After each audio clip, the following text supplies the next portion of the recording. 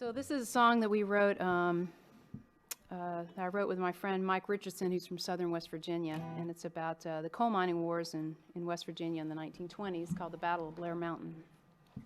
2, 3, 4.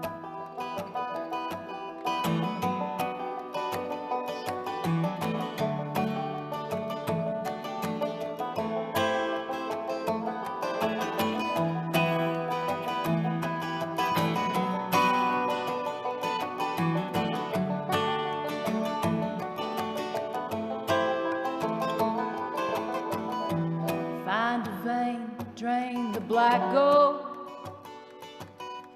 Open to God that the timbers hold. Like my father before me, it's all I know. We live only to harvest the coal, harvest the coal.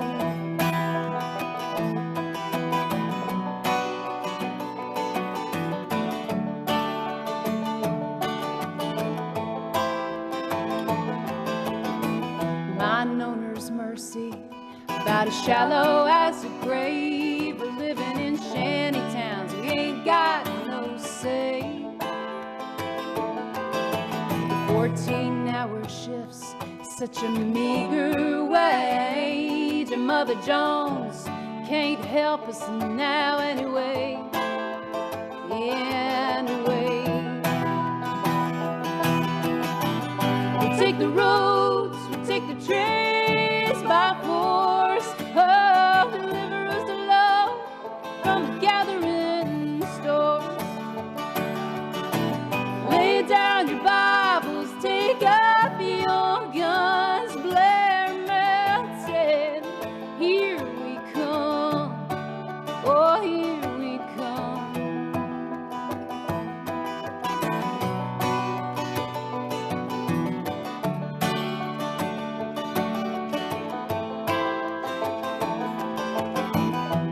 Red bandanas that tell us what side you're on.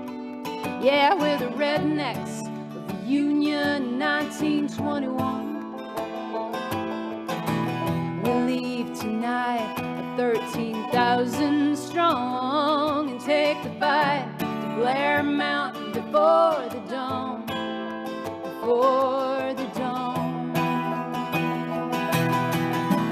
We'll take the roads, we'll take the trains by force. Oh, deliver us a love from the gathering stores.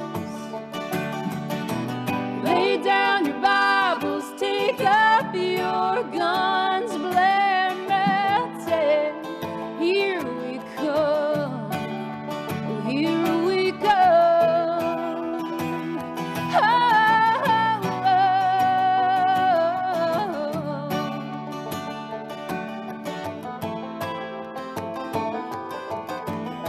I fight for my father, still buried in the mine. I fight for my son, so he'll have a better life. We're soldiers of a great war, and it don't seem right to treat a man like a dog just to make a dime, just to make a dime. We'll take the roads, we'll take the trains by force. Oh, deliver us love from the gathering stores. Lay down your Bibles, take up your guns. Blair Mountain, here we come. Oh, here we come. Here we come.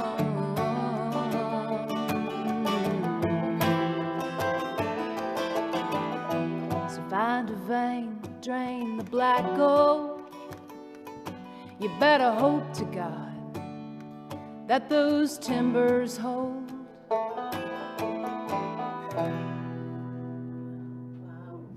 Yeah, wonderful, wonderful. I'm not a coal miner, as you well know, but I'm as close as I could be not to be one.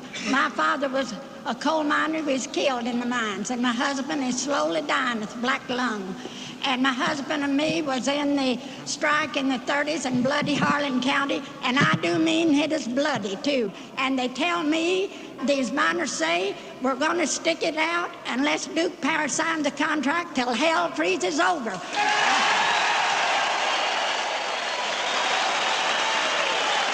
And the men knows they've got nothing to lose but their chains and their union to gain. So I say, hang in there. And now this song I composed in the 30s. And as you know, I'm old, that's 40 years ago, and I can't sing very well. But you can ask the scabs and the gun thugs which side they're on, because they're workers too. Come all you poor workers, good news to you I'll tell. How the good old Union has come in here to dwell. Which side are you on? Which side are you on?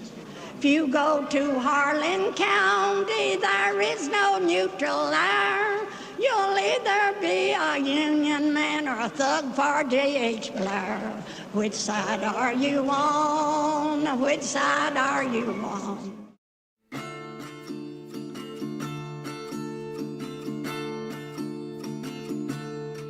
Oh, which side are you on? Which side are you on? Oh, which side are you on? Which side are you on?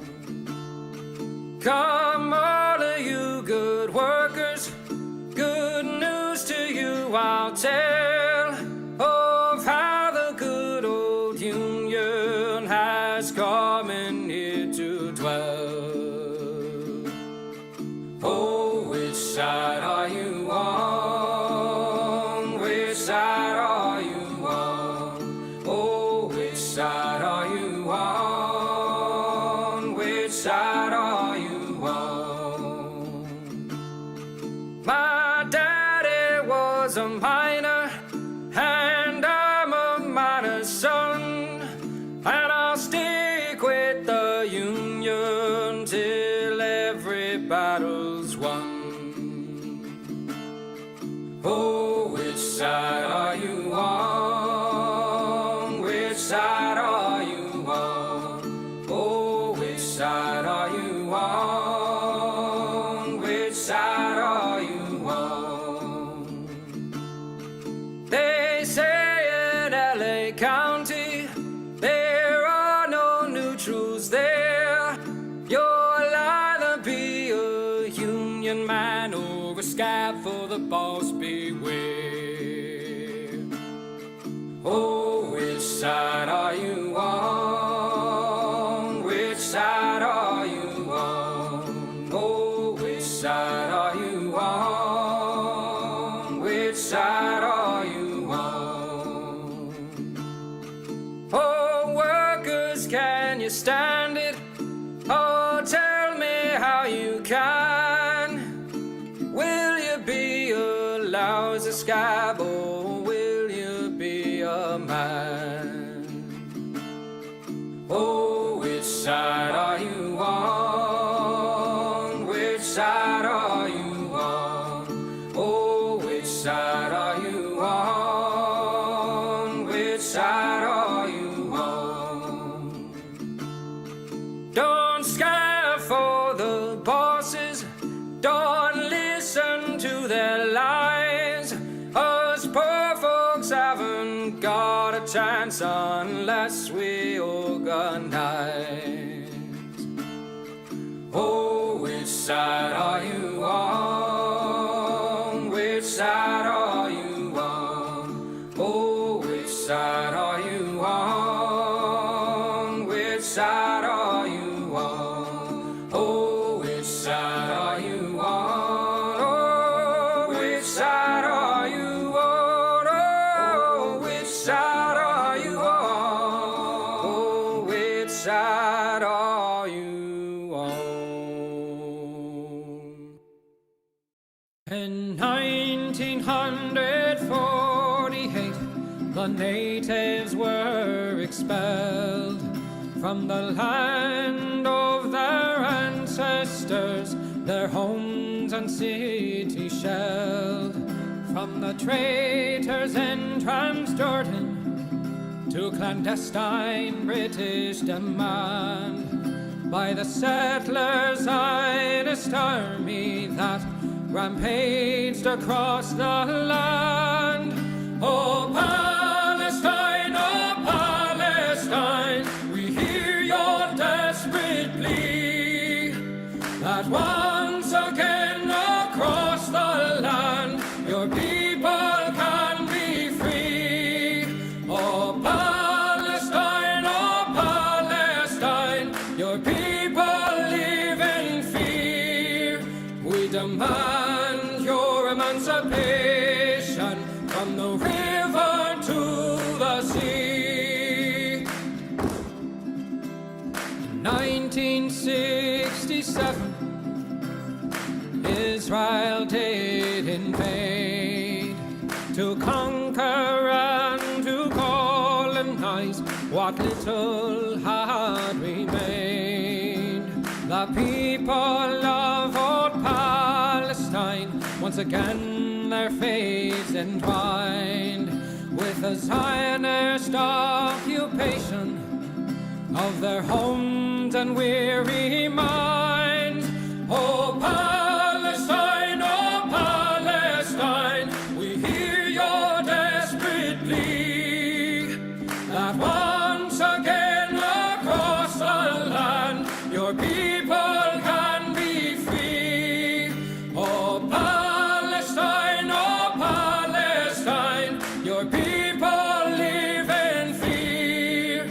We demand your emancipation from the river to the sea. In 2023, they've come a final time to destroy your homes and families with a murderous, lethal design. The bombs overhead are falling as our leaders continue their lies. The sky does glow and the blood it flows as we hear the children's cries. Oh Palestine, we hear your desperate plea, that once again across the land your people can be free. Oh Palestine, your people live in fear. We demand your emancipation from the river to the sea. We stand with your emancipation. Your people will be free.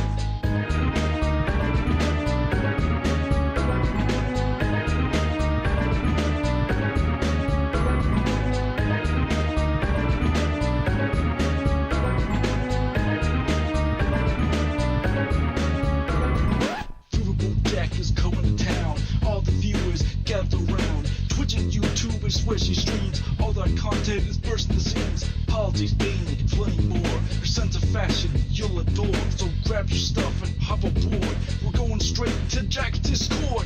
Riverboat Jack, Riverboat Jack, Riverboat Jack, Riverboat Jack.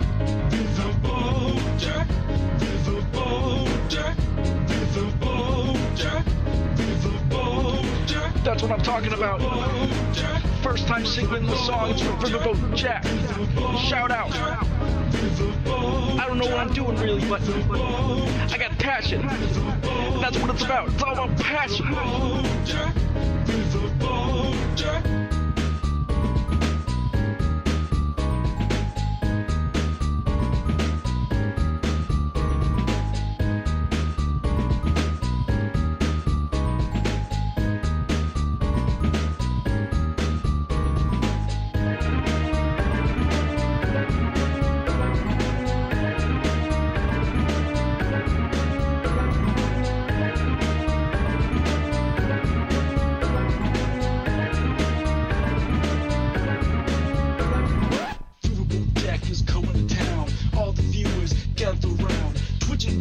Swishy streams, all that content is bursting the seams. Politics, gaming, and plenty more. Your sense of fashion, you'll adore. So grab your stuff and hop aboard. We're going straight to Jack's Discord. Riverboat Jack, Riverboat Jack, Riverboat Jack, Riverboat Jack, Riverboat Jack, Riverboat Jack, Riverboat Jack, Riverboat Jack, Riverboat Jack, Riverboat Jack, Riverboat Jack, Riverboat Jack, Riverboat Jack, Riverboat Jack, Riverboat Jack. Hello, how we all doing? Excellent, Ashley. Love to see the mod team alive and well. Hello. How we all doing? I love the shaking rat game. You know, it shook our hearts a little bit. We thought we were shaking the rat, but really the rat was shaking us the entire time. Really a matter of perspective. What was the title of that song? The title of that song was Riverboat Jack. It's you know. She's here. Miss Jack has entered the building. It's true. Hello. Tuning in at work? Excellent, Ariel Young. Hello. Have you seen the latest Voidzilla on Perpetual Weirdo Lord Miles? I have not. What is that man, like, trying to break into Gaza now? Like, what is he doing? Like, dude just has a fucking death wish. I don't get it. Like, and not for any, like, kind of kind-hearted purpose. Dude just, like, likes being shot at. He gets off on it. It's weird. I figured the lyrics were metaphorical. I love you, Paladin. Hello. How we doing? Straw Clamp Kempo. Hello, The Grows. Hello, Crane. Hello, Avanomaly. I love that. Hello, Feistiest Bard. Hello, Honey Lemon Slices. Hello, Webmage 101. Hello, Cute Dark Arts. Hello, Depraved Ambiance. Hello, Peachy. Hello, Eddie. Hello, Ollie. Hello, Regington Mogus. Hello, B. Parker. Hello, Jazz Dog. Hello, it's me, Bingo. Hello, Rosie. Hello, Comrade Girl 2018. Hello, Lemony fucking Snicket.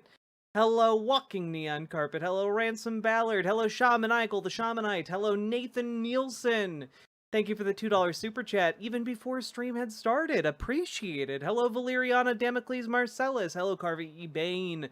Hello, Christina, or should I say Gamergy. Hello, Emlaws. Hello, Sumerian Farmer. Hello, I promise I won't take your crops. Hello, Blueberry Bumblebees.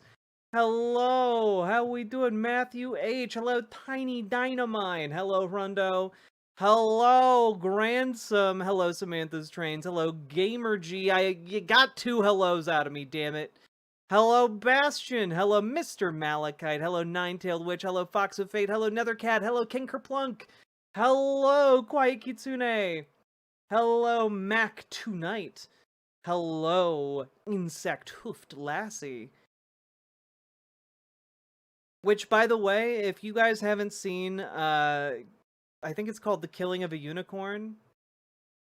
I don't know why, but Insect Hoofed Lassie made me think of it. You should go watch it if you haven't. Pretty sure I've been dealing with this year's COVID the last couple of days. I have also been dealing with something low key. You know, not that COVID is necessarily low key, but like I've got some kind of bug. It sucks. Hello, feel Jack. stuck. Here is money. I have nothing funny to put here. BWA, I guess. Well, thank you very much for the $5 dono. Knifey is stuck, and you know, I think this is good. I think that this is a wonderful thing that we are doing, and you know, I think that like you know, it's a good thing. It's a good time for us to be. Oh, ding. What made that ding sound? Oh no! Oh god, no! There's a sub counter. No! Oh jeez. Well, you know, I guess we can do something with that. You know, I have a couple of ideas about what it could be. Maybe I'll let you guys know when you get a little closer to that goal. How'd that get there? Oh, darn. She knows how to manipulate us, chat. The keys are jingling. What happens if I unsub and resub a few times? But you see, I'm using the word sub colloquially. I'm using it to refer to a monetary exchange rather than hitting the subscribe button.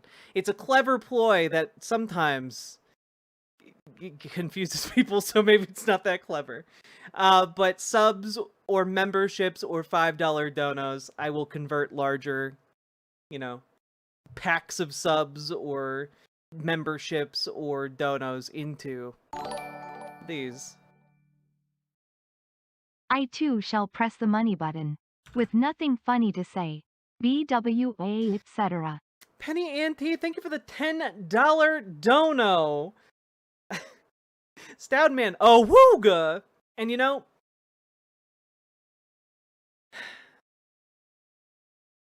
it's unfortunate that Dennis Prager segment really, like, I talked about it with my editor, and we can't really salvage it from the other day, but I'm still glad we had a conversation about ableism, you know? I'm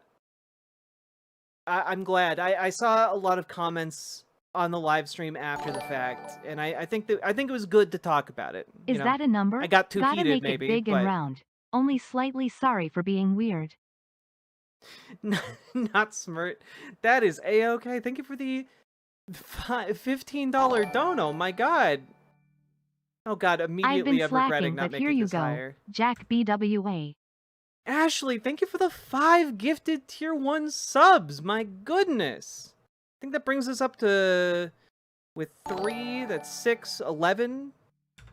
1 freely given sub. 2 freely given subs. Well, thank you for the 10 tier 1 subs. Salmon Moose. We're gonna have to play you. We're gonna have to play you so many goddamn like sound bites. I'm gonna have to catch up. God damn. So that's 22 with King Kerplunk. Oh God, are you guys gonna make me skip so many of these things? Oh no, oh no, I should have made this so much higher. Okay, alright, so, with Paladin and Bingo, that's another 10, and, okay, alright, okay, so I can't wait to see Jack eat 100 sub sandwiches. I have faith in her ability to eat those sandwiched. You know, I do have some talented, mouth skills. Can't donate. Money went to 2 campaigns today. That is a-okay, Andrew S. Love seeing you politically active. Love seeing anyone in this community politically active. Oh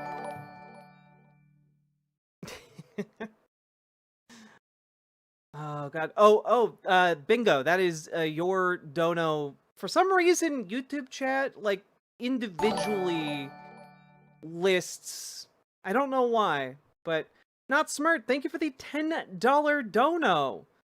And Nathan Nielsen, thank you for the $10 dono. Oh God. You are all being unbelievably generous. I really Appreciate it. I swear I had a really interesting show planned. All right.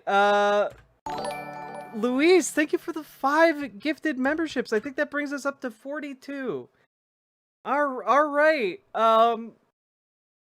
Okay. So I think I have to stipulate that, like, regardless of what happens, we do have some serious things that I do need to talk about before we get to any kind of Dono Gold content. All right, I do have to, like, stipulate. I did think that it would take us maybe Stop a couple underestimating hours. US with these sub goals, Jack. Stop underestimating US. The American nationalism has gotten to text to speech. Oh god. Number go up. Can I take these away from the Dono goal?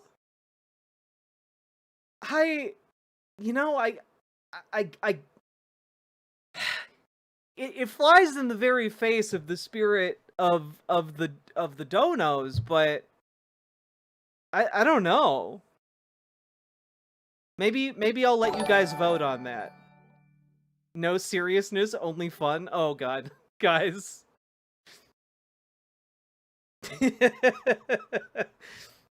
Paladin, thank you for the 10 gifted tier 1 subs. That you guys are now at 55.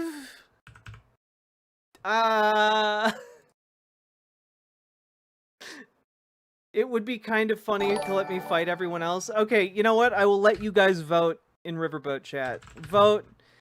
Should sub gifters get to detract their subs from the count? Yes or no? There you go. 1s and 2s in the chat.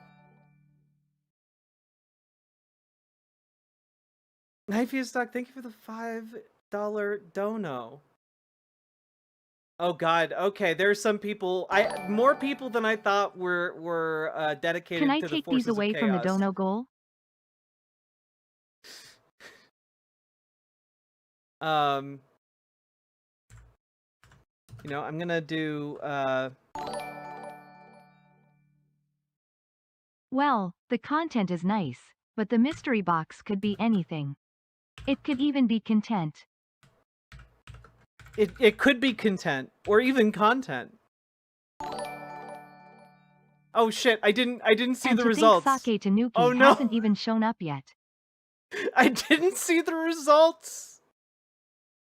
I didn't see the results! What were they? I don't know who I can trust. I don't know who I can trust. Free It was Dono no? Ghost. Okay. Oh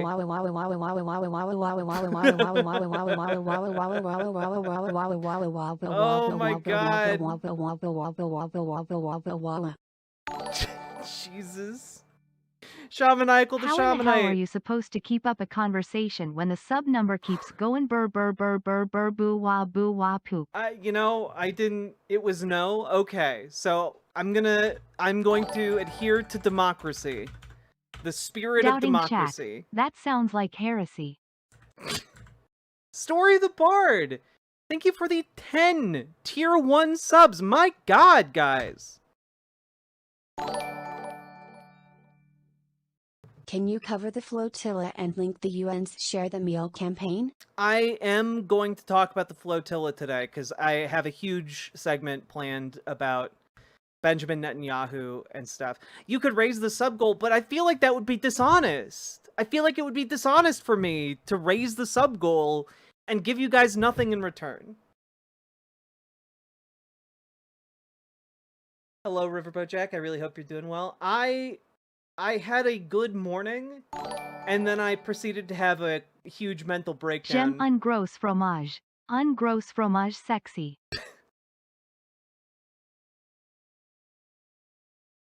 So I've cried a lot today.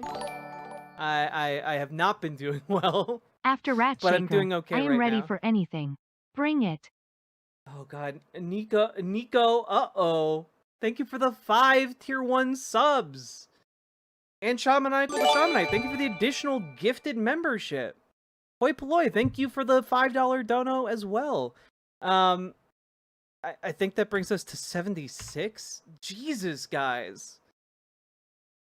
All right, I do have a few other things that I can dangle in front of you to be little treats for all of you, but like, oh god.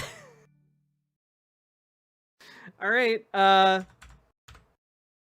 Not Smart, thank you for the $20 dono.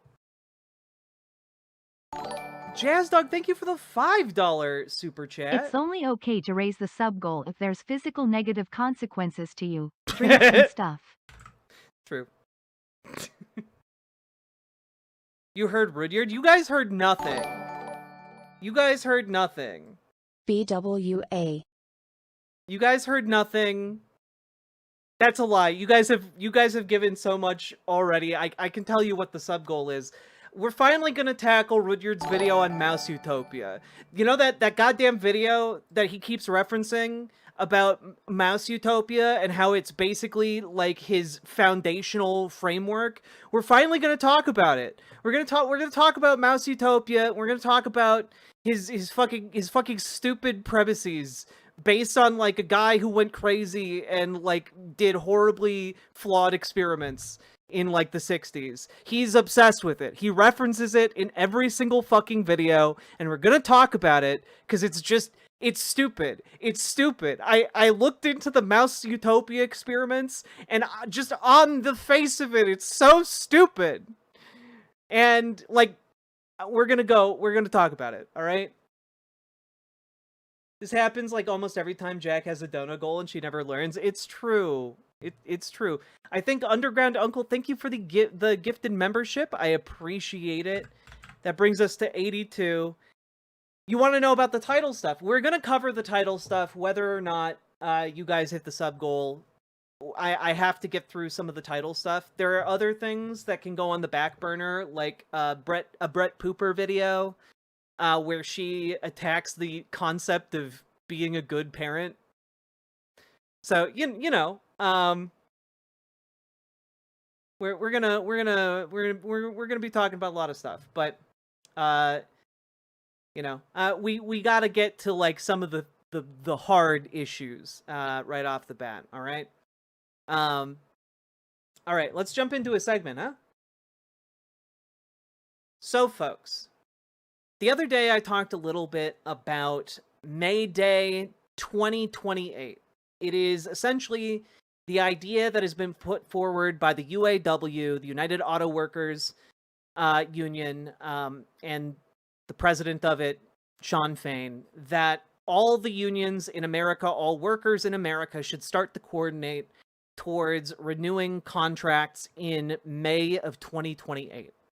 It is a pretty cool project, and well, Labor Notes has launched a new tool to kind of help coordinate it.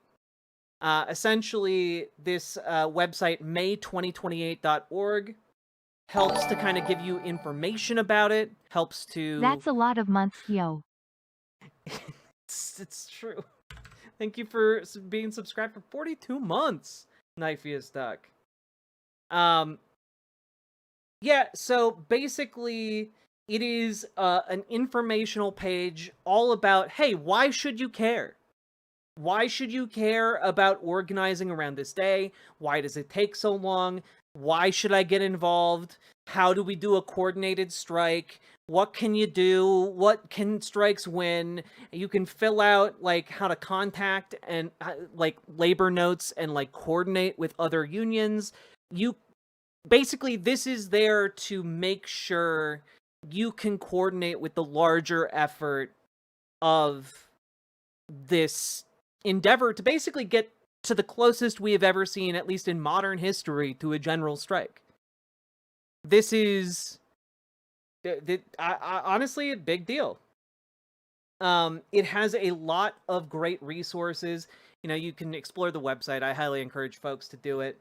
But, you know, here's their little labor notes video. The beautiful thing about unions is that we come together, we hold each other, we support each other, and that we know we're fighting for something bigger than ourselves. Now everybody say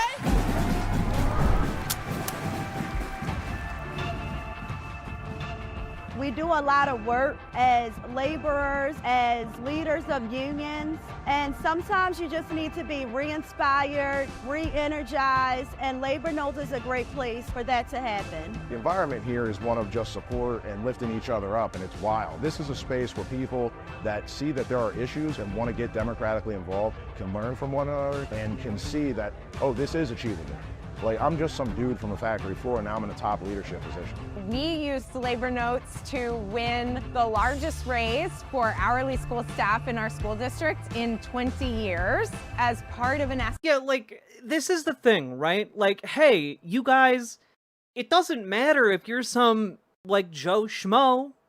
Doesn't matter if you, like, are someone with relatively little power. When you guys get organized, you can accomplish so much. Not just, like, raising wages, but you can actually become a leader in your workplace, in your movement. And, like, it's so cool to see this come together. Escalating campaign that we learned about through Labor Notes. We wore our wages on signs to work because hundreds of us did not make a living wage.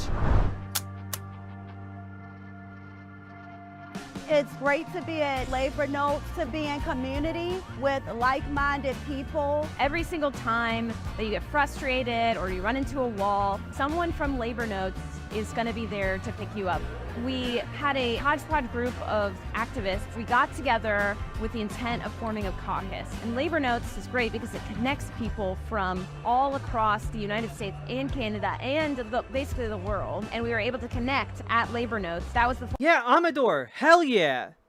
I'm in CWA and our negotiations start in 2027. I'm going to reach out to leadership to see if we are working to this.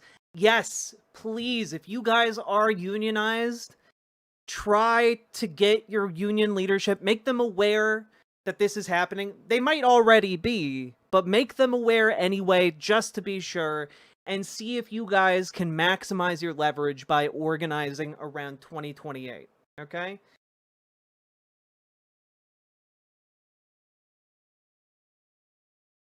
Can you please explain the big milestone this hit the other day? Yes. So the other day, I believe it was North Carolina.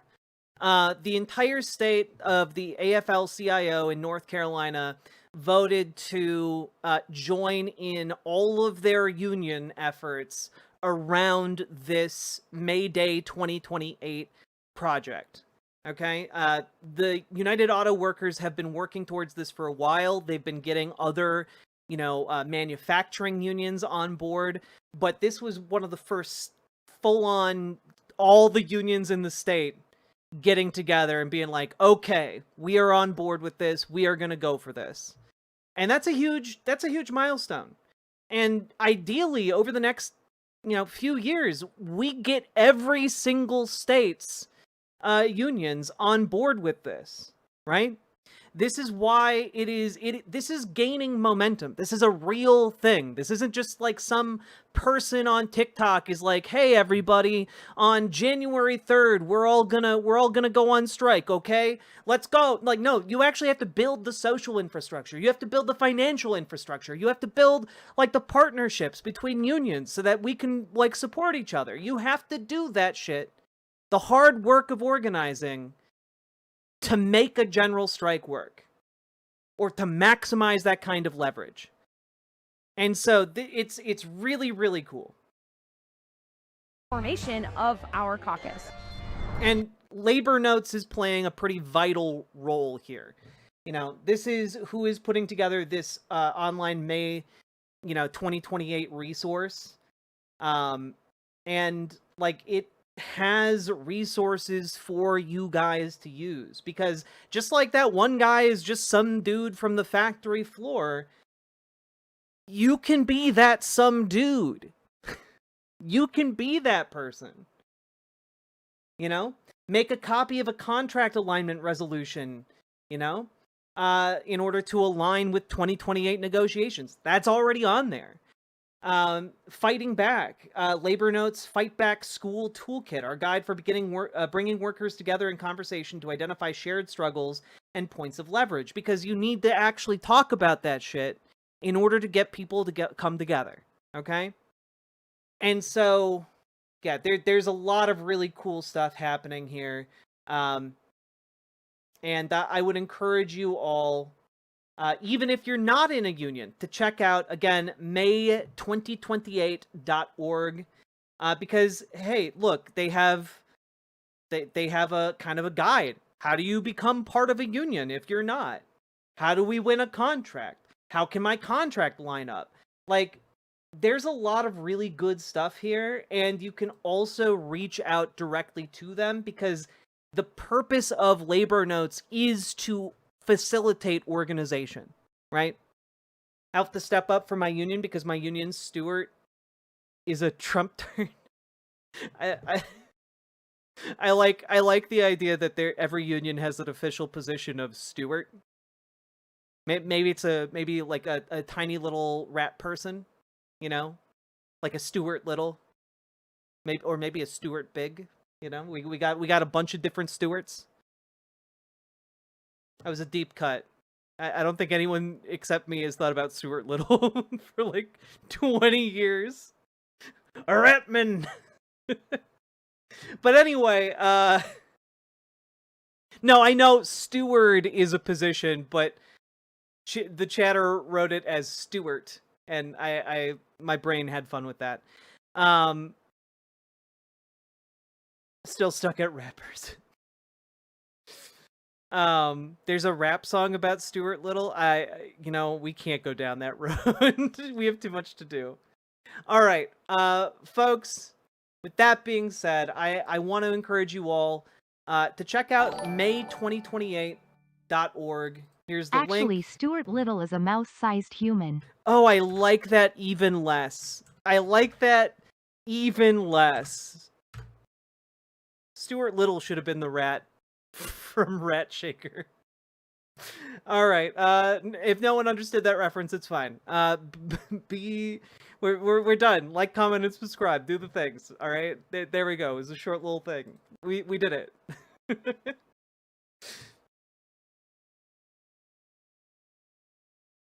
Whew. I think about that weird little mouse on the regular, actually. My whole thing is, how the fuck did that little tiny car of his work? How the fuck did they make that Speaking of function? organizing, please join us at We Have 3 chapters, with 10 more forming. Please reach out to Unity at transunitycoalition.org today. Sierra, Recruiting Manager. Let's go! Folks, join and organize. Organizing is the name of the game, folks. It's going to be one of those streams. It is indeed. An electric car, precision engineering. I don't believe it. Not in the 90s. As a young 38-year-old, I'm more of a mouse on a motorcycle man myself. Ah, yeah, biker mice from Mars. I understand. I understand the appeal. A bunch of leather daddy mice on bicycles. Yeah, where did the furry movement come from? Who can say? Pluvius, thank you for the $5 super chat.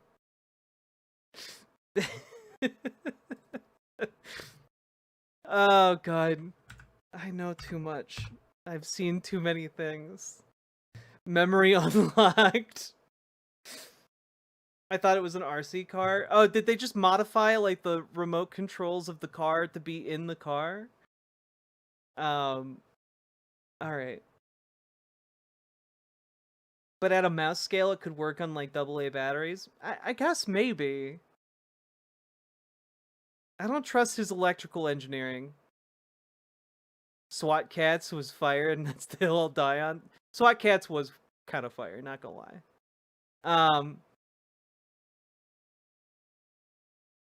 Alright.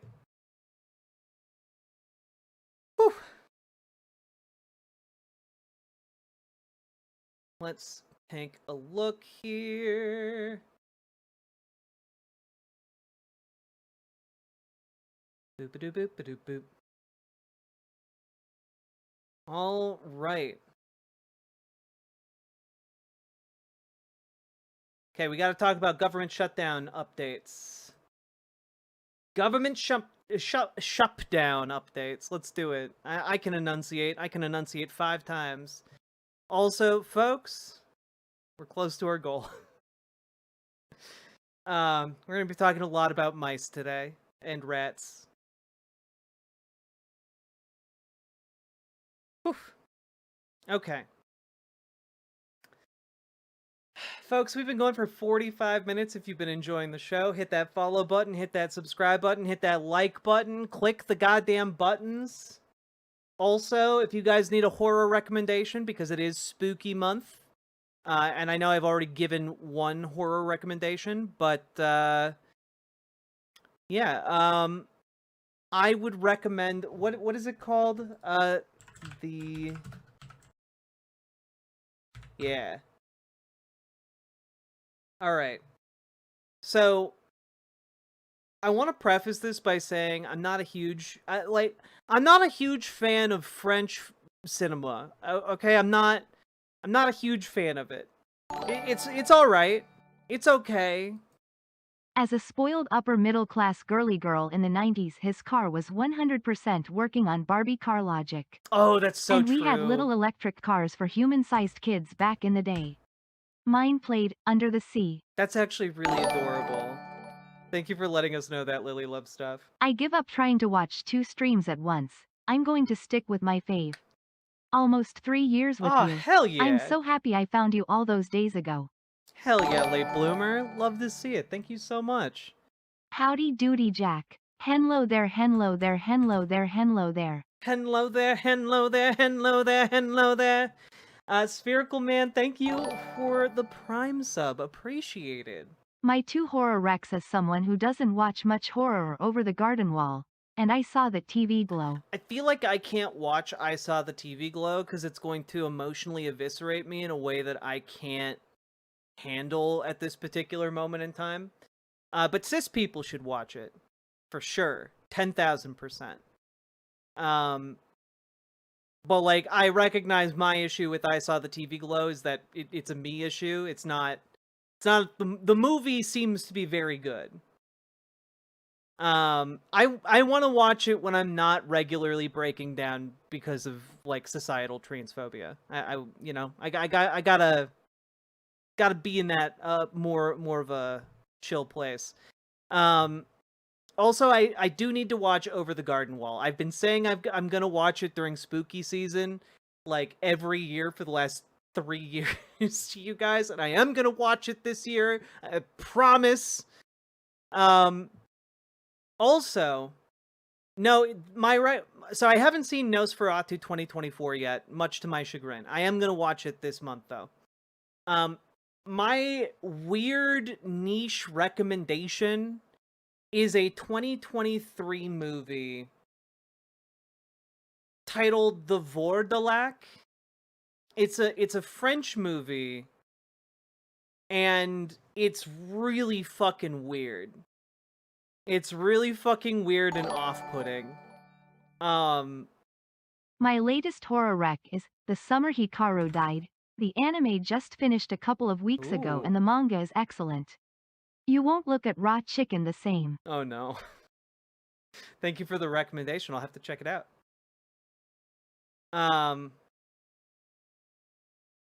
But the Vordelak is a it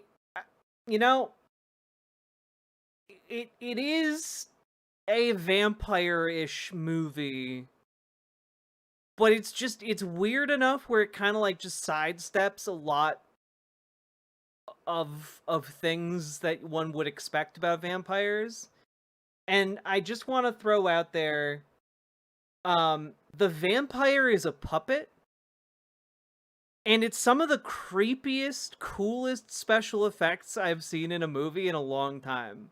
Like, I'm not gonna lie, the puppet is really fucking cool and creepy and off-putting, and the way they bring it to life, like, kind of nails, like, the otherworldly element of what is happening.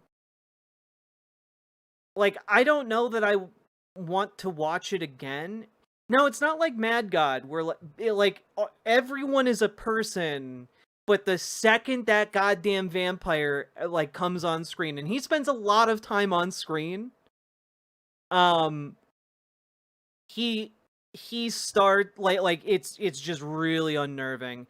Is it a wet puppet? I don't know how to describe it. Like, you know how, like, sometimes, like, vampires in movies are, like, you know, they have, like, the pointed ears, kind of like the Nosferatu. This one has much more of, like, a skeletal look to it, in, like, a, like, here. I think I'll just show you guys this screenshot of, like, its head. Okay? What is the film called? The Vourdalak. It's the THE space VOURDALAK. Vourdalak. Yeah, it, like, at first I was just kind of like, this seems really fucking bizarre and off-putting, and then it just kind of grew on me, and I just found it, like, fascinating.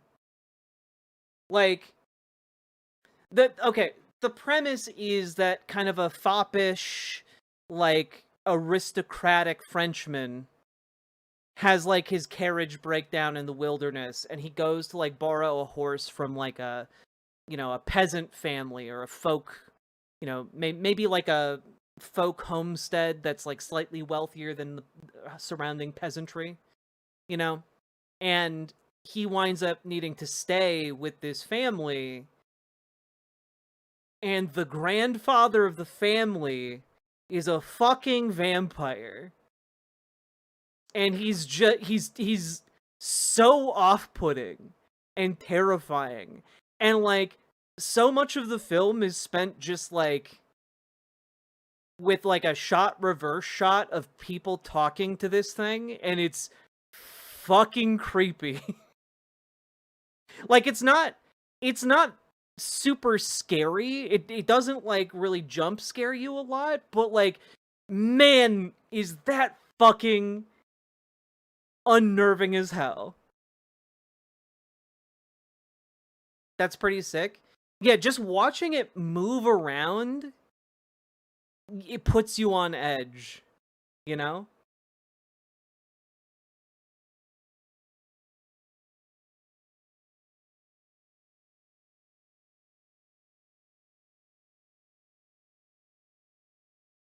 Handsome Squidward. That kind of looks like my thing. Yeah, I found it interesting. I'm not,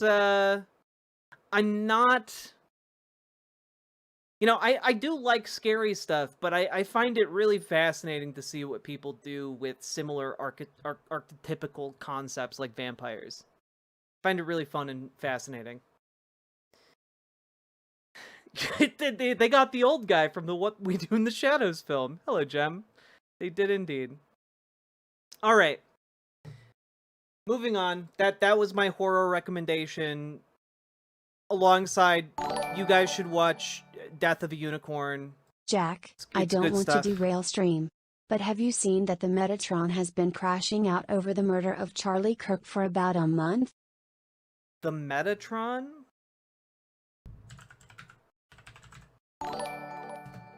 That's some conservative content creator, right? Did you know the director of both Raid movies made a horror film? It's called Apostle, and it is quite good. Apostle is really good.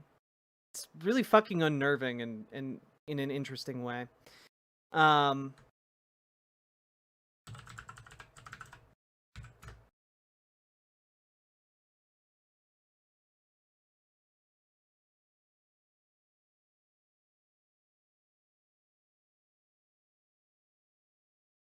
Is this a new character that I need to pay attention to? He does have over 1 million... Oh, is this guy from, like, the Shadiversity world? Oh, no. Okay, yeah, this is a new character for us to talk about. Alright. Sorry, I just saw one of his most recent videos is Netflix is indoctrinating your children. And then it's like a pride flag Autobot symbol with the caption non-binary. So I think that's I think you know, our fields runneth over our fields become overripe. There's Shad orbiters. I mean, I guess this guy would be like the thing Shad orbits around, you know? Have I played Oxenfree? I have. I enjoyed it. Oof. All right. Folks, y'all ready?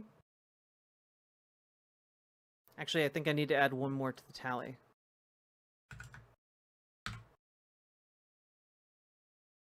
But we are going to jump into our first big segment. All right? So here we go. The Shadiverse. No. No, no.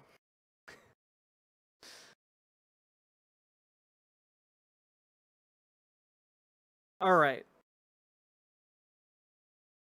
Here we go, folks. So, folks, the government is shut down. It's currently Friday. The next big event is slated to be Monday. All right, that's the showdown. A spooky month rec game-wise is the non-scary Monster Prom series. Oh, Monster Prom is a really fun, like, party game. I would recommend that, too. Not Smart, thank you for the $15 dono. Appreciated. And I am gonna just throw out there that the government being shut down is a good thing. Okay? It is unambiguously a good thing. For a multitude of reasons, but we're going to go through two of them at the moment, all right? One of the biggest reasons that we need Democrats to hold the line until Republicans, come to the negotiating table is because we need Republicans to go back on their cuts to Medicaid. He used to be like Shad minus the heavy political stuff, but recently over the past year, the Metatron has really gone off the rails. I could see that from just looking at his channel real briefly. Thank you for the $5 super chat, Quigley. But where we're at right now is that Republicans in Congress have cut over $1 trillion from Medicaid, right? Many of you are painfully aware of this. Many of you may yourselves be on Medicaid. Many of you have family members you love and care about who are on Medicaid, and if they get cut off, they don't know what they're going to do. It's really scary. It's really... There are so many things. So many trains barreling into an intersection at the same time. And on top of that, one of the things that got gutted by this is the program that allows for subsidies to lower health insurance premiums. That is the amount of money people pay every month to have health insurance. Most states in the country use money from the federal government to subsidize their health insurance premium programs. And that is slated to essentially evaporate overnight. And what that is going to do is, in many cases, more than double your insurance premiums. It is going to be an incalculable amount of damage, and it is going to lead to not just thousands, but tens of thousands of people dying because they cannot get the health care that they need to live. And, no one talks about healthcare better than Bernie Sanders, so throwing it over to Bernie here. Our job is to make it very difficult for Republicans to go back to their districts and explain to their constituents why their premiums, which are today unaffordable, are going to double. And let me be very clear. I am not a great fan of the Affordable Care Act. I believe in Medicare for all. I think that health care is a human right. But I will be damned if I'm going to see people in Vermont and around this country see a doubling in their premiums when people today can't afford housing, they can't afford health care, they can't afford child care. We can't allow that to happen. He's right. He's right. Son of Natus, thank you very much for subscribing. Appreciate you. He's right. Like, that is one of the most immediate effects. And this is one of the things that Democrats have been focusing on quite a bit, right? Like, the idea here is building political pressure against Republicans. Because, look, these people, when the government is shut down, you know, they are either in Washington or they are going to their constituents. And even if they're in Washington, they know that sometime in the future, they are going to have to look at their constituents, and they need to at least be able to plausibly lie and say that, you know, they did something to try and protect them, but oh, the president was too strong, you know? This is the issue, because the fact that Democrats have focused on this being around healthcare has made Republicans in the Senate, well, go a bit mask off. Here is Senator Roger Marshall of Kansas talking about Medicaid. And having Medicaid is not the same as access to health care. Who in the world even thinks that could be the case? Talk to any doctor, talk to any patient that has Medicaid. Ask them, let's say that they've got a herniated disc in their back. Ask them how long it's going to take to get in to see a neurosurgeon. It's going to take 6 months, it's going to take a year. So in reality, probably less than half of doctors in a true measure participate in Medicaid. This is just a lie. By the way, this is just a lie. It's got to be the most failed system, the biggest waste of money I've ever seen. There are better solutions out there than Medicaid.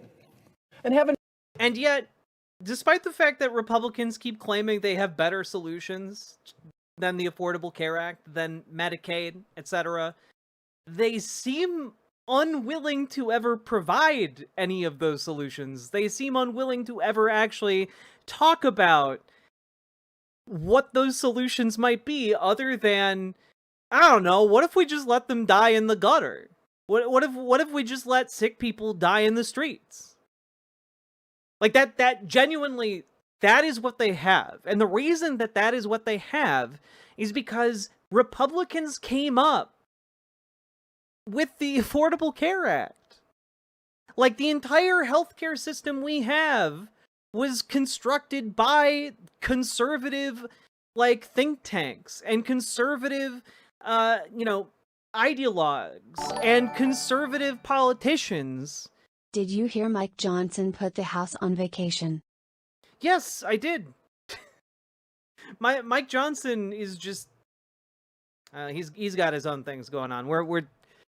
I don't want to go too far afield and talk about that, but thank you for the $10 super chat, Nathan Nielsen. Yeah, they have concepts of a solution, and, you know, let's all talk about how good concepts are when you need medical attention. You know, oh, well, I have concepts of medical attention for you is not going to cut it when you need medication or surgery. Okay? So, yeah, the Heritage Foundation, the think tank that came up with Project 2025, was the organization that came up with the Affordable Care Act. And then Obama took that because it was known for being kind of a popular Republican alternative to essentially Medicare for all. And then Obama put that in front of Republicans to try and, like, convince them to, like, vote on something in Congress. And Mitch McConnell and his like all you know, hemmed and hawed and didn't want to pass it. It used to be called Romney Care. Exactly, Mr. Malachite. And ever since then, Republicans have had exactly jack shit. How long ago? How long exactly do you think they need to come up with another plan? Like, how long? It's been like a decade, and they have nothing. Nothing. And this jackass is sitting on standing on the floor of the Senate talking about how, like, oh, it's the most failed system ever. Well, congrats. You helped contribute to that. Like, single-handedly, you are cutting $1 trillion out of it and ruining it. And there are millions of people across this country that rely on that program every day in order to get the healthcare they need. I'm confused why be against a plan their side made, because ultimately their plan is no one should have health insurance unless it's through the private sector. Like that is their plan. Their plan has always been, well, okay, you adopted the Republican framing, now let's cut it, let's cut it, let's cut it, let's cut it, let's cut it. Okay? You know, and all, like, when we talk about Medicaid, again, Medicaid and Medicare are two different things, but when we're talking about Medicaid, it's like one of the single most popular programs in the United States. Like, second only to, like, Social Security. But they want to defund it so they can give all of that money to rich clowns like Jeff Bezos and Mark Zuckerberg and Elon Musk. They want to write a big old check to these people so that, you know, they can buy a new spaceship to help them escape the planet that they're destroying. You know? Ultimately, they don't care if every single one of us dies and they get to live in their little Elysium space station somewhere, you know? As, like, you know, techno kings. They keep crying like whiny kids. They need the culture war BS to distract the masses. Exactly. And, like, it sucks because, like, the culture war stuff does matter. Like, Democrats need to actually be able to defend trans rights. They need to actually stick up for the rights of, like, African Americans. They need to actually go to bat for, like, indigenous people, you know, etc., etc., etc. Like, they need to actually have a spine and be rooted in principle and, like, not just fight for, like, tax subsidies, but for, like, a better future, period. Or at the very least, like in this case, Bernie Sanders is going in front of the nation and saying essentially, like, I'm not a fan of the Affordable Care Act, but, like, we can't go, we can't like let them do this because the suffering is going to be immense. So, all of that being said, I want to throw out there that the Democratic plan so far to hold the line and to focus on healthcare has been relatively effective. Washington Post put this out today. We asked maybe yesterday.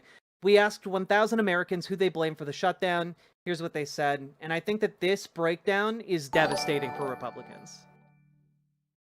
Connor Pence actually called out Gavin Newsom for going after trans kids in sports. I have no idea who that is, but good on anyone calling out Gavin Newsom for being a little whiny baby man. Like, you have to be a whiny baby man if you're attacking children. Yeah, so basically, if you are not super literate on what these polls mean, 17% more of the electorate blaming Republicans means that Democrats have appropriately framed the messaging. People are tuned in enough to understand what is happening. And this is, I think, only going to get worse for the Republicans. Okay? I think this is only going to get worse for Republicans. Because that 23% in the middle, they're not going to be unsure forever. You know?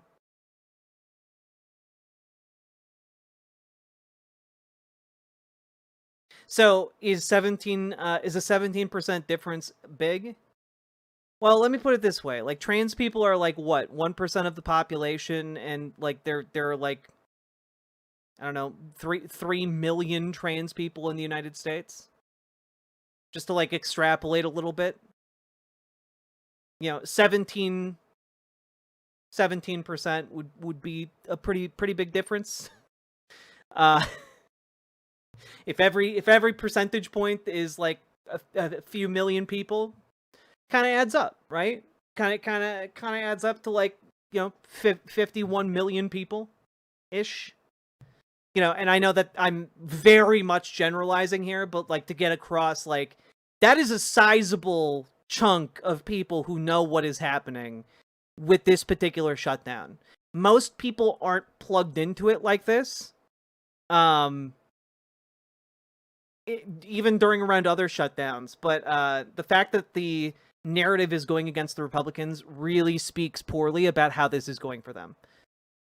New York went to Kamala Harris by less than 17 points. Yeah, like, we're talking, like, any kind of election that is, like, plus 10 is kind of considered a blowout.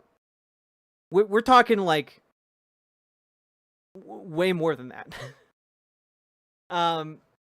So this is good. And I think that this is only going to get worse for them as time goes on. And I think that also is why we might be seeing a change in rhetoric from some of the biggest movers and shakers in the Democratic Party. Now, a lot of you guys know I have a bunch of problems with Hakeem Jeffries. I do not like him. I think he's a loser. I think he's lame. I think he's bad at, like, basically everything he does in politics. For example, like, about a month and a half ago, Charlemagne the God called him Apak Shakur, which is incredibly funny. And it took him several weeks, guys, but he finally came up with an excellent comeback. And I'm just going to read this directly from the New York Times.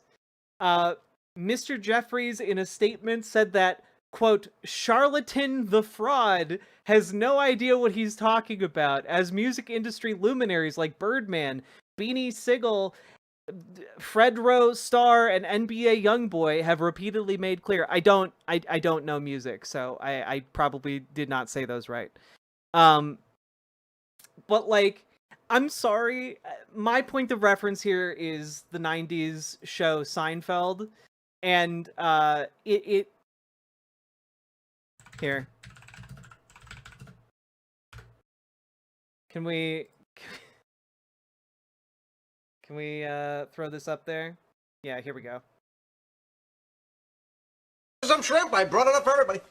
I have to say, this proposal doesn't make a whole lot of sense. Well, you never know. Let's see how many I can fit in my mouth. George, the ocean called. They're running out of shrimp. Oh, yeah, Riley? Well, the jerk store called. They're running out of you. What's the difference? You're their all-time bestseller. So the context is, in this episode, George Costanza has spent literally months coming up with what he thinks is the perfect burn. We just saw that play out with Hakeem Jeffries and Charlemagne the God. So, I think that's pretty funny. Yeah, like, I got my issues with Charlemagne the God, Paladin. You're 100% correct.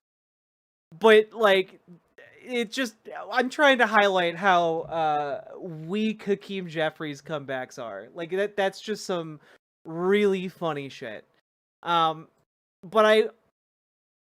all of that being said, Hakeem Jeffries, leader of the Dems in the House, really lackluster, really has not been living up to the moment. I saw this from David Dane pointing this out from this interview he did, interview that Hakeem Jeffries did with Melissa Murray.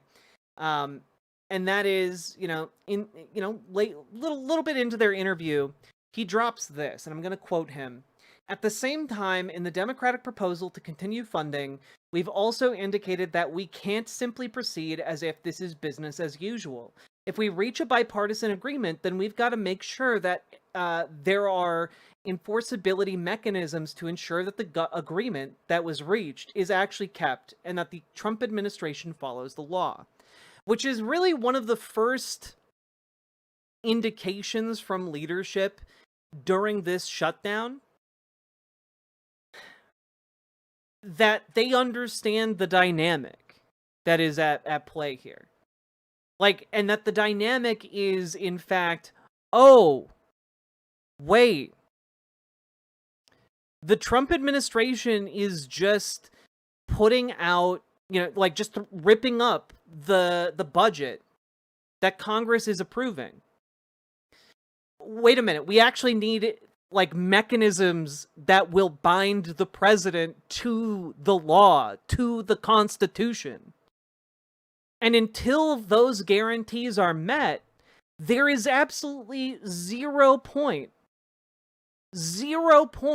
in sitting down and having negotiations.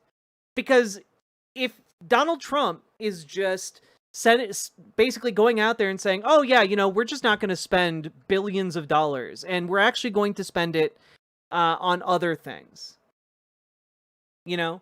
There's no point. Zero.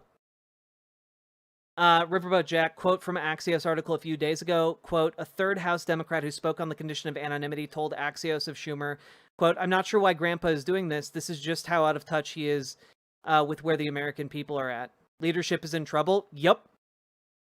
Leadership is in trouble, and they're trying to, like, they're scrambling. But I think that leadership being in trouble and needing to hold the line, I think that's good. I think that's really, really good. The fact that, like, yes, Jeffries is like an empty suit, okay? He doesn't believe any of the things he's saying. He doesn't have any morals or principles. But what he does have is self-interest. He does have that. And in this particular instance, I mean, they are holding the line. And so this is where I now tell you guys, hey, keep calling your senators. Keep calling your senators. Especially if you have one of the senators that caved and kicked the can down the road to bring us to this place in the, months ago. Call them. Call them.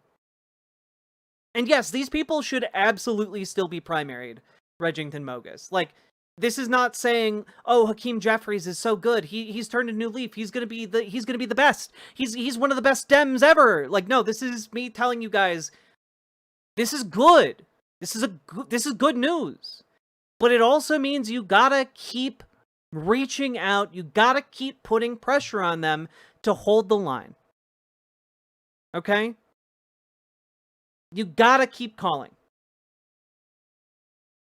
And I think that where we're at here really indicates that Democrats need to be willing to go to the mat on this.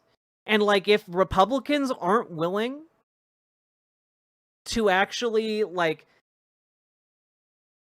I mean, baseline, guys, to actually concede to holding true to the rule of law in this country,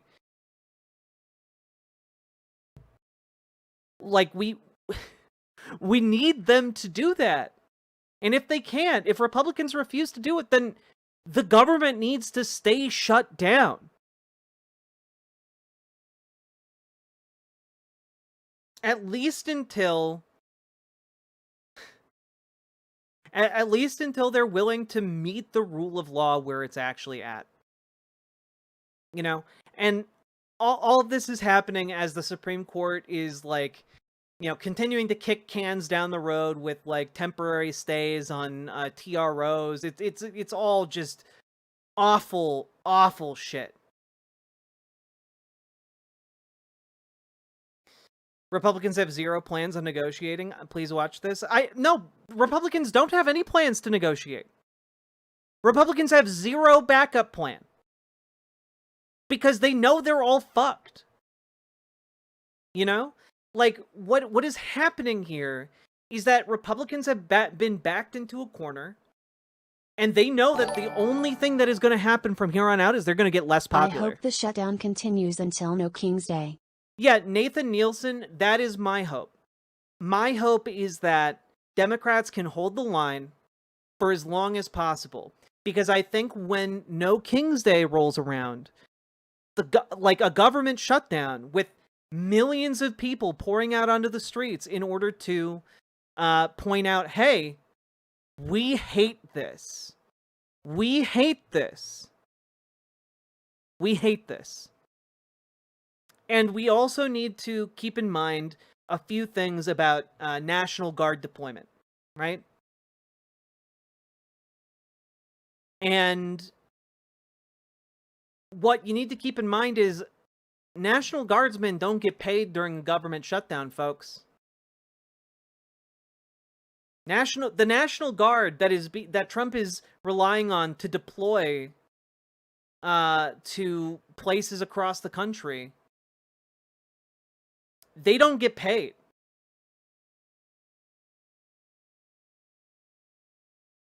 They do not get paid until the shutdown is over. So if you are worried about like troops going around in cities with under the National Guard, well, you know, there's only so long you can deploy troops without paying them. And what about the military? Well, the other element to this, folks, is that, like, if we get to the point where he is just sending military regiments into cities, not National Guardsmen being called up, but, like, the actual, honest-to-God military, then we're in some uncharted territory. But I think we also need to recognize that, like, in any such circumstance like this, where Congress and the government has effectively shut down, essentially what you're all what you're gonna see is states not paying their taxes. Like, why would you pay taxes to the federal government under circumstances like that? Why would you fund the military that is invading you? Right? And ICE doesn't get paid until after the shutdown. You know, National Guardsmen, they get paid after the shutdown. These people do not get paid during the shutdown. It is all back pay. So, the longer this goes on, the more it is going to affect the jackbooted thugs that are actually at our doorsteps. Okay? And the other element of this is, you know, obviously the point put forward, and I see some people in chat throwing this out there, but Donald Trump is going to try and use this to, like, threaten to cut government programs. And in some cases, he might actually do it. That being said, he was already doing that anyway. He was already, by not adhering to congressional budget, he was already cutting those programs. He was already clawing back funds that Congress had already sent. So none of this that they're like, oh man, you guys are forcing me to cut these programs. These are programs they wanted to cut. When the Donald Trump and the Republicans are like, oh my gosh, looks like we have to cut, you know, the child tax credit. Oh no, looks like we have to cut, you know, SNAP benefits. Looks like we have to cut, you know, your coverage for your children. Like, those are things they have been, like, just absolutely engorged at the idea of cutting for literal decades. And now they think that it's an opportunity for them to cut those programs and say, oh, it's the Democrats' fault. But the issue is, people already know it's the Republicans' fault. You know, we've already started from the point of this shutdown with people blaming Republicans for it. And that's only going to get worse. Jack, you didn't mention Hexeth is shutting down 178 commissaries, which is the grocery and supply store for everything, for every military base in the country. Oh, good. Do you guys have any idea? Oh my god. I hadn't heard about this, actually. The Pentagon wants out of the grocery business, so it's calling on the industry for ideas on what to do with 178 commissaries it runs on military bases across the country. Yo. Yo. No, not just cut. We're talking permanently ending. Yeah, no, they wanted to end them the entire time. I understand. I understand what they mean. What they mean when they say cut. Like, when they say cut, they mean destroy completely. When this administration is talking about cuts, what they want is to eliminate the entire department. What they want is to eliminate the entire program.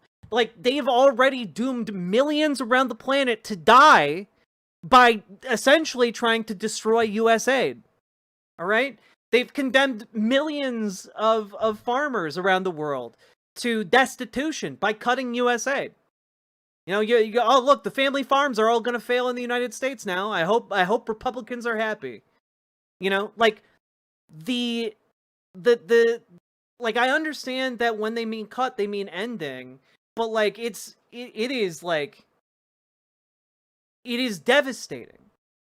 Like, we're already talking about territory where tens of thousands of people are gonna die if these Medicaid cuts are allowed to go through.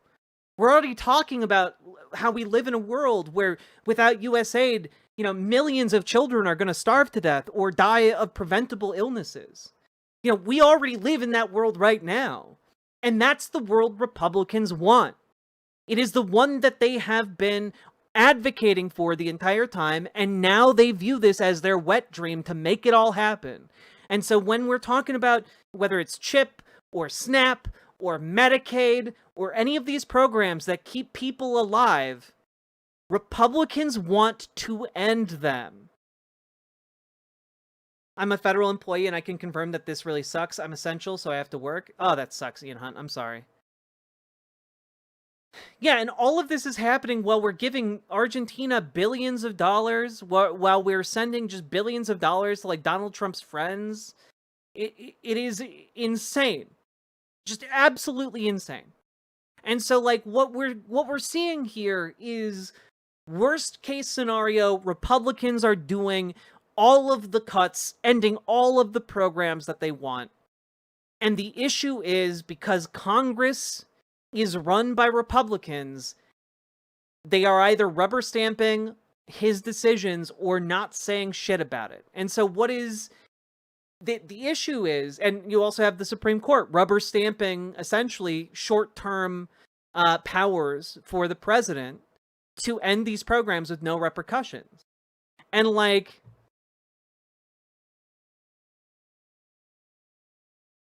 I should actually say, why is Trump bailing out that ANCAP freak? Because they're friends. Because he's a fellow rich guy. He's a fellow rich guy strongman.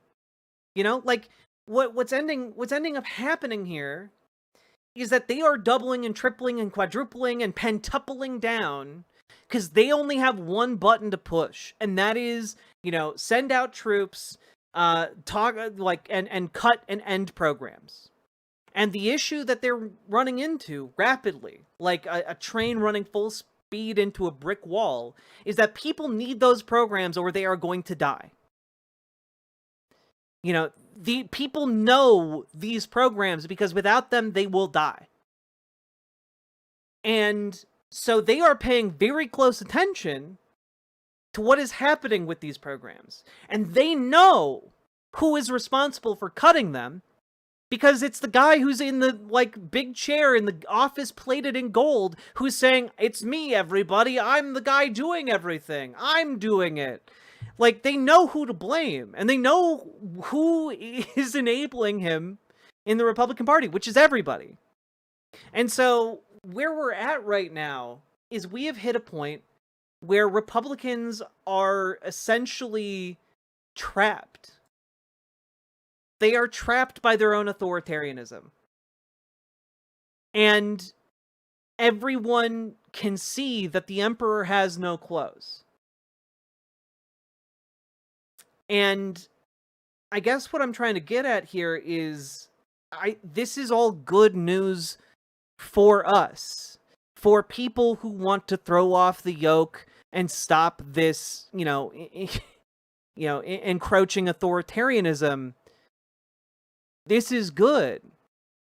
It's good that Democrats are holding the line. It is good that they are not reopening the government, because they reopen the government, guys, they have no ability to stop Republicans from rubber stamping all of these cuts, all of the ending of these programs, etc.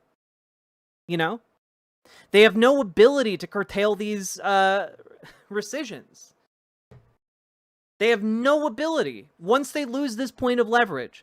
So, in a sense, Democrats have to step up. And it is our job in this moment to call them and increase political pressure on them as much as possible to hold the line and keep this shit shut down until the Trump administration can, bare minimum, agree to follow the fucking Constitution. How long will the Dems keep the government closed for? Will it last longer than the 2019 one? I have no idea. I don't know. Depends on how quickly Republicans cave. And I have no idea. But understand, and Late Bloomer, thank you for gifting a sub to Enzo. Understand here, folks, that in the back of every Republican in Congress's mind, they are thinking about a year from now. 1 year from now, the midterms are happening. The midterms are happening 1 year from now. And on Monday, Democrats are going to be voting again.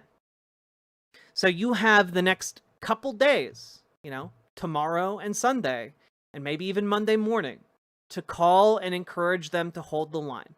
And that is what each and every one of us needs to do with our senators. Okay?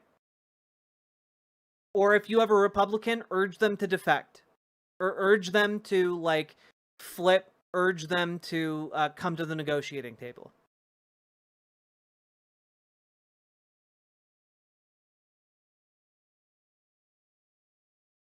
So really, this is about making sure the Republicans get a really nice feel for a hot stove. I mean, kind of.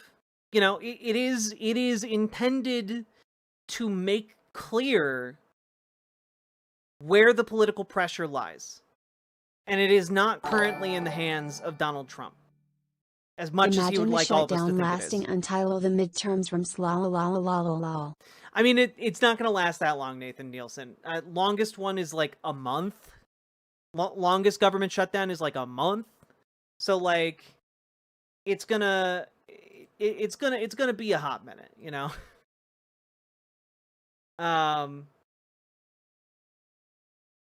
What should I do about my representative? He is blaming liberals for the shutdown.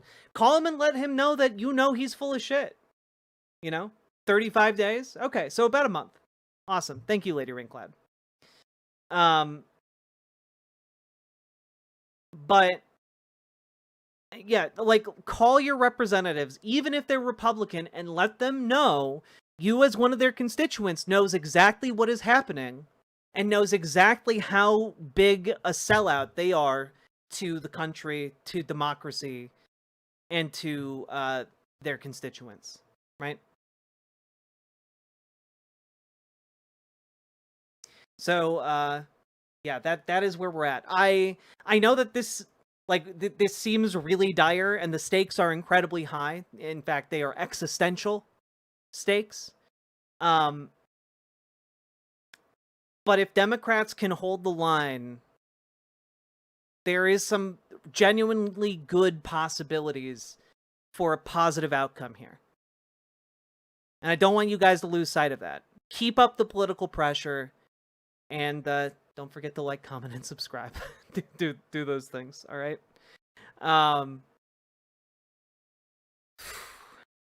I don't believe in them. I mean, I don't either, which is why you should pressure them as much as possible. Yeah, I mean, we'll see. You know, ain't over till it's over. But we need to see those concessions actually materialize. And I got to be honest with you, just as a final thought, I do not know what kind of mechanisms Democrats could even insist upon that would ensure the President of the United States follows the Constitution. I don't know what those mechanisms might be. But I suspect we will find out in short order.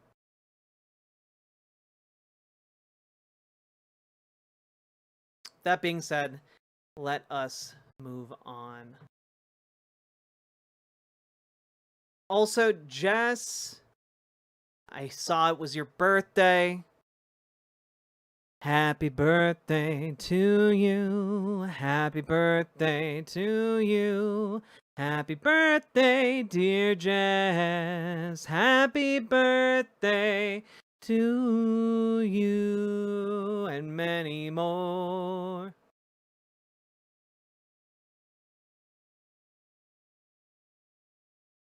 Let's see.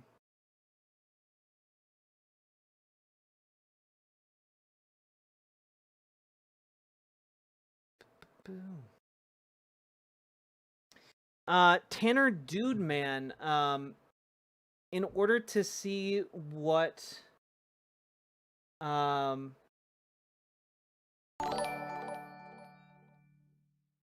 you can also hire an Etsy witch to put a spell on your senator. This is 100% effective. It's true according to Megyn Kelly. Like, I can't make that joke. It's fine.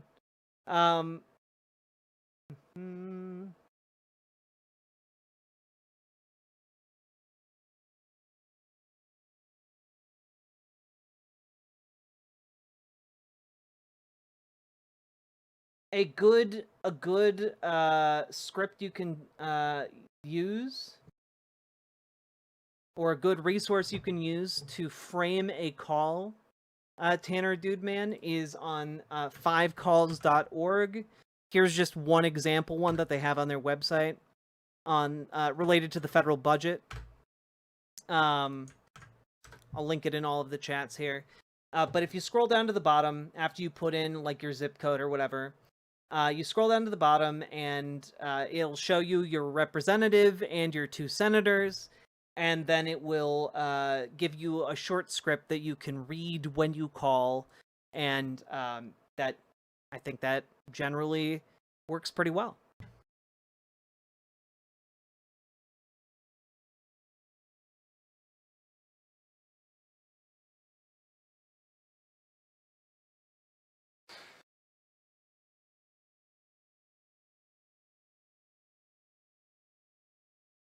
This is perfect. Thank you. You're very, very welcome.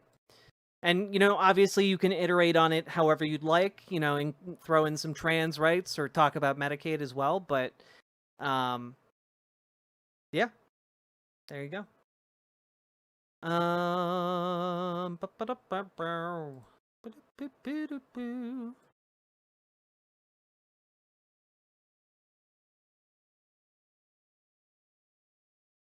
Let's see here.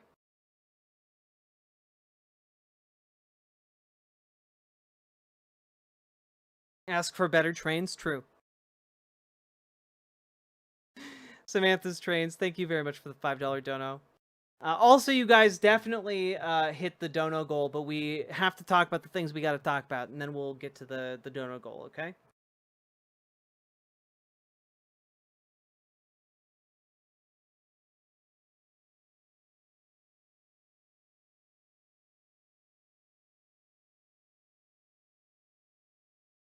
Okay. Closing some tabs. All right. How do I want to frame this? Is this 2 stories? It's 1 story.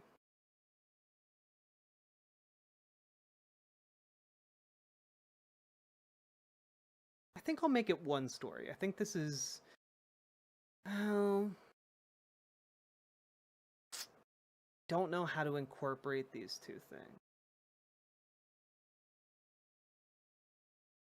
Maybe one is short, the other's long. But folks, if you've been we've now been going for an hour and 40 minutes. If you've been enjoying the show, hit that follow button, hit that subscribe button, hit that like button. Do the things.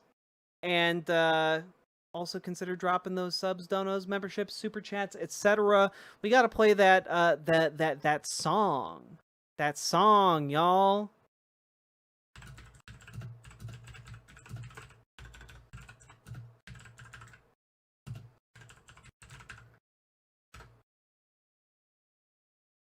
Do.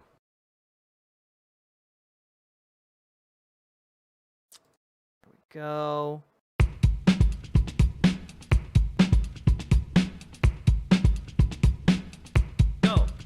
Go. Click a button. Click a button. Click a button. Click the goddamn button. Click a button. Click a button. Click a button. Click the goddamn button. Click a button. Click a button. Click a button. Click the goddamn button. Click a button. Click a button. Click a button. Click the goddamn button. Click a button. Click a button. Click a button. Click the goddamn button. Click a button. Click a button. Click a button. Click the goddamn button. Click a button. Click a button. Click a button. Click the goddamn button. Click a button. Click a button. Click a button. Click the goddamn button. Click button. Click button. Click button. Click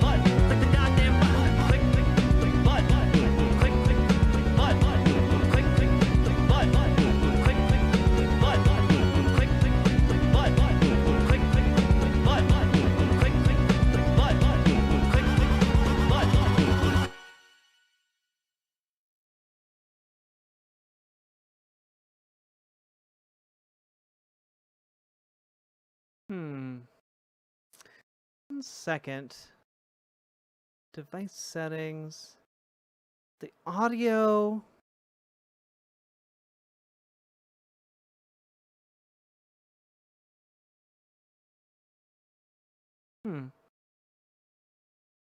I don't know why, but YouTube is telling me the audio stream's current bitrate is 0. And I don't know how that's possibly true. Because if the audio bitrate is 0, how are you guys hearing me?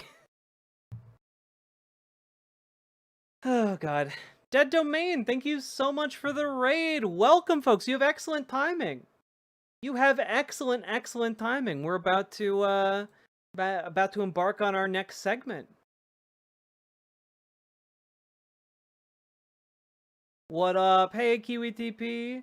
What segments did I miss? You just missed 2. We talked about the May Day 2028 general strike date. We talked about the government shutdown update. What's the next seggy? We're going to be talking about Gaza and AI and virgins. So it all fits together in a deeply weird way. Oh, and abundance. It all kind of ties together a little bit. Jack, did you know Trump disappeared again? Yes. That is the reason the name of the stream is Where is Donald Trump? Juliana, thank you very much for subscribing. Very much appreciated. Boy, I don't like that combination. Yeah, no, it's not great. It's not great. God, I think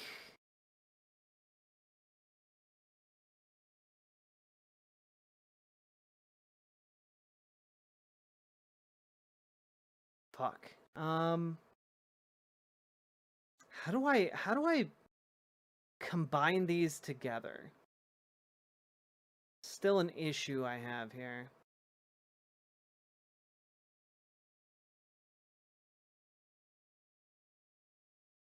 Here, you know what? I'll just give him my best shot. How about that? Also, folks, my name is Riverboat Jack. I talk about the news and politics, and yeah, I'm a socialist and a trans woman. And if you want to listen, remember to like, comment, and subscribe. Do the things. All right. How long has he been out of public eye? He's been out of the public eye since Tuesday. And let me just check. It is Friday.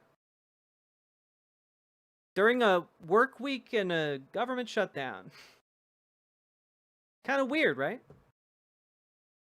I don't know. Probably totally happy and healthy. Who can say? Did I miss the missing Trump segment? You did not. We haven't done the segment yet. All right. Did Israel disappear him? No.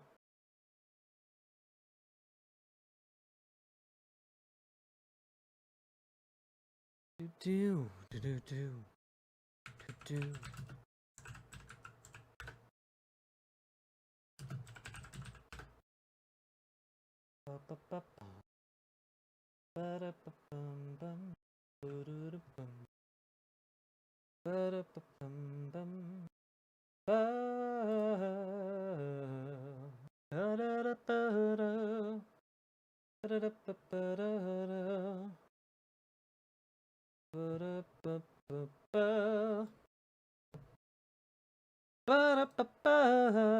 All right.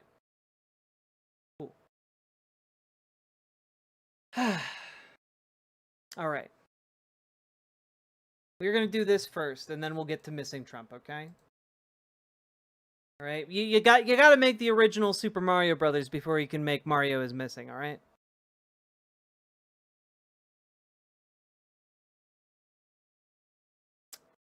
Okay. Here we go. So, folks, we need to talk about Gaza. We need to talk a little bit about the Samud flotilla. And, oh. Hey there. My connection is dying, so I can't watch the stream. Crying face emoji. So with my dying breath I tell thee the treasure is in the... No, the dying breath. No. Thank you for the $10 super chat, though. I appreciate sending me a bit of the treasure. All right. We're gonna give that another shot. All right. So, folks, we need to talk about Gaza.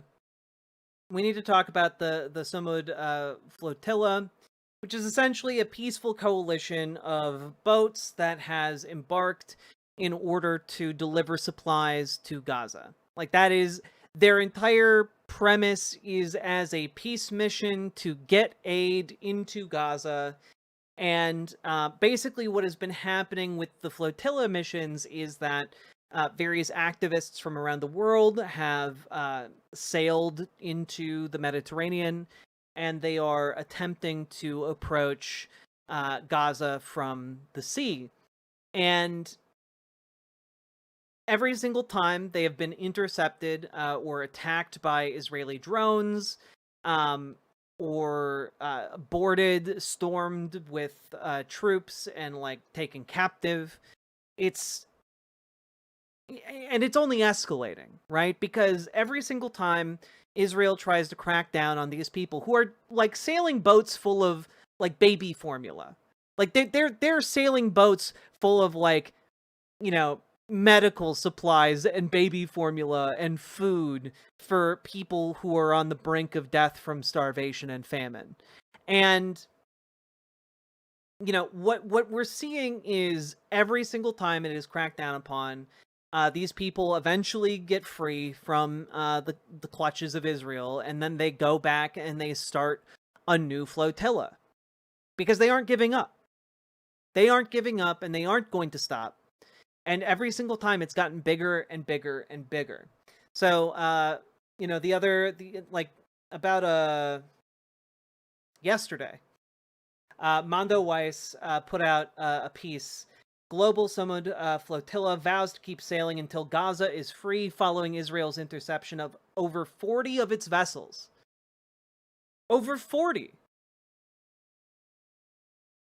There are 40 boats being like sailing for this. And in this particular one, they were escorted by Italian warships as far as the warships could go due to a general strike that occurred in Italy.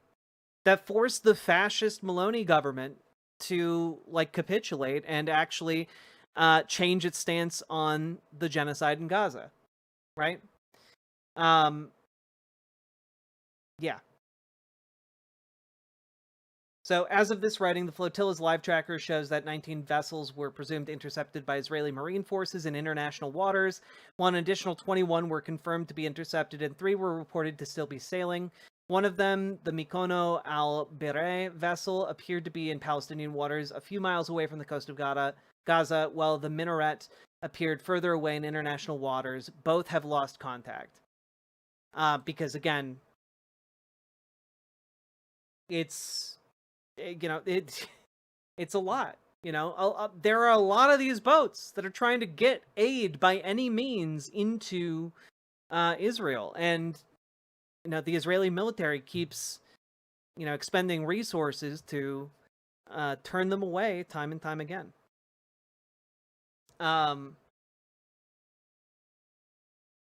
One of the tools they've been using is called skunk water, which is basically wastewater. And like these boats are being stormed by Marines. These people are being tortured, beaten, deprived of medical attention, etc., while in Israeli custody. And here is actually one of the leaders of Israel, one of the people on its war council, Itamar Ben-Gvir. Itamar Ben-Gvir personally visiting captives from the flotilla to mock them and belittle them. To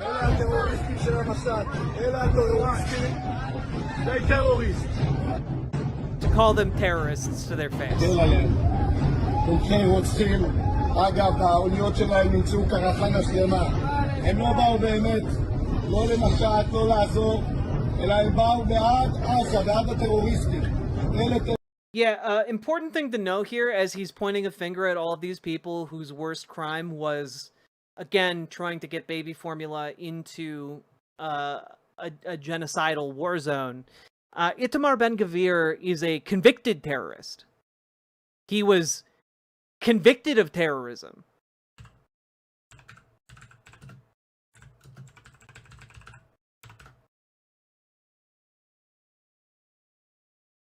Like, you go to his Wikipedia page here, right? You go to his Wikipedia page. Israeli politician and lawyer, served in the as Minister of National Security since 2022. Let's see. Oh, Ben-Gvir is a settler in the Israeli-occupied West Bank whose political background lies in Kahanism, a violently racist movement that supports the expulsion of Palestinians from their lands. Cool stuff. Cool stuff. What an awesome thing.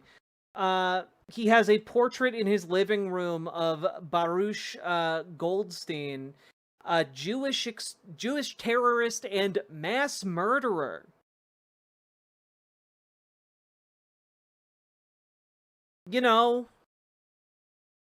Dude, I gotta be honest with you guys, that's crazy. That's that's like having a framed picture of Anders Breivik in your room. Like, that's nuts.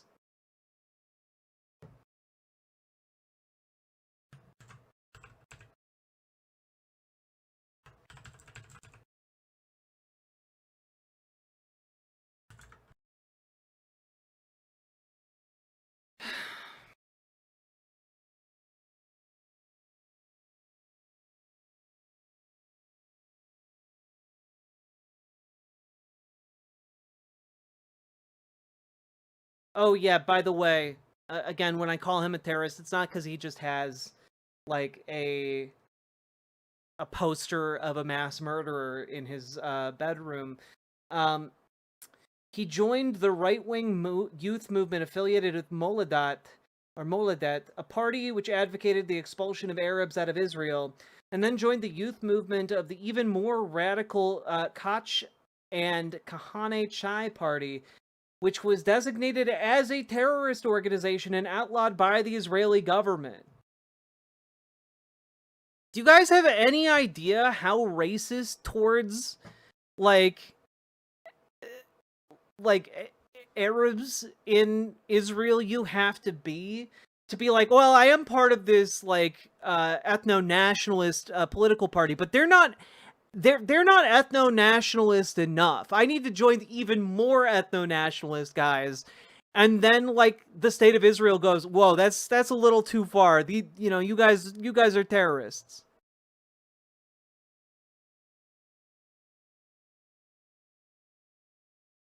Pronounced cojones. All right. I'm just going to admit I'm an American. I'm going to pronounce things wrong.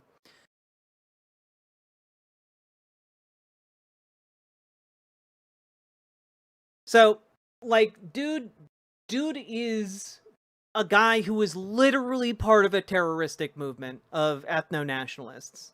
And he's standing here on the deck of a ship, pointing at all these people, calling them terrorists. The fucking gall.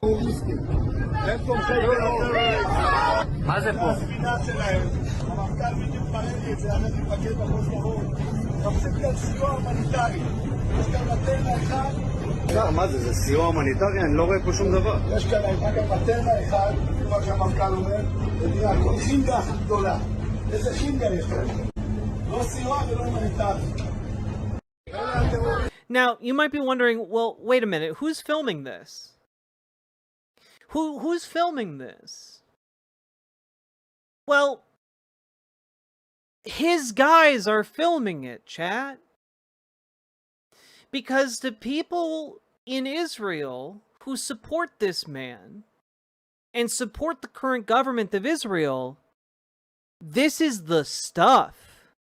This is the good stuff. This is like recruitable material. Look at our minister catching all of these terrorists. In his eyes and in the eyes of this kind of fascistic movement, they think this makes him look good. This is their PR. Yes, this is their PR opportunity. Okay? They love it. And it's not unique to Israel. It's not unique. We do it here in America too. And we're going to have another story tonight where I talk explicitly about that.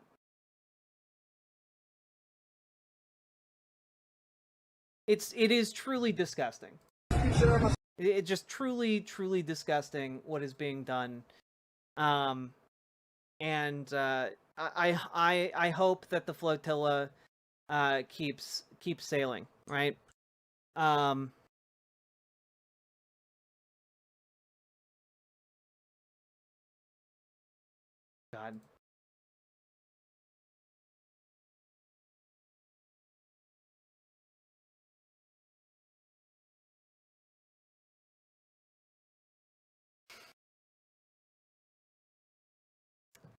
I do want to point out, before we formally end the segment, the next mission of the Samud flotilla, of course, it doesn't end here.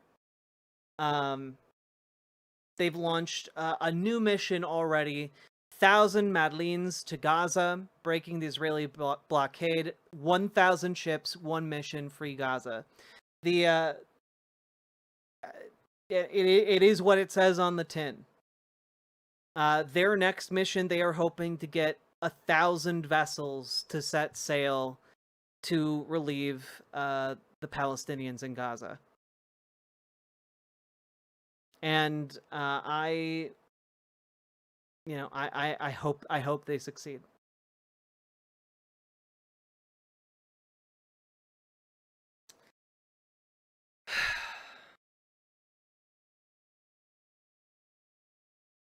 So, with that being said, support 1,000 Madlenes, support the Freedom Flotilla, support for anyone trying to get aid into Gaza.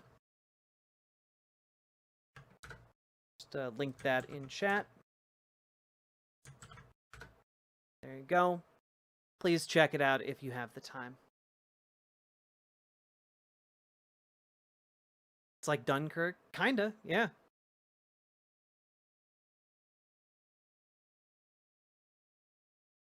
Free Palestine.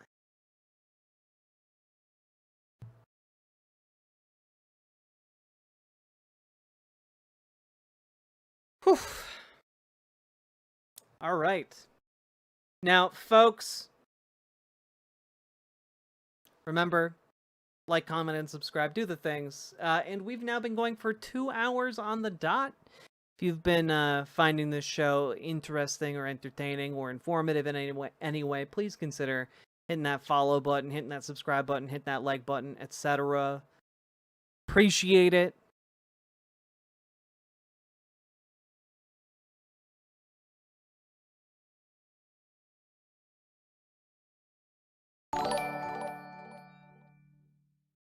It wasn't a total failure. Whilst Israel was busy rounding up innocent aid distributors, Palestinians could finally freely fish and feed their families for once. Hopefully it allowed for some of that to happen.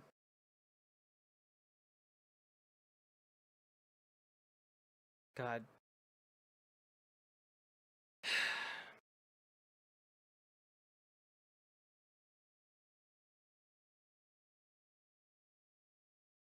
Some fishing boats got to haul in some fish because IDF ships were too busy with the flotilla to shoot them.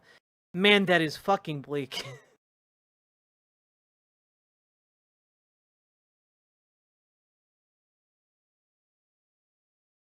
There were videos? That's great.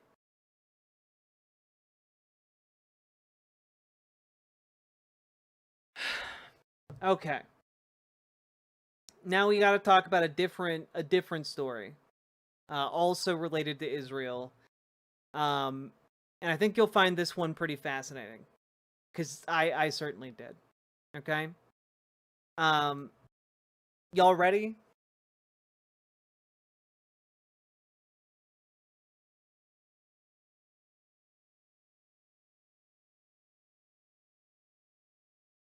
Y'all ready for another segment?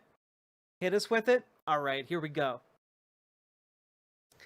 So, folks, we have to talk about foreign governments funding propaganda in the United States.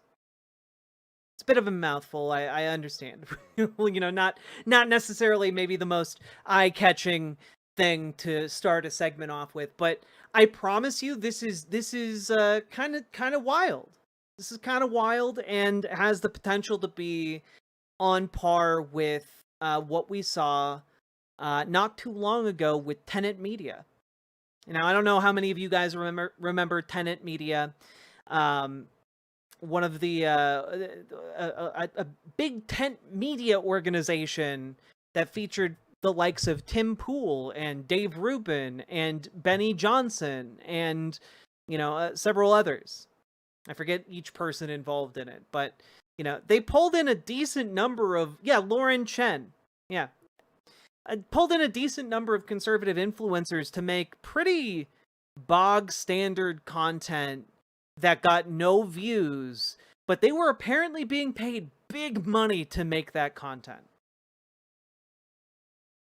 Yeah, it is the event that spawned the Riverboat Jack extended universe character Grigor Nietrushin, a humble American patriot.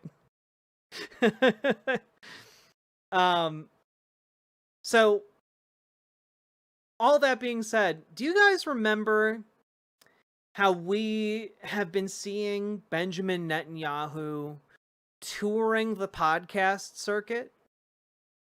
Did any of you think it was really weird how Benjamin Netanyahu was going around on all kinds of different conservative podcasts? And a lot of people kind of assumed, oh, wait, he's going on these podcasts because all of these people, just jumped at the chance to interview Benjamin Netanyahu.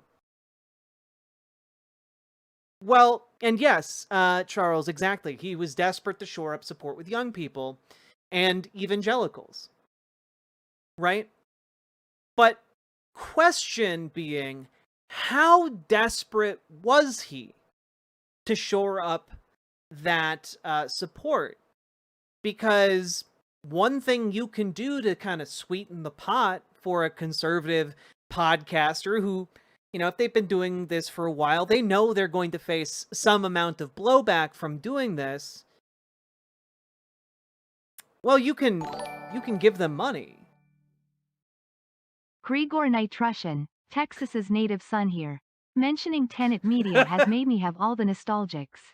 Truly, it was some of my finest work. Grigor Nitrushin, thank you for the $5 dono. Really appreciate the no strings attached support you bring to the stream.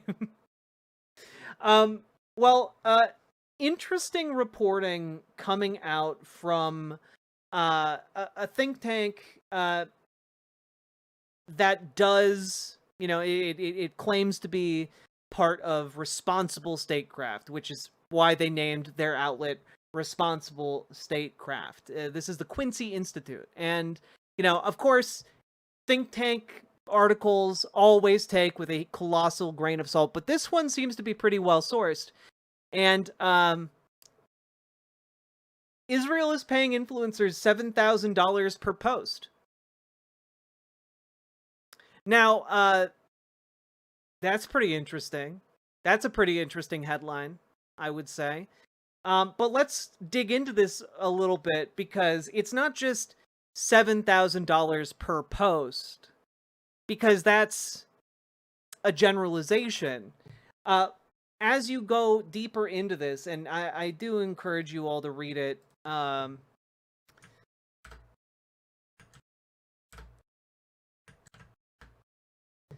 but let's just take a look here. According to previously unreported recent documents, these influencers are likely being paid around $7,000 per post on social media such as TikTok and Instagram on behalf of Israel. Bridges Partners, a firm working for the Israeli Ministry of Foreign Affairs, sent a series of invoices for its influencer campaign to Havas Media Group, Germany, an international media group working for Israel. The invoices detailed a sum of $900,000 starting in June and slated to end in November for a cohort of 14 to 18 influencers to create content. The document, which was filed under the Foreign Agents Registration Act, notes that the funding is for both payments to influencers and production, but does not provide a breakdown between the two.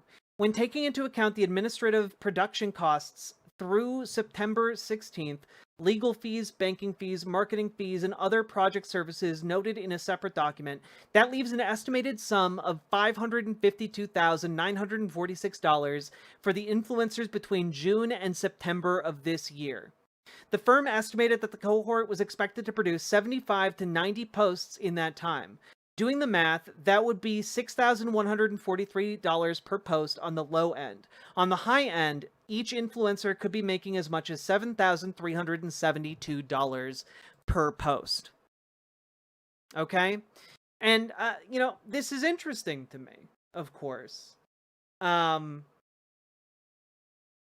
Because what we're seeing here, and obviously this article doesn't have any idea who might be getting paid this $500,000 plus sum of money. There's not a list, unfortunately. You know, a lot of what is happening is, like, beyond this is kind of some speculation of, like, oh, maybe the Heritage Foundation is involved in this, and, like, some of the influencers they work with are in on it. But, like, a lot of the remaining portions of this article are kind of idle speculation. And, well, something interesting here is that there was a follow-up article, and it brings up who might be some, kind of narrows down the field, who might be some of these influencers, right? Currently, it does not appear that any of the 14 to 18 influencers working for Bridges Partners have included the conspicuous statement on major social media platforms, i.e., the people who have been taking this money have not been disclosing that they are taking this money. So no one is mentioning that they're being paid by these groups. No one is talking about it. And that kind of begs the question, who's not talking about it? All right? And I find that, well, that sounds illegal because it is incredibly illegal. You know, if you are accepting money... I am pretty sure this TikToker is.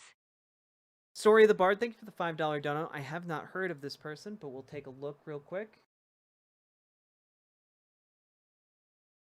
Just trying to make Charlie proud?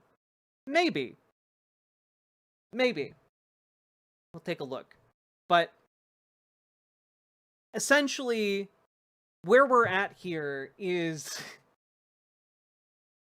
we might have a group of 14 to 18 influencers, conservative influencers primarily, who are, well, breaking the law in a way that is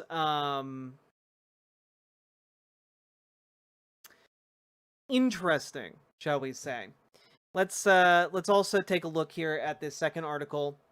Social media influencers have taken several trips to Israel in recent months, but it's unclear if they have any relation to Esther Project, which is kind of one of the code names for this influencer scheme. Israel 365 Action organized a trip of influencers to Israel in August, funded in part through an $86,000 contract from the Israeli Foreign Ministry. One of the attendees, Lance Johnston, said that his views of Israel evolved during the visit. Quote, "I'm now more like I'm fine with sending them weapons," he said. Again, I don't know who this Lance Johnston is in the article, but it is interesting to note that the Israeli Foreign Ministry is more than willing to spend tens of thousands of dollars in order to bring influencers to Israel to try and influence them. Again, a lot of this is not necessarily stuff people couldn't piece together before, but now we have like actual paper trail, actual numbers. Damn, if only I didn't have this infernal moral fortitude. I could do a big How I Left the Left breakdown in the style of Zan's escaping the alt-right pipeline and make bank. No kidding, Pluvius. Thank you for the $5 dono. But I wanted to point out that it's really weird. Because I haven't seen anyone really talking about this story yet. About who's paying these people. And also, I kind of found it a little weird that when I was doing digging on this story, there doesn't seem to be any... No one seems to be talking about which podcasts Benjamin Netanyahu went on. And I know that that seems like such a small thing to wonder about, but I couldn't find like a good list. And it seems like that should be something we should know or be readily available. And so I went and I looked, of course, and I wanted to see, especially within the last year, who has Benjamin Netanyahu been talking to, you know? And specifically in the last several months, right? So on the outer edge of this, we have this interview that Benjamin Netanyahu did with Daystar. So for those of you who don't know what Daystar is... this is a deep pain, oh cool it gets worse. Alucard from Helsing Abridged. Helsing Abridged, a chatter of taste. Thank you for the $10 super chat. Very appreciated. But Daystar is an evangelical Christian ministry. Yeah, Paula White has like a lot of like elements of like prosperity gospel in it. It is international. And so like some of these videos don't get a lot of views. Like this had 74,000 views, but what they do get is play on television stations beyond what you see on YouTube, right? And so like Benjamin Netanyahu here sits down for an hour-long conversation with Paula White. And that's interesting. Okay. What about what else we got? What else we got? Oh, and in case you need to know anything about Daystar, again, evangelical prosperity gospel outfit, the pinned video that they have on their YouTube channel is called Yom Kippur Mysteries, the prophetic pattern and end times connection you were never told. Because, again, of course, it is a channel that pushes end time evangelical apocalypse preaching, you know? Of course it's that, because that's the type of evangelical belief that Netanyahu wants to cultivate. Of course he went on there, right? And yeah, also worth noting, like, talking about this to a bunch of evangelicals who believe that essentially Yom Kippur is like prophesizing the return of Jesus Christ seems kind, you know, and they think they're like, when Jesus Christ comes back, he's gonna like destroy Israel and the Jews.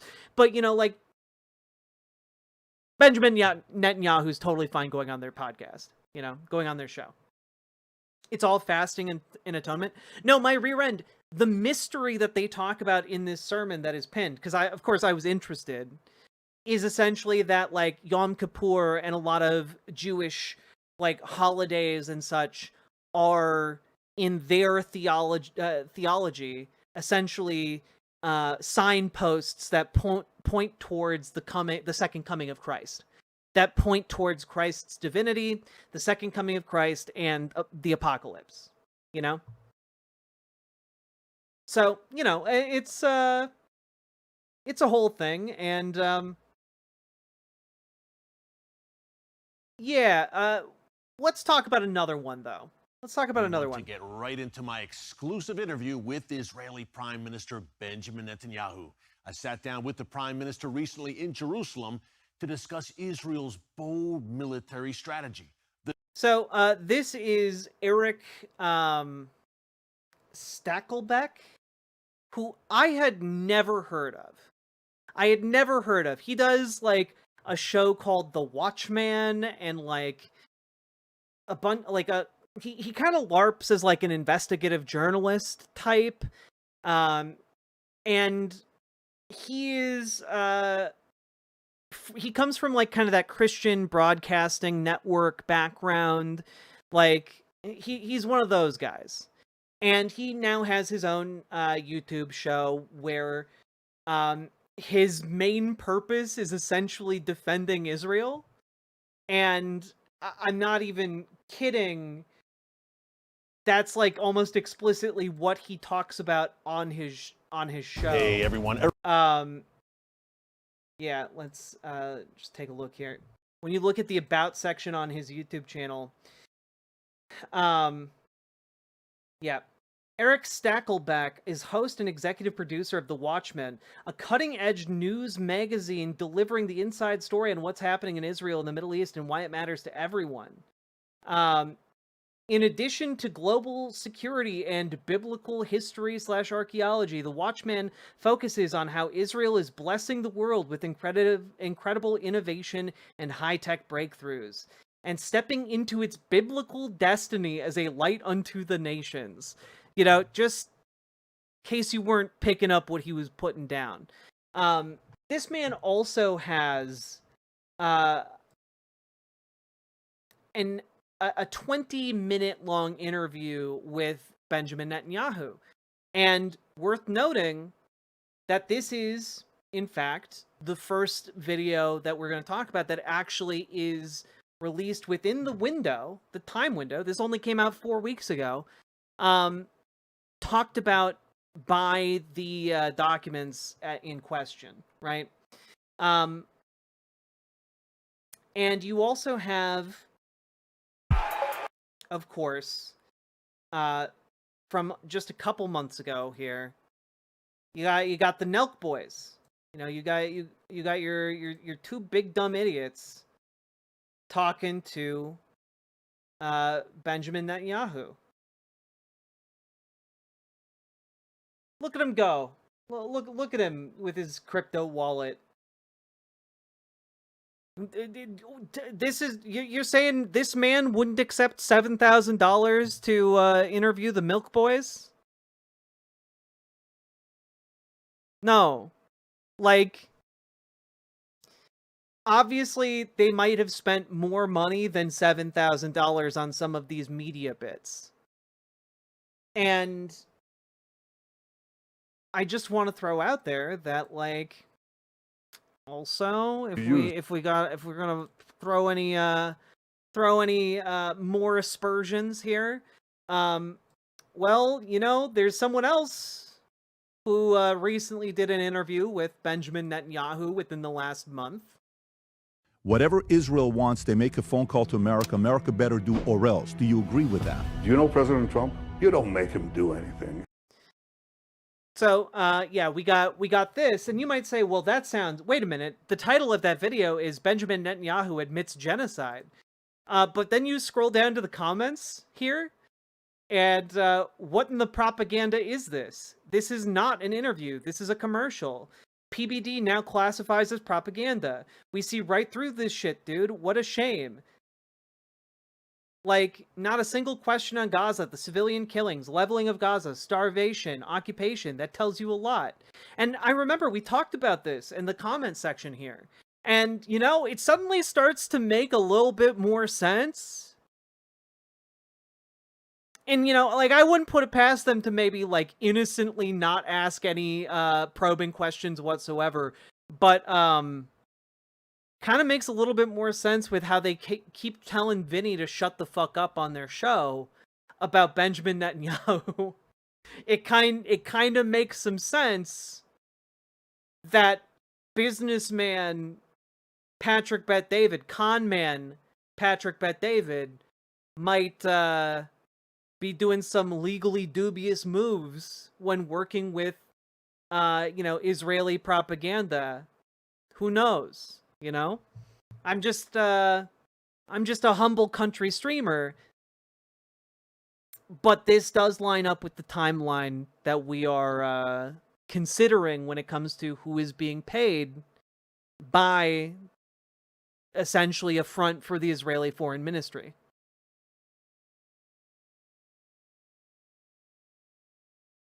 It should be noted that the people with more money would have someone on payroll that would tell them to do these transactions through crypto, so they couldn't be traced. So, like, there's no telling who else got paid how much that just wasn't done through cash. It's true, you know. So, you got Patrick Bet-David getting an interview with Benjamin Netanyahu. Interestingly, we also have Triggernometry did an interview with Benjamin Netanyahu a month ago. You know, they did a video.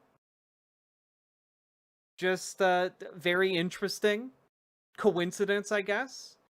All these conservative shows doing interviews with Benjamin Netanyahu. That's so strange. It's so bizarre.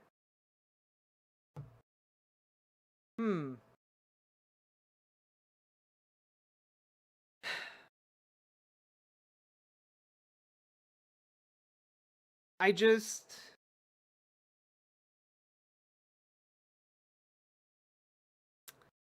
Also, just throwing this out there,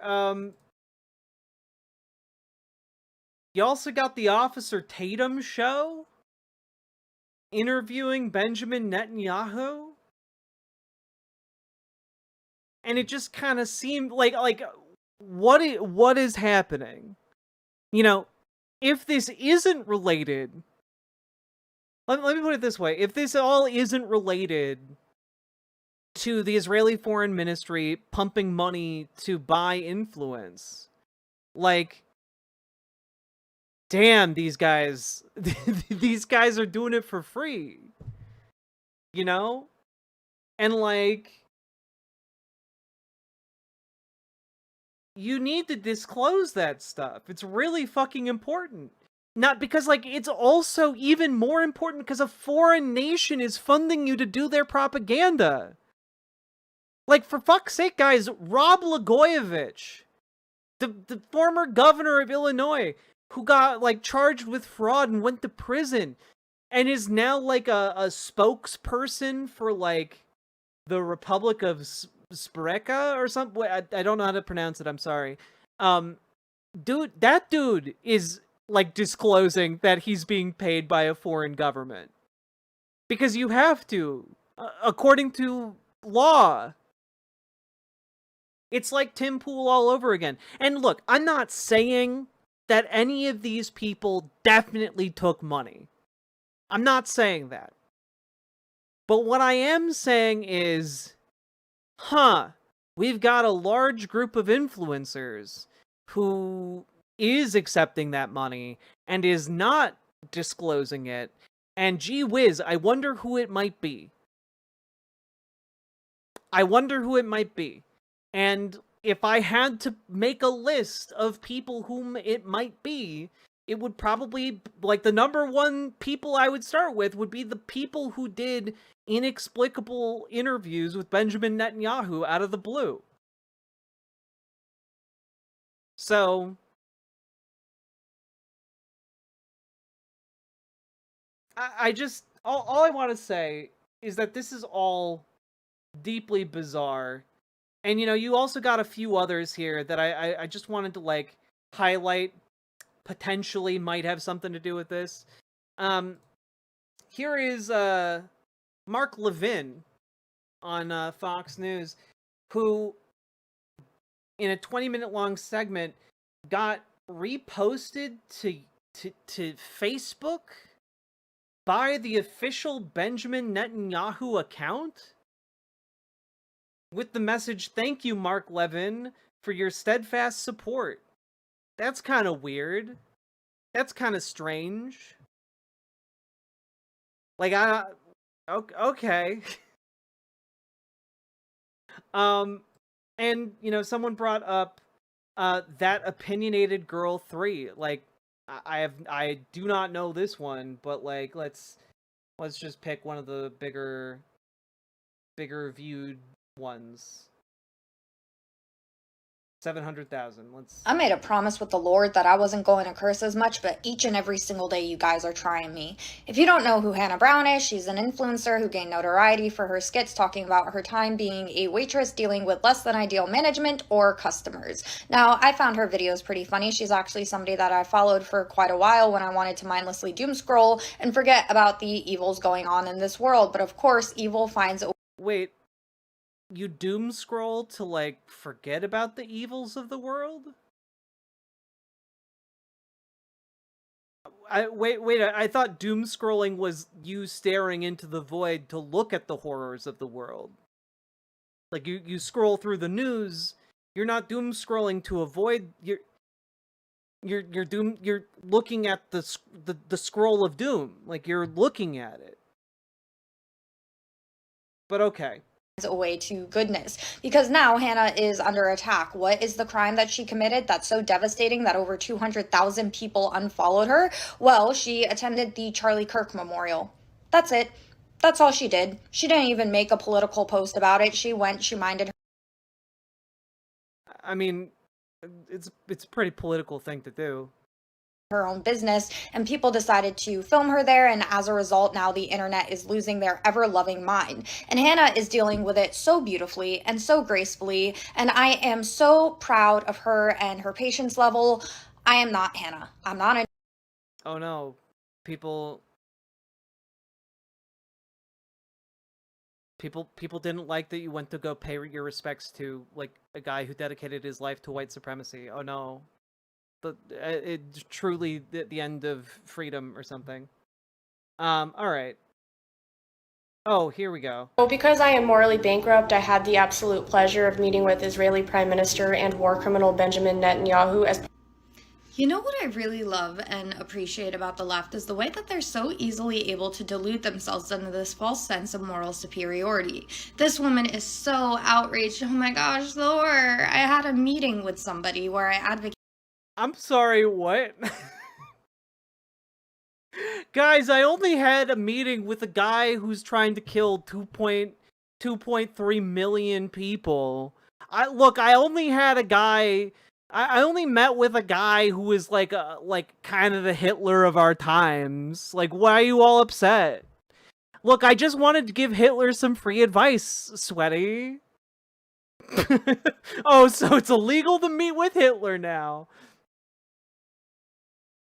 So it's illegal to go to Hitler's art show now. Look, I just want to be a good patron of the arts.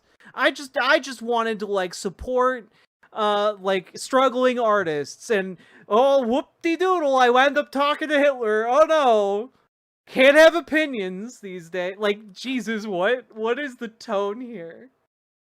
This is crazy. Advocated on behalf of my country and my belief system, God forbid, but she's out here quite literally trying to justify the murder of Charlie Kirk. She's out here cheering on the 3 assassination attempts that have happened on President Donald Trump. Man, there's an awful lot of outrage about, like, 1 death and 3 attempted assassinations versus 60, 70,000 Palestinians being killed by political violence at the orders of the guy you met with. I don't know. Seems relevant if you're gonna if you're gonna like try and take the moral high ground here. It's worth noting the fact that the high ground you're trying to take is at the bottom of a fucking cliff compared to the other moral high ground. Has sat there quite literally on her knees for a terrorist organization, and she thinks that she's going to make me feel bad about sitting there and preaching what I believe in, no matter who it offends. You see, all of my stances are based in reality. They're based in things like history, religion, understanding but apparently not body counts. Urban warfare. Hers are based in nothing but emotions. She'll show you 10-second clips of the war in Gaza, but she won't sit there explaining to you that Hamas is the one who is currently holding up peace. You see, they are... That's not true. That's just a lie, actually. Like, Israel has sabotaged every single negotiation. They fucking tried to assassinate... When was this? This video went up 2 days ago. So that video went up 2 days ago. This is after Israel had already tried to assassinate the negotiating team. Absolutely getting the better end of the bargain when it comes to the most recent ceasefire deal that has been proposed, and yet they're the only ones refusing to agree to it. America has proposed it and pushed it. Israel agreed to it. Friendly Arab countries have said that. This guy's awesome. Story of the Bard, I will take a look at that at a new time. It's a good deal and that Hamas should agree to it. The only people standing in the way of peace right now are Hamas, but she's gonna sit there and try to make me feel bad. I don't. Yeah, definitely not. Definitely not the people who have been continuing to slaughter women and children in Gaza. You know, the bad guys here definitely aren't the guys who are preventing, you know, aid to get through to starving children and women. Like, look, you have to let them get emaciated. That's the only look. The emaciation is Hamas's fault. You know? Jesus, it's just insane. It's just insane. Look. Okay, look, I might have chained you up and locked you inside my basement. But, and I might not have been giving you food for, like, the last couple months, but, you know, that's really your fault. Have you considered how much that's your fault? It's your fault that I'm not giving you food. The food, look, DoorDash keeps arriving with all these orders. They're piling up here. They're even going bad, but, like, you know, it's really your fault I'm not giving you food. This is the mindset of a psychopath.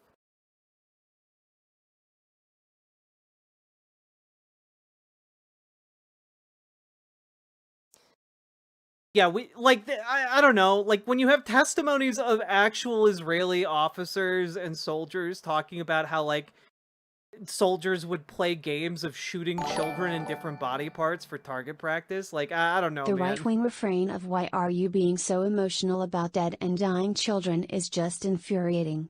Why aren't you? Yeah, why did Hamas make us not feed the Gazan people? Exactly. It's, again, they are in favor of the genocide, you know?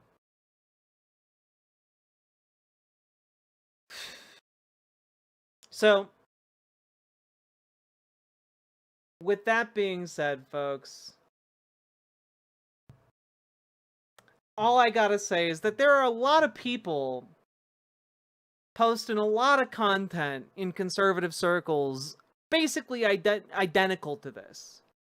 And it's really interesting to me that 14 to 18 of them seem to be on the payroll of the Israeli government, and be really cool to find out who those are. So if anyone has any like any leads on that, or any I don't know, hot tips or hot goss, consider leaking it to the press, because that is probably some pretty valuable information, to say the least. With that being said, that's all I have. Like, I don't know for sure who is being paid. I can point to a bunch of content dropping seemingly at the same time that seems to be maybe related to this, but other than that, it is worth knowing that this is happening. And this knowledge comes from foreign agent disclosures from the groups that are paying these influencers, but we're not seeing those disclosures from the influencers themselves. And that is pretty important. And if you're a conservative, it should be important to you too, because I would imagine you don't want to get your information from people being paid by a foreign government. Seems weird. Seems bizarre. Especially if they're hiding the fact that they are getting paid by said government. You know? So, that being said, let's move on.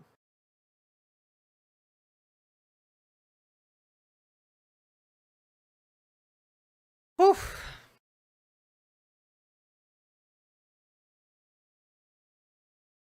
Also, who's this Pearl Mania person? I was just in New York City a few days ago. Because you were meeting with a war criminal. That's why you were in New York City.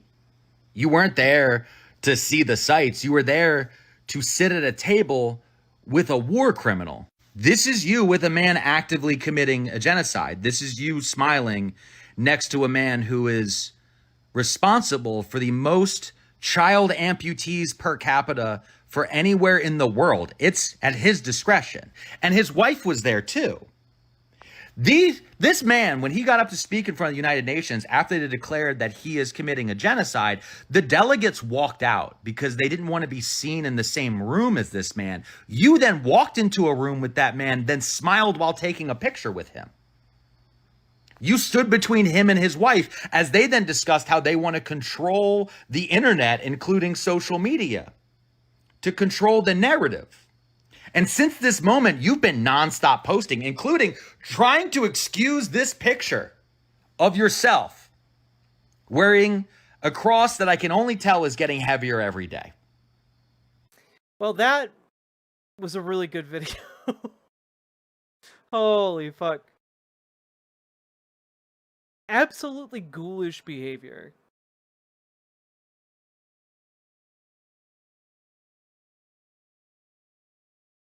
You want some comedy? Christy Nome was denied access to use a bathroom from a public facility earlier today. Why did they think she might be trans? Did the anti-trans bathroom laws come back to bite her? Like what happened? Was the women's room full and she had to go try and use the men's, but there were anti-trans laws and they were like, "Sorry, ma'am, we'll have to put you on the sex offender registry." I'm sorry, but like there are dogs in the bathroom. We don't want to take chances. Maybe DHS pissed them off. Well, that's a perfect place to piss someone off in, the bathroom.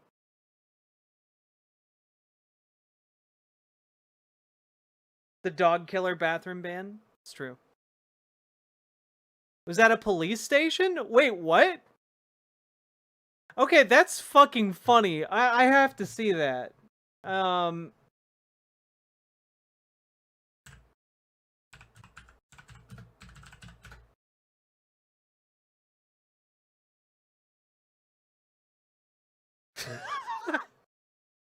Oh, that is great. That is wonderful. Oh fuck.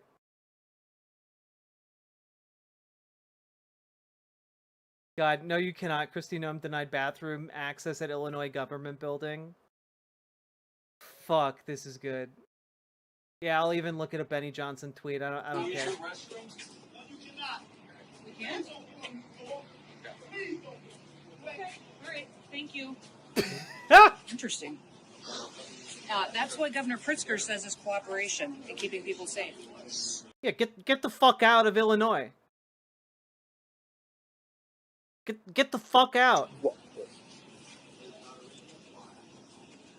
Interesting. I'll just go over here and piss my pants. So why wouldn't they let you in? What's been going on here? I guess I'll just shit myself. We need a new Caitlyn Bennett. Be the Caitlyn Bennett you want to see in the world. What's been going on here, Secretary? We were coming to go out and do some operations to pick up some guys with criminal convictions on them, and the city police wouldn't even let us use a restroom. And you were... God, that's so fucking funny. The police wouldn't let her do it. Oh man, do you know how badly... Guys, do you know how badly you have to fuck up for local police to turn on your federal agents? Do you know how badly you have to fuck up for local police to be like, nah, you can't come in and use the bathroom, fuck off?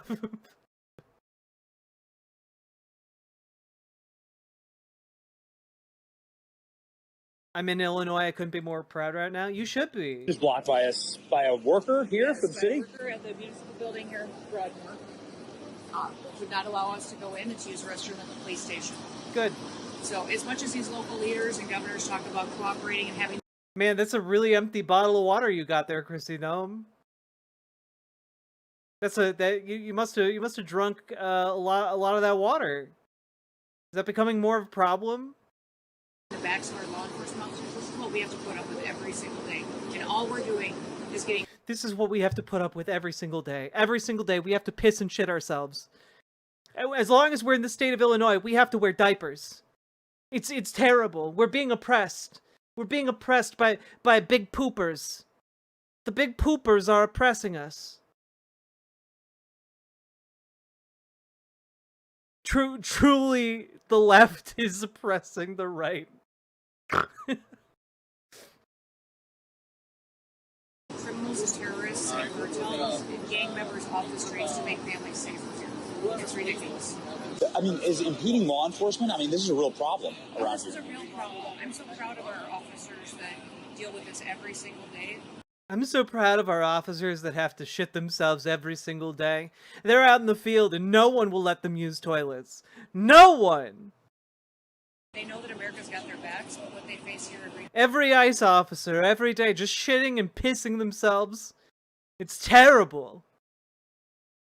Luckily, we've developed a new fabric for their pants so that it, renders the smell close to their bodies. is real prosecution. Incredible. Yeah. Incredible. Wow. Municipal Broadview Building. What do you got? The Secretary of Homeland Security inside the building. Big poop lobbying the government. More like big poop in the lobby of the government. Hey! That's why the masks? Exactly, guys. Exactly. It's for the smell. It's because they're big stinkers. They're big stinkers. That's why they're wearing the masks all the time. Can we use the restroom? No, you cannot. We can't? Okay, all right, thank you. That was some big fuck off energy, and I love it. Oh, okay.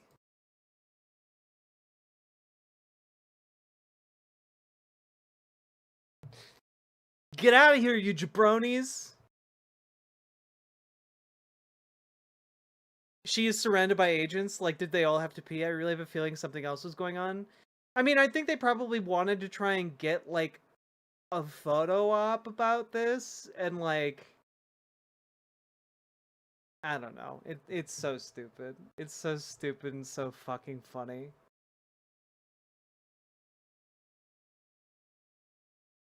Man, the city officials would not let Secretary Noem into a public building. They screamed at her while she tried to enter. How is this even legal? It's like, oh man, what might it be like for, I don't know, a person in authority in the government to be denied entry into some kind of, I don't know, building they have authority over? I'm just thinking back to when, I don't know, say, local politicians were arrested for trying to inspect Here's ICE a joke facilities. for all you lovely beans. What does an ICE agent smell like? Well, depends. Hey, Knifeiest Duck, good one. Thank you for the $5 dono. Now the right will now have brown pants to match their brown shirts. Oh, Matthew H. That was fucking glorious. Well done. Well done. Thank you for the $10 Australian. Fuck, you guys are funny. Let's take a look here.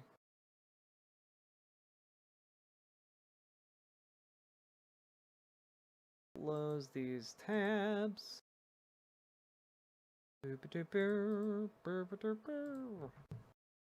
Also, just gonna link that article from earlier from Responsible Statecraft. Yeah, chat's really on top of this shit.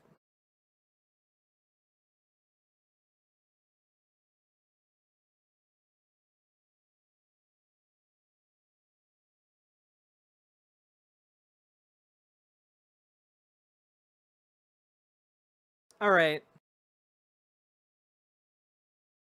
This isn't really a segment here, but like, holy shit. Like the fifth fucking strike on a boat in the Caribbean. They keep posting these videos, these horrible videos where they're just showing innocent people getting destroyed by the US government. And like it's horrible. It's horrible.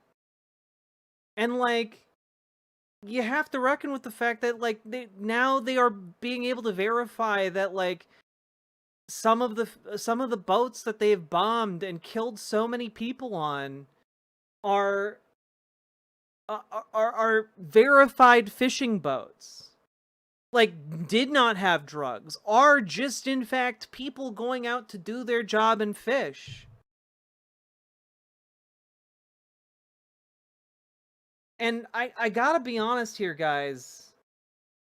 Every single person from the top to the bottom involved with doing this needs to go to jail.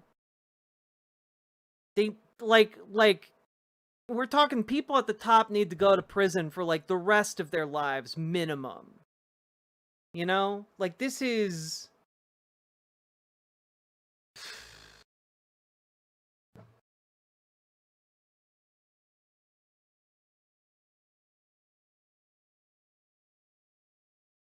it's war crimes. It is like I don't know, like war crimes seems like even insufficient.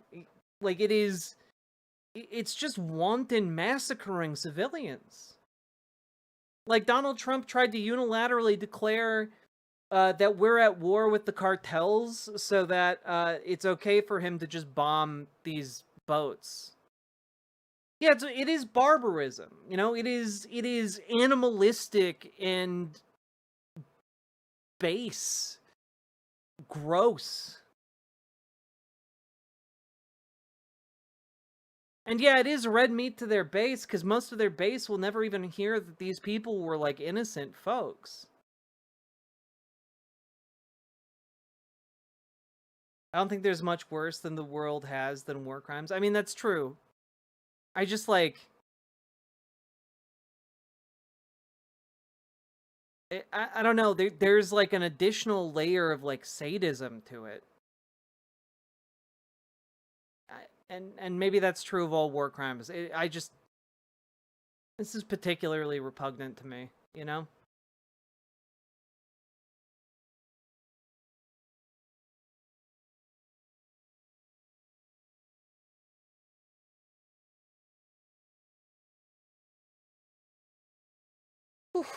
All right, folks, we've been going for about 3 hours now. If you've been enjoying the show, hit that follow button. Enjoying after that segment. Okay, if you've been getting anything out of tonight's show, hit that follow button, hit that like button, hit that subscribe button. Do the things, hit the buttons.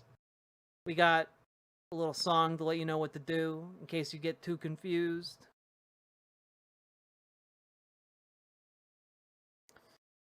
Boo.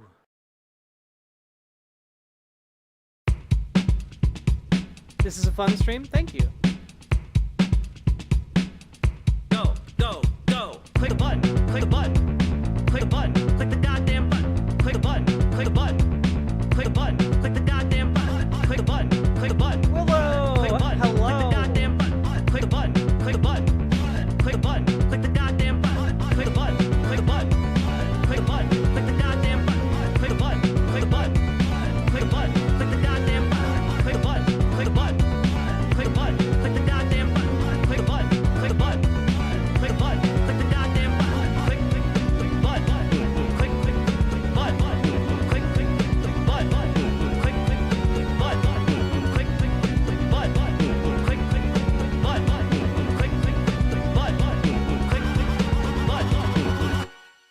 This song is the most effective alarm. It's our church bell, the stream church bell.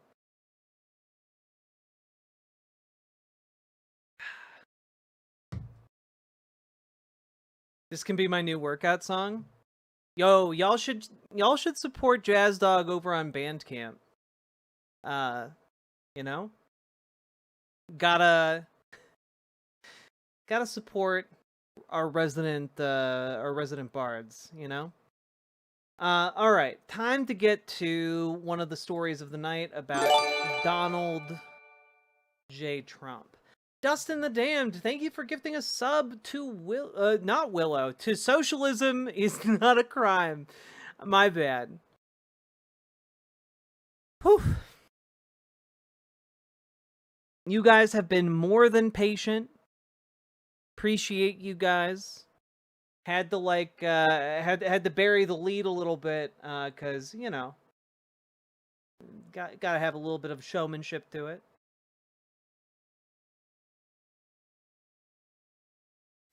You guys ready? You guys ready for a new segment? I think it's gonna be a fun one. Personally. You know, like you know, it's just a fun little stream seggy, you know. Also, just real quick, we have over 500 people watching right now across all of our channels. That's really cool. Appreciate all y'all. Okay, here we go, folks.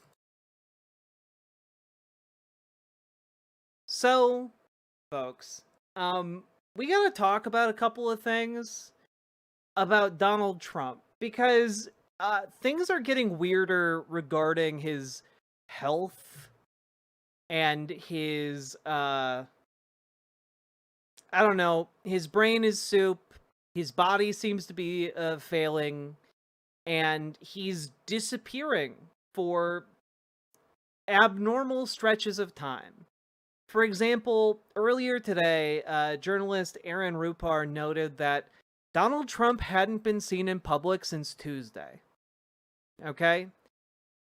Donald Trump hadn't been seen in public since Tuesday as of, this morning, around like 11 a.m. And so that's bizarre. Let's just take a moment to note that that's bizarre. That's weird. It is weird for a president of the United States to just not be seen by the public for multiple weekdays. Sometimes like, oh, it's the weekend, like, okay, maybe he's like taking a little R&R, whatever. But it is weird for that to happen midweek. It's bizarre.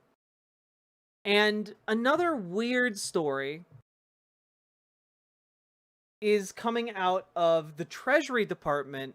Apparently they want to make a dollar coin with Donald Trump on it. Now, what's weird about that is that you can only make coins of deceased presidents.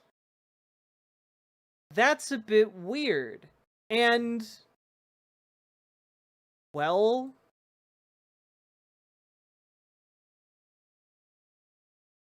kind of, I don't know, kind of weird that then they are tweeting out the plans for how it would look, and the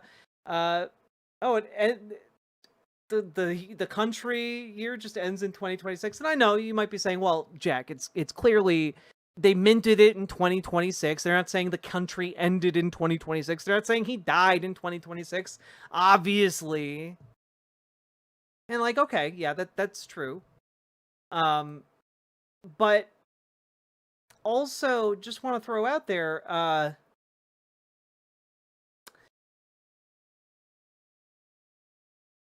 well, we have now seen him, so he's not dead. But where was he? What was he up to? And also, why was him breaking the silence to show he's totally fine, everybody? Stop worrying about me. Doing a dinner party with JD Vance? It's always a good time when you have the boss over for dinner. No, it's not.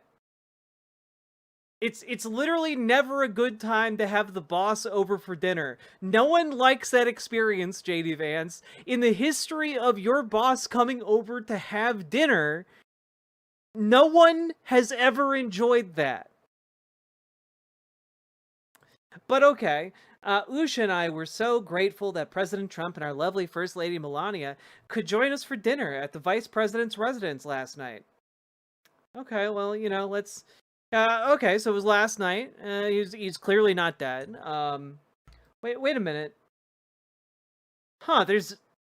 What is this? Huh, you can look at the hands of JD Vance and...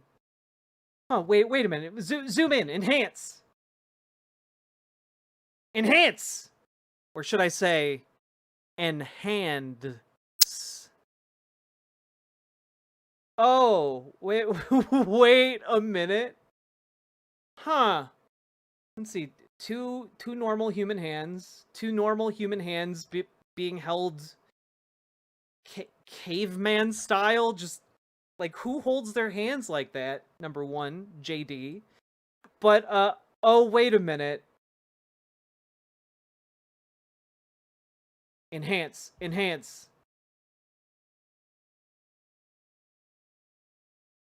Huh. That is a really, really, really big blotch of makeup. Like it's taking over his hand. And so all I'm saying is it seems like he's continuing to deteriorate. Something smells fishy, and I'm not talking about the radioactive shrimp. But that's the thing, right? like, this isn't the first time he's disappeared from public view. The speeches he's been giving, he sounds like he's about to fall asleep during them. He doesn't seem to know where, like, his aides are sometimes when they're standing right next to him. Like, he is...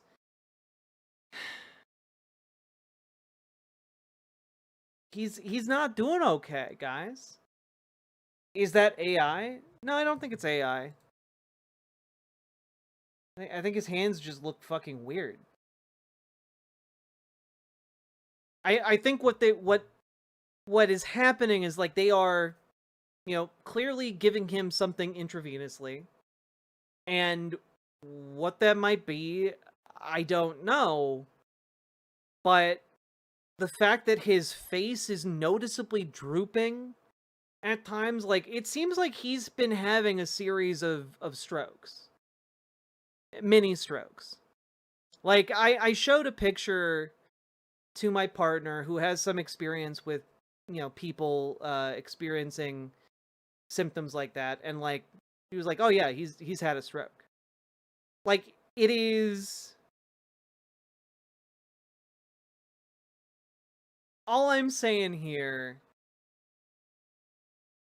he's not okay. The reason he is disappearing is because he is not okay, and the reason the lengths between these disappearances is getting shorter and shorter is because, in my opinion, he's deteriorating. And I think that's obvious when we look at what comes out of his mouth, how he seems to be slowing down cognitively, how he is physically slipping, the makeup that is constantly on his hand, the fact that he's talked publicly about dying and, like, his legacy. He looks like he's been having TIAs, source, I'm former medical. And that's, like, setting aside, like, the complicating factor of the fact that, like, his legs and hands have swollen up. You know? I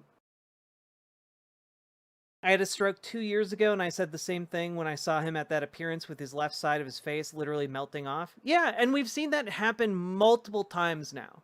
It is not just a one-off event. It's happened multiple times now.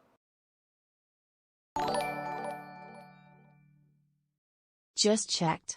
It is literally illegal to put living people on U.S. coinage. No, exactly. It's also illegal to put a person's face on the tail's side.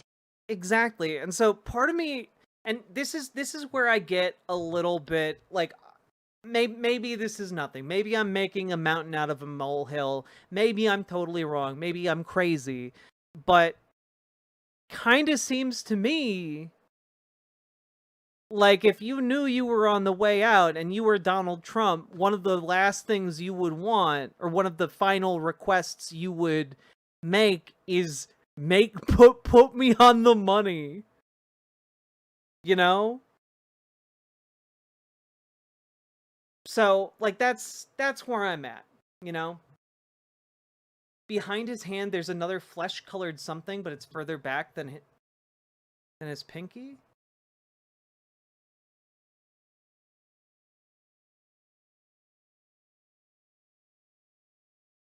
No, I think it's just the shadow of whatever this thing is behind them.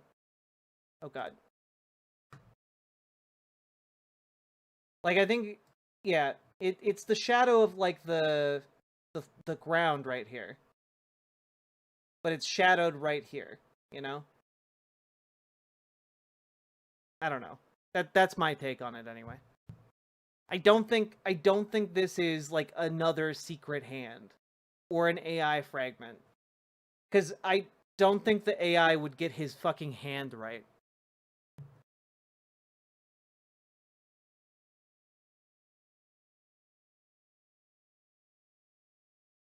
It's a dialysis port if it's there. It'd be interesting if he had to be put on dialysis. This station doesn't care about legality. And yeah, this administration doesn't care about legality at all, but what is undeniable is that this man's, like, Oh god. Oh god. Oh god. I tried to be slick with the scroll wheel. Oh no. Here we go. What's undeniable is like this man's not okay.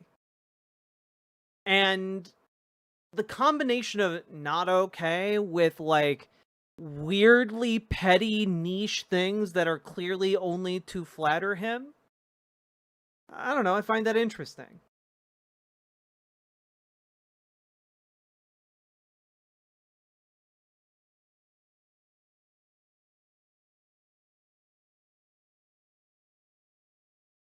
Yeah, I don't think that this is AI, guys. Like to be like I just don't this ain't AI. Like we've seen enough AI, this ain't it. But I forgive you guys for thinking so because these are all extremely fake people. I can't stop seeing it. What's wrong with his teeth? He's been doing the bleaching. He's been doing the bleaching strips. That's it. Like he's been bleaching his teeth very, very white recently.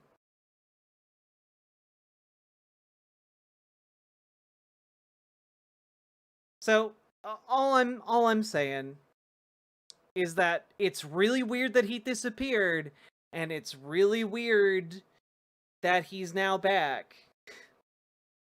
And he seems to have had more, medical work done on him. That's it. That's kind of the sum of all the parts here. Also, just as a side note, because I think it's funny, the Trump administration cut New York City's counterterrorism budget. Specifically $187 million dedicated to keeping Donald Trump safe at Trump Tower. And the first that Donald Trump heard of it was from Governor Kathy Hochul. It's actually super fucking funny. The cuts, which represented the largest federal defunding of police operations in New York in decades, were made by the Department of Homeland Security without explanation and without the approval of President Trump, White House officials said. Which is also pretty weird because now we've gone from Donald Trump personally doing rescissions because it's like his power as a president of the United States to now, just other random government officials Melania's are doing even that. got that mortician fit. I think she knows. God, she's waiting. She's praying. God. But this part is really fucking funny. Indeed, President Trump was blindsided by the decision to defund the police, not learning of the cuts until Governor Kathy Hochul of New York called him on Sunday to protest the change after the fact, according to 3 people with knowledge of the call.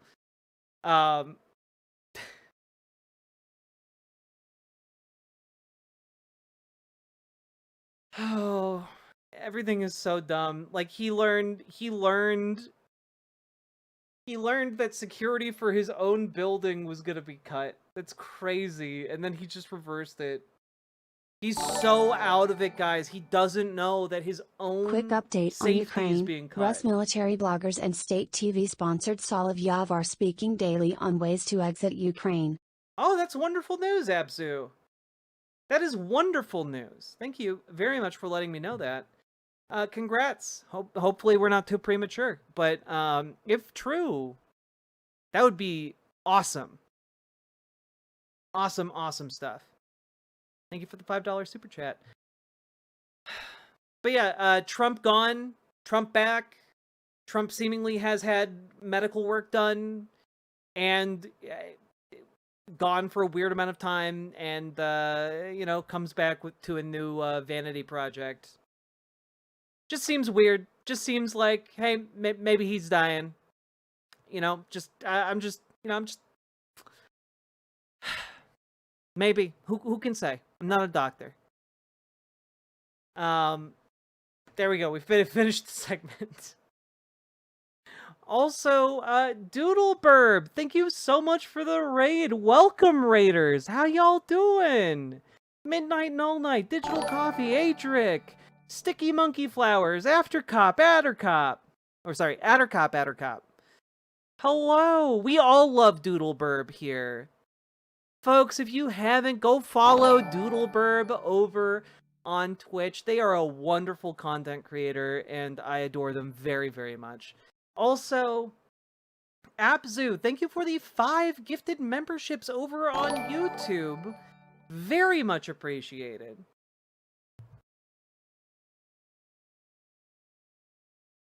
Damn right we do. It's true. In this house, we love doodle burbs. Also, Nathan Nielsen, thank you for the $10 super chat.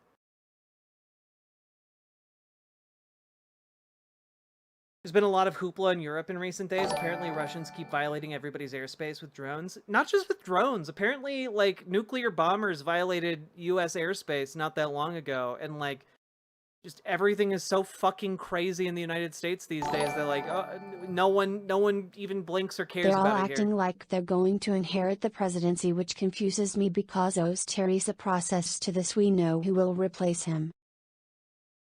Yeah. What? Yeah, Russian nuclear bombers violated like Alaskan airspace like last week. And so there was some speculation that the Pete Hegseth military commander meeting was in response to that. And like it was not.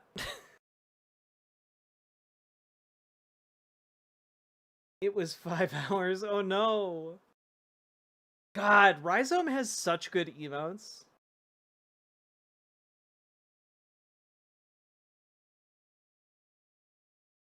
Jesus Christ, that is bad.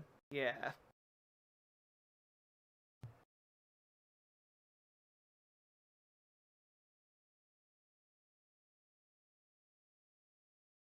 So it is all wild as hell.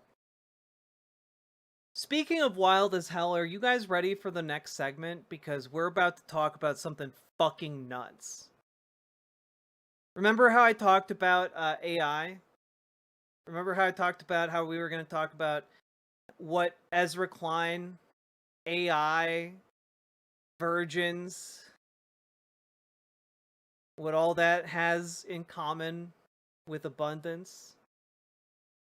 Y'all ready for this? You can't be. Don't lie to me, all right? Here we go. Scared? Yeah, buckle in. Buckle in and strap on, folks.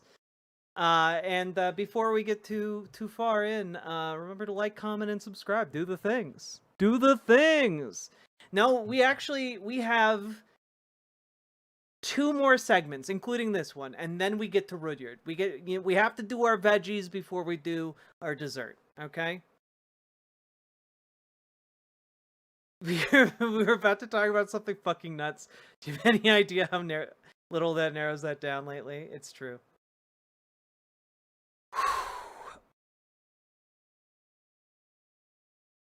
All right, folks, here we go. So, folks, if you are at all plugged into the internet lately, you might be aware of the fact that one Barry Weiss is taking over CBS. And, you know, you have to wonder, hey, what is the free press? What kind of work is being done over there these days? You know, what are they up to? And lo and behold, when I was trying to figure out what was going on over at the Free Press, because she's, again, becoming the editor-in-chief of CBS, this article dropped, and holy shit, did this lead me down a rabbit hole. My Favorite Actress is Not Human by Tyler Cohen. Okay. Tilly Norwood doesn't need a hairstylist, has no regrettable posts, and if you wish to see a virgin on screen, this is one of your better chances. That's because she's AI. So, you know, and I was like, well, okay. all right. That's really gross. Just like on the face of it, that's really gross. Like what a strange thing to say. And of course, I had to Google, who is Tyler Cohen? I don't know who this guy is.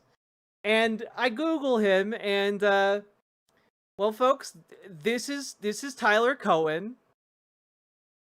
And you know, an important fact to know about him is that he is in fact a 63-year-old man. And you know, that is an interesting fact to know about someone who is heading up their article to talk about where you can see virgins.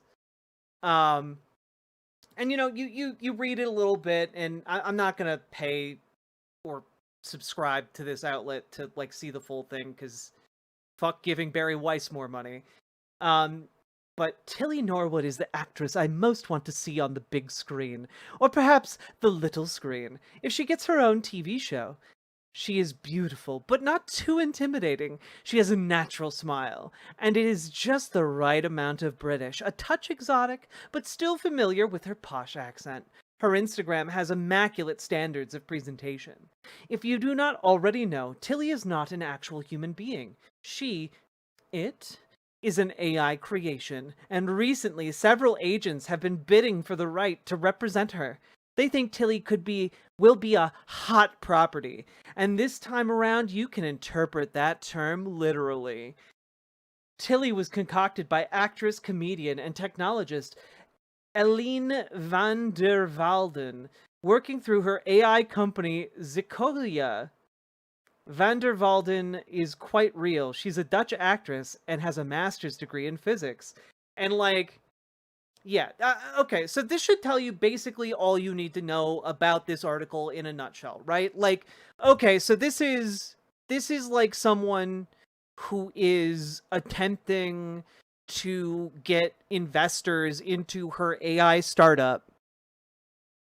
You know, like this actress has an AI startup, is pitching this AI actress around, and is trying to get investors. Like, oh, okay. So then she's posting these clips onto like an Instagram account in order to generate buzz, specifically probably from horny old dudes who want to see virgins. And like, okay, why is this a news story? Like, other than the fact that it's freak behavior and it's creepy, clearly, like, this is planted in order to try and stir up some investment capital for this AI actress company, you know? Well, that's because it gets weirder, because if you keep going a little bit deeper on Tyler Cohen, you find that he posted on a website for a very long time titled Marginal Revolution: Small Steps Towards a Much Better World. And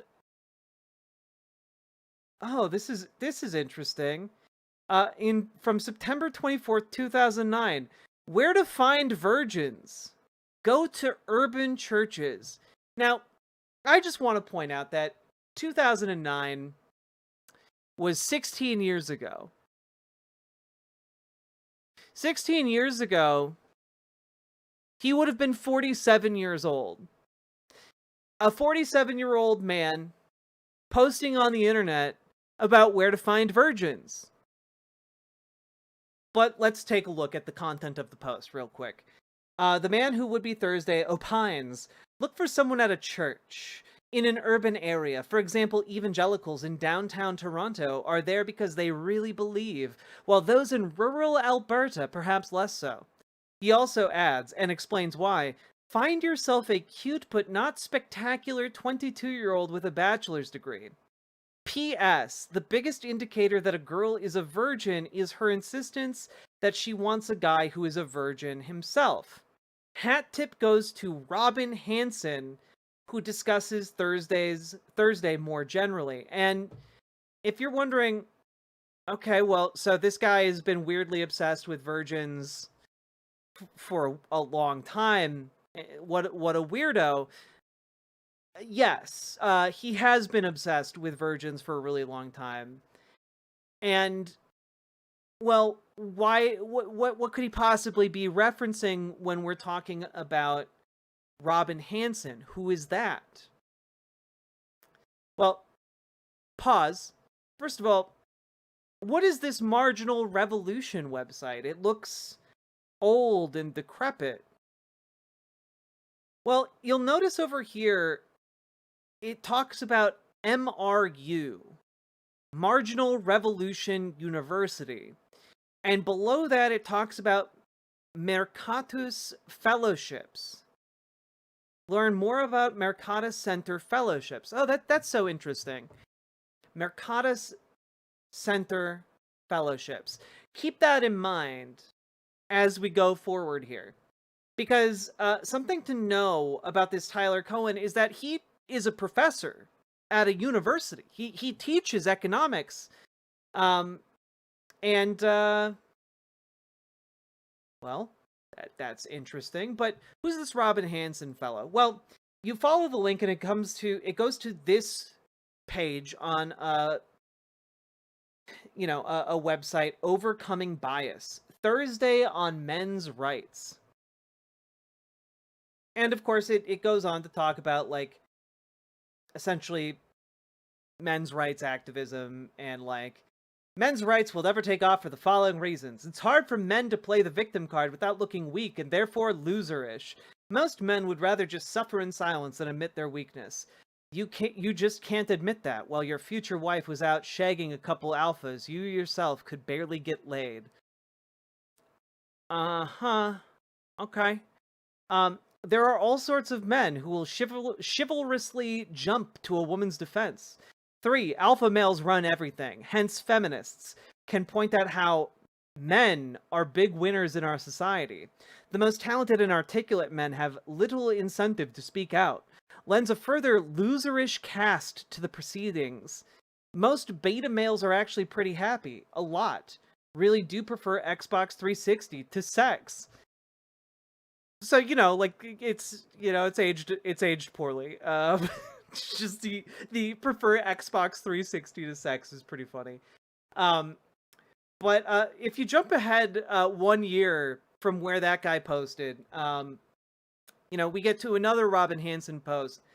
And I do want to prep you guys, it gets really fucking gross here. Because he wrote a post on November 30th of 2010, this Robin Hanson fellow. Gentle silent rape.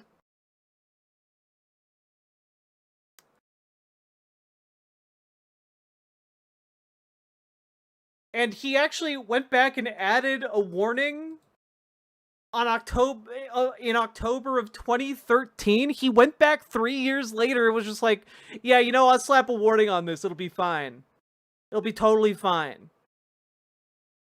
And if you are thinking, well, that's okay, where we going with that?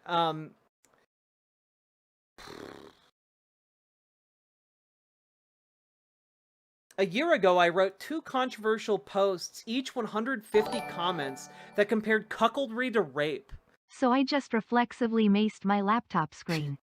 Honestly, a good reaction to have, Knifeus Doc. Hone that. I was puzzling over why our law punishes rape far more than cuckoldry, arguing biologically cuckoldry is a bigger reproductive harm than rape, so we should expect a similar intensity of inherited emotions about it. And like basically he goes through this and he basically says that a gentle form of rape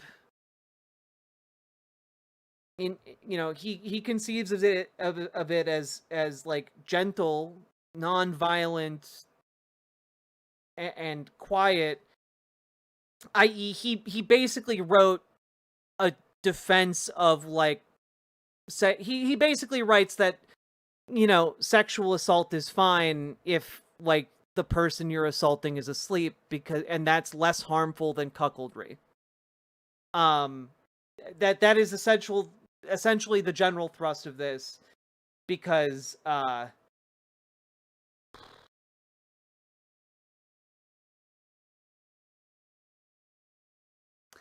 you know, that's where we're at.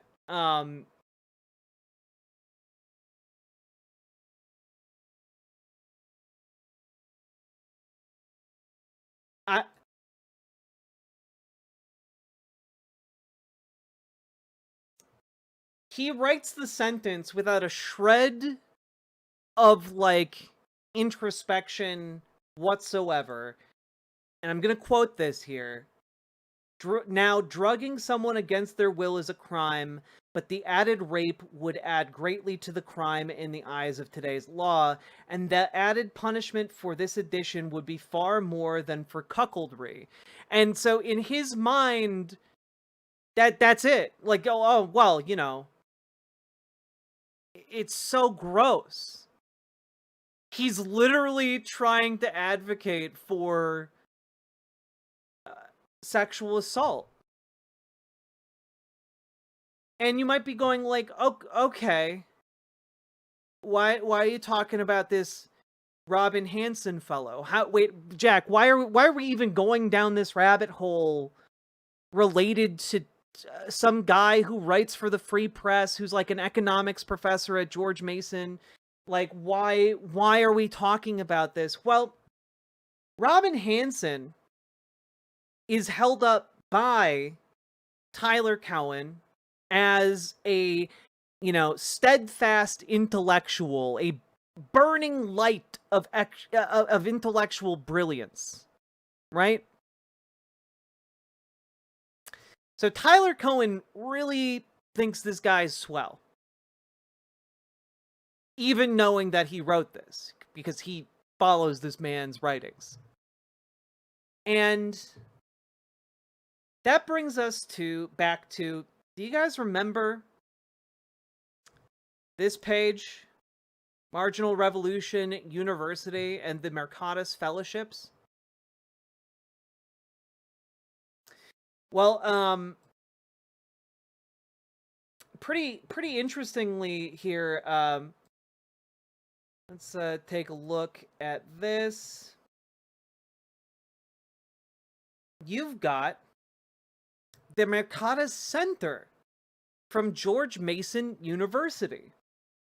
And something really interesting about the Mercatus Center is that they have a YouTube channel.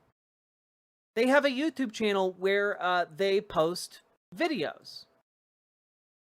And their big show on this, one of them, because there are several,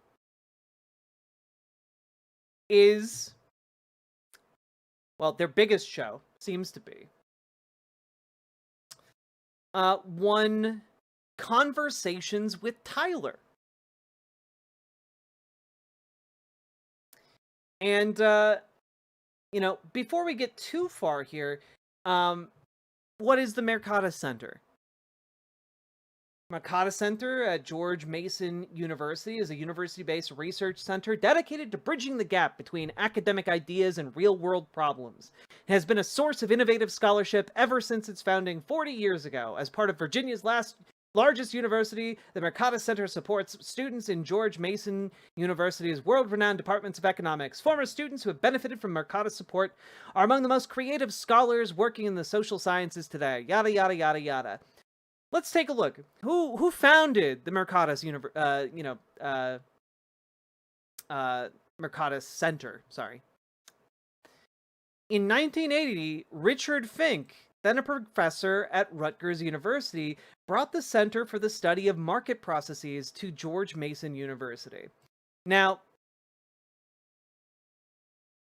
pretty interesting here, because my first question, of course, when I look at these things is, who is Richard Fink? This isn't a riverboat, it's a crazy chocolate riverboat hat a la Willy Wonka. Yeah. The rowers are but rowing. Well, crazy here, but you go to the Wikipedia page for Richard Fink, and wow, he has 3 whole sections dedicated to his relationship with Charles Koch and Koch Industry and the Koch family foundations. He's the former executive vice president of Koch Industries, the second largest privately held company in the United States. Oh, that seems like an interesting thing to, not mention in the about section. But, well, all right. Okay. So this is a Koch funded economics institute, right? And you might be thinking, okay, so they have a YouTube channel, they do podcasts, all right. They have a show called Conversations with Tyler. Okay, so this creepy guy has a little known podcast for this Koch brothers think tank. And what? What are you trying to tell us here? Are you trying to tell us that he has a bunch of conservatives on Ross Do That or Peter Thiel? And yes, that is exactly what I'm trying to tell you guys. This Mercata Center has a bunch of their shows with various people in the media and the wealthiest people on the planet. Just some interesting ideas being slung around. Some Jonathan Haidt's, just some interesting stuff. And because they're all about ideas, maybe these people are all about abundance too. Oh, huh. Oh my goodness. What's this guy doing? Ezra Klein? Why are you going on a podcast with this guy who's looking for virgins everywhere, man? Why are you going on a podcast, Ezra, with this man who's best friends with the gentle, silent rape guy? I don't know. Let's find out. What are they going to talk about? I'm interested.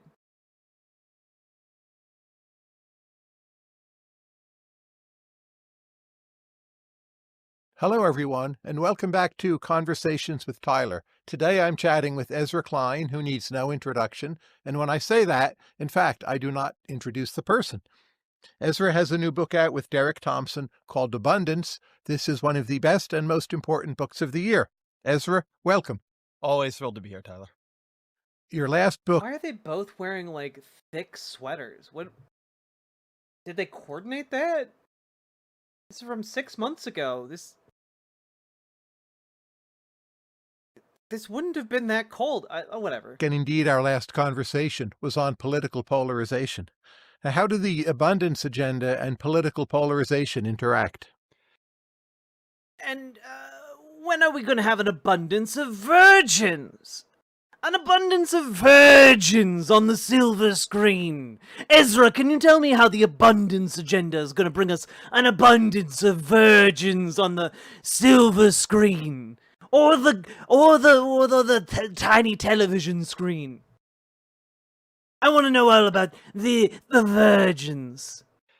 It is an effort to recut the line of polarization. So you and I used to debate this. You said for a while you thought polarization was going down. Do you still think that? Do you think it has gone down? I think it is. It has more dimensions than ever before in terms of what a lot of our government does. When are they revealing their pedos? That I think might happen. The weirdness about that particular topic might happen around the 30-minute mark, where this segment is called On Abundant Births. So strap in, folks. And in terms of, say, racially, how people vote, I think it's down a lot. So I think if you go, one of the things about polarization that I think makes it tricky to talk about is we say it like it is a static thing, but what you are polarized over really matters. So when I was writing a lot of the book that came out in 2020, in the cursed early quarter of 2020 before COVID bisected the tour, that was a polarization that had a number of dimensions, but I had written a lot of that book in the Obama years. And so I was thinking during a lot of it, polarization over the Supreme Court, right? Polarization over Obamacare, polarization over taxes. I mean, you remember back when we used to talk a lot about the Grover Norquist tax pledge in Washington, and that was a big thing about how the parties were so divided. Compared to then, I think now we have less policy polarization and more system level polarization. I agree with that. The debate is less over taxes. I actually think we could do more. I mean, we'll see. Like the Republicans still like tax cuts and they're going to pass a big one. But in some theoretical way, I think if you follow the intellectual currents here, we are less polarized over things like Obamacare over tax. People are asking about why do the captions look weird, and I have literally no idea. YouTube updated its the way it displays things, and it sucks, and I hate it. But the question of whether or not the system itself is legitimate, I think, is highly, highly polarizing. So you don't think we'll end up with one party that's the pro-NIMBY party? No. And so this is an effort to do sort of two things compared to the other book. And Derek obviously will have his own versions of this. But one is at the end of my last book, my beloved wife, Annie Lowry, said to me, she's like, you don't really do any chin stroking in this book, right? It's all descriptive. You don't sort of say much about what you think the world should be. And that sort of rang in my head. And then the other was that I was sort of... Damn, imagine being, like, owned by your wife that badly on the basic premise of your book. And then you just don't really solve it. Watching, in my own view, polarization just kind of get more dysfunctional. I don't think polarization about the system itself is a healthy form of polarization. And so to the extent these two things have a relationship, it's a relationship to sort of describe a different cross-cutting cleavage than what we have. I would like to see fights between people who believe in what I would call different forms of abundance politics. I say in the introduction, right? I think you have a version of this in state capacity libertarianism. You can see Jim Bithakukis on the right with his sort of the conservative futurist, right? There are different people I feel more allied with on the right, even if we don't have all the same views. As opposed to, I think, what we are actually having, which is over legitimacy, which I think is a pretty toxic form of division. But is the abundance agenda primarily a view of elites? And insofar as it succeeds, it will succeed to the extent that politics is not directly ruled by democratic forces?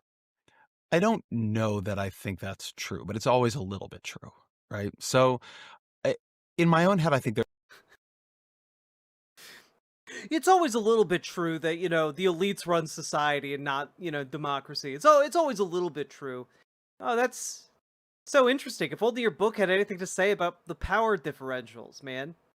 About the power differentials between, like, the elites and, like, everyday working people. If only your book took into account that power difference.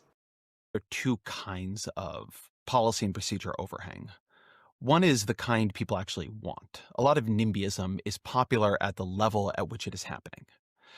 But then there's a kind that comes from drift.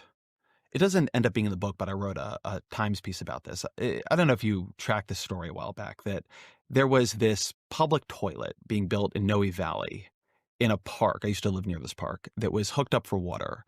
And the cost estimate was $1.7 million. And they released a ribbon cutting for that. They came out to announce that they gotten the money from the state of California to build this $1.7 million toilet. And then my colleague Heather Knight, back then at the San Francisco Chronicle, reported on this, and people freaked out, right? They were not happy that the city had gotten $1.7 million for a toilet. They thought, why? And I went and tracked down, how does a toilet get to $1.7 million? One of the justifications from Rec and Parks and SF was, look, we've built all these other toilets that were $1.7 million, and nobody complained about that.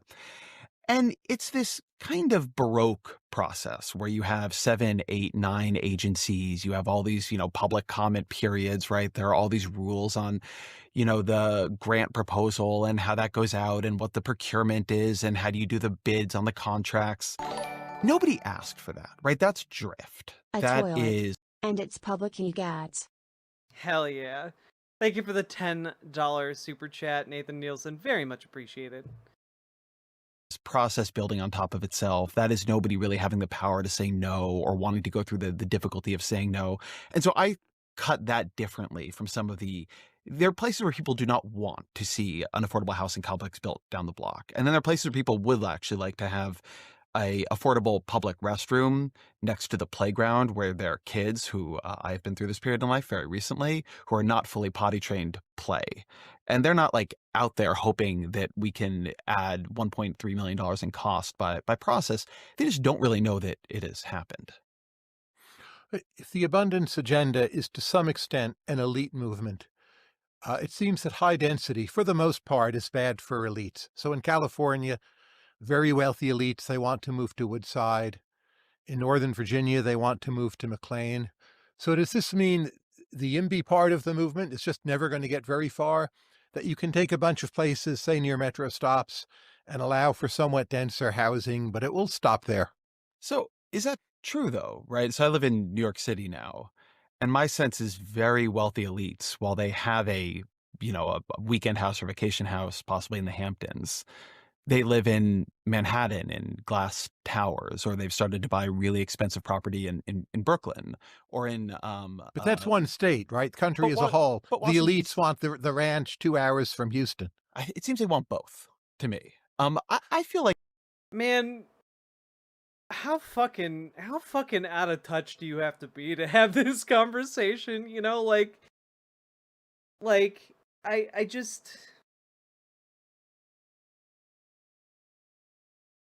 The thing that bothers me here is that they are both so clearly in a different world where, like, the weird virgin-obsessed guy is like, yeah, you know, like, the elites want different things sometimes. And Ezra's just like, all the elites I know want both! And it's like, what about the vast majority of people, though? What do the vast majority of people want? Like, because here's the thing, right? If you want a cheap bathroom, you can get a porta potty. There are plenty of porta potties in parks in Minnesota. And guess what? They're not $1.7 million. But if you want to build like an actual building that has like working water and toilets, and you need to like buy the space, and you need to like do all the things, yeah, your costs are gonna balloon. But the premise is that then that building is there forever. That building is reliable. It doesn't need a ton of maintenance, you know, outside of like occasional plumbing work. Like, just kind of seems like, yeah, there are other options, and like, your taxpayer dollars are to make your community better at the end of the day. Like, and if your community is like, yeah, we would like a permanent bathroom and not to use porta potties, okay, like, your elected representatives are there to make that happen, you know? And if you're dissatisfied, like a lot of people were about the story that Ezra is referencing about this $1.7 million toilet, right? You can make your dissatisfaction known. And in the case that he is referring to, people did. And it brought the cost down by like $1 million. So like, I just, if anything, this kind of just shows like civic engagement is the path forward.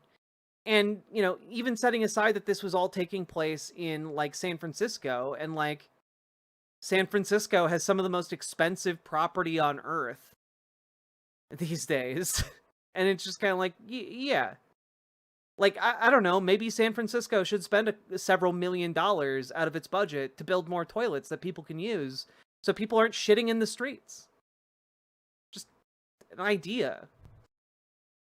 the elites of DC live in McLean, that was true 20 Like, even if you're going into like big cities like New York, and he's like referencing Manhattan and like the fancier parts of New York City, and like, guess what, guys, if you go to New York City and you go to those fancy parts, the toilets there suck too. Like, every single business that operates there requires you to buy something if you want to use the bathroom, and you have to ask for the code. Like, like you're asking for alms from like a passing feudal lord. It is uncomfortable and gross. It is genuinely a public good to have bathrooms that are just freely available to everyone, because guess what? People need to pee and poop. It's not like that's a natural bodily function, and people are going to need to do it when they're going about their daily business. And in a city as compact as San Francisco or New York, that's going to cost more money than building like a small hut in like, the Midwest that people can pee and poop in. Like just like a little side of the road rest stop. You can build that for not $1.7 million here in the Midwest, but like that's also, it's a different project due to the location. Years ago, and it feels less true now. I mean, you still live there, but is that really what people do when they get rich in DC now? I feel like they buy expensive DC property because DC got safer. Yeah, exactly, right? Like, the entire premise of the abundance agenda that Ezra Klein put out there is undercut by the fact that the Trump administration, you're 100% right, Sticky Monkey Flowers. Like, we're spending ungodly amounts of money to arm ICE, bigger than some countries' entire military budgets is going to ICE. We spend, like, just on New York City cops alone, we spend the same as, like, some countries do on their entire military. And, like, we can afford to build $1.7 million bathrooms. That's not actually, like, a huge roadblock. It seems like a lot, but, like, people should be way more mad about how much money, like, ICE is getting in your public tax dollars. People should be getting a lot more mad about how much, police forces have ballooned over the last 20 years and how little it has improved safety. People should be getting mad at that, because that's where all of the tax money is going that could be used to improve your community, or give you free college education, or get you, like, Medicare for all. It's going into these eternal money sinks. And, the food got better and all the things that everybody knows. I think that's true. They may be more likely to live north on Connecticut Avenue, but they're still not angling for that to be much denser. Quite the contrary. That might be right. I mean, look, I think that people, when they get rich, want space. And so to the extent that density makes it harder to have space, I think people are going to, at a certain level of wealth, probably have both a place in the city and a place a bit outside the city. And, if they get to another super secret level of wealth, they have a place in the city, they have a place, kind of outside the city, and then they have, like, a special room on the space station. What's the argument against the abundance agenda that most genuinely troubles you? That it doesn't, that I will admit this myself, that it does not know what to do about the question of voice. So one thing we're tracking in the book, there's a lot of great research on this from people like Zach Liskow and Leah Brooks, is that it is one of the key reasons it has become much more expensive and cumbersome to build is that over decades, we put into place all kinds of ways for citizens to exercise voice when something they don't like is happening. They can go to the planning board meeting, they can sue under the California Environmental Quality Act, or sometimes under the National Environmental Policy Act. They can... Yeah, the real problem here in America is people having too much agency to have a say in what happens in their community. What an insane argument to make. What an insane argument to make! Like, no, the biggest reason costs have increased is because of, like, land speculation, because of, like, the fact that, like, private investors are buying up land and, like, holding on to it. Like, it's a huge problem, like, all across the country, where rich speculators will come in, buy up a place, a part of a city that they expect might one day be like gentrified, and then they just sit on that land and let it deteriorate until like, oh, it's time to like try and make money. And they run it at a loss for the entire time, not renting it out to anyone, not improving it, etc. But they do it to make a bunch of money. And then when someone comes around to try and improve it, it suddenly like that makes the costs go way up. It's the speculation. It's the treating these areas that people live in as commodities themselves. It is commodifying like the entire process of getting these things built. Don't they also get tax deductions for those losses? No, they do for Axial. This is a problem in the part of the town that I live in, where like big speculative firms came in, they bought up like parts of the like businesses that aren't doing well, homes that are in disrepair, and then they just sit on it. They just sit on it and they write off the taxes as a loss, and it essentially means that they never have to do anything with it. And people can't open businesses there because they keep the leases very high so that they can operate at a loss and get those tax cuts. It's all just the financialization of your neighborhood,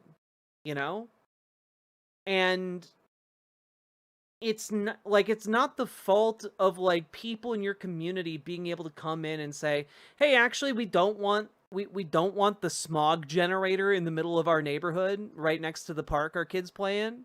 That's not the main thing that is at fault here for building prices going up. And when he talks about like regulations imposing costs, it's regulations to make sure the buildings are safe. It's regulations to make sure that like buildings are up to code so that people aren't breathing in poisoned air, or like the building's not going to fall down if there's a freak earthquake. It's so frustrating. There are just a million of these, depending on which particular process you're looking at. And on the one hand, you want that to be possible. You want it to be possible for people to come and say, this project will harm me. You do not want it. You don't want the government to be capable of being completely imperious. But one, it's very unrepresentative who shows up. The people, I mean, this is a classic example, but the people who show up to block an affordable housing complex are the people who live on that block now, not the people who would live on that block if the complex was built. And the second is it's just unrepresentative in other ways. Who has time, who has enough information to know the policies work. I am pretty familiar with, as I know you are, with the way federal regulations go through. And there's all kinds of public comment periods. And those public comment periods were built for the public to comment. But the people who actually know the public comment periods work are lobbyists, are special interests, or people who have the organized money to participate. Yeah, so one might take a look at that and say, oh, wait, the power differential here favors the people with money and lobbying power. And gee whiz, I wonder who has more of that. So it's tricky. You don't want to take away the opportunities for voice because it's very easy to tip into abusiveness, right? In some ways, having this book come out at the same moment that Elon Musk and Doge are doing things with, let's call it, very, very little public input and very little agency input even, you can sort of see what the dark version of this, our mutual friend Steve Tellis calls what they're doing dark abundance. But it's with all these things, you're going to have to strike a balance. And it's hard to know how to strike the balance. I have a section on the sort of fiasco of high-speed rail in California. And towards the end of that, I say, look, China's built 23,000 miles of high-speed rail in the period of time that California was failing to build 500 miles. And on the one hand, all these things I'm describing happening in the California high-speed rail situation do not happen in China. They're just, if they want to move the storage facility, they just move it. They don't. Yeah, because they have an authoritarian government. Like, yeah, because they will just confiscate the land people have that might be in the way of that. There might be like compensation, like offered for land that might be, appropriated, but like they're not, like people aren't given a choice. Go through years and years of lawsuits about moving it a couple feet back. That allows for a very imperial. Like on the one hand, like, yeah, it's the fact that they have a government structure that allows them to do that, but also it's because they've invested the money and the material and the manpower, and they aren't, in these respects, they're not being nickeled and dimed by different contracting firms and lobbyist groups and like middlemen and like, yeah, like I don't know. These are two very different systems to operate in. Yes, and even abusive government of individual rights, and it also allows you to build trains. And so there are a lot of things here that are uncomfortably about striking a balance. Yeah, you got to strike a balance between the authoritarianism and look. What if we just did half authoritarianism, huh? As opposed to saying we are all wrong the way we do it now. We would be all right if we did it this other way. Look. Oh, okay, I'm just spitballing here, but what if we got an authoritarian who was liberal? What if we got a neoliberal authoritarian, huh? Would that be good? Like, sure, it'd be bad if we got like a fascist authoritarian, but what if we had like a liberal authoritarian, And then like we would just ensure that like no bad guy ever got in charge of the authoritarian machinery. Do you worry that higher density, residential density, might lead to lower fertility? I don't think we know. No. You can't call it semi-authoritarian because clearly this man wants trains, not semis. I know that for sure, but it seems plausibly true. If you look at East Asia, it seems to me that lower fertility is driven by women having more opportunities, and that. Well, that was a really weird thing to say, man. That was a why are you talking about fertility? Hey, guy.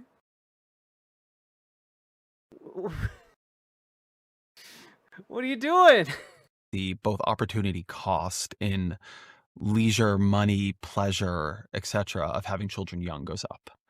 Well, that's clearly a factor. It might be the major factor. And like Ezra Klein is like, well, people are waiting longer to have kids because like they want to have more fun when they're young, and like like they're not ready to settle down yet, and like and he's like, no, let's get weirder with it. But still, if you're in a smaller apartment, it's very hard to have 3 kids, say in Boston. Is that true though? So my mom was out in New York recently, and one of the things, so my great grandparents, I guess it would be, lived in tenements in New York, and so we toured the Tenement Museum, which is a great tour to take because they have these sort of preserved tenements from that period, and these were very, very, very small places. Where you had, in the one we were in, I think it was 6 or 7 people, the family were living there, and there was a border, right?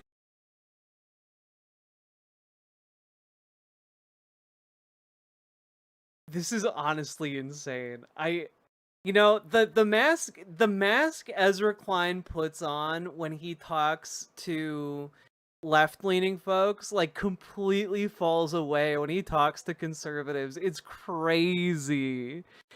Yeah, dude is like, is it really that hard to have children in a tenement? Because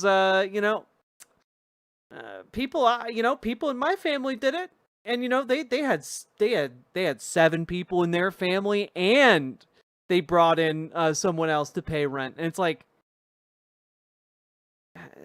bitch, have you tried raising like 6 kids in one room? Like, what are you talking about? What are you talking about?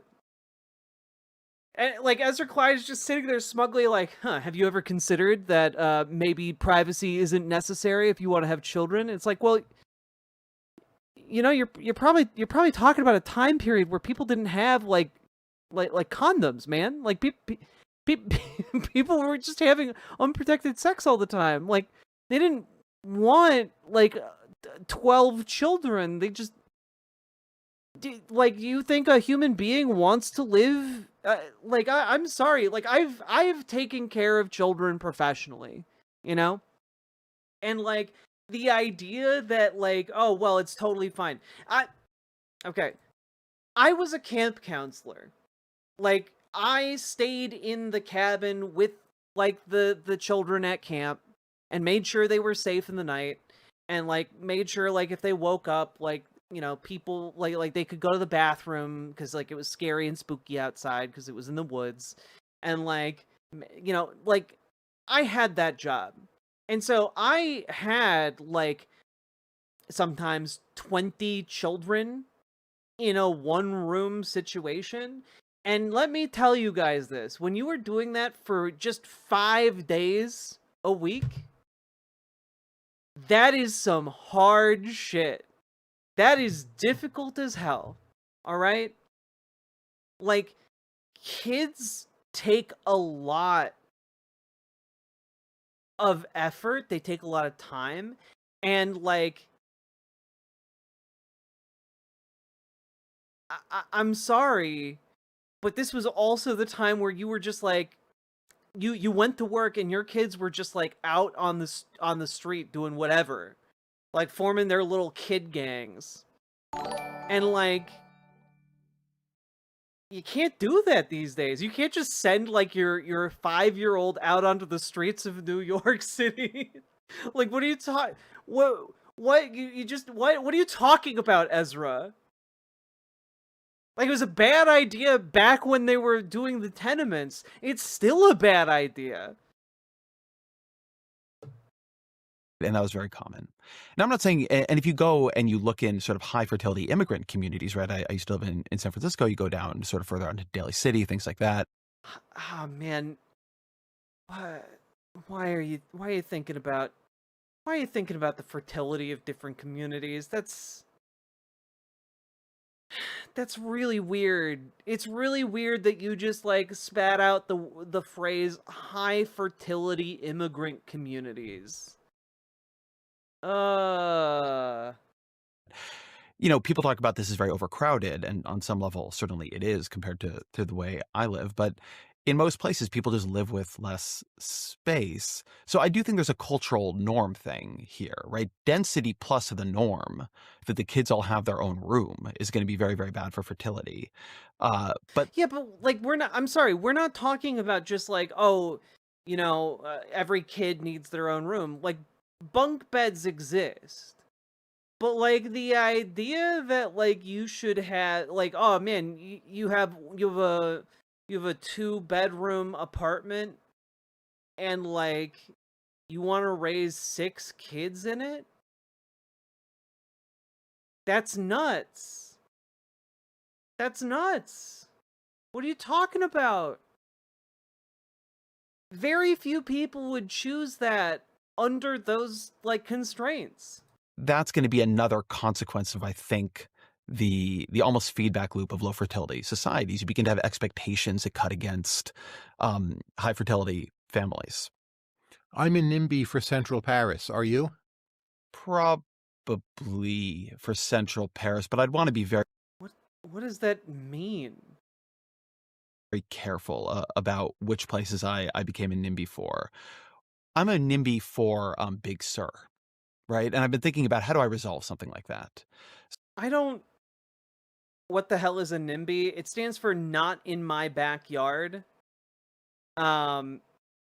It stands for not in my backyard. It's like basically the idea of like, oh, I don't want like social improvements. Like, don't put in the train station near here because then poor people might come to the neighborhood. Don't put in the low income apartment building because then that might bring down the property price of my house.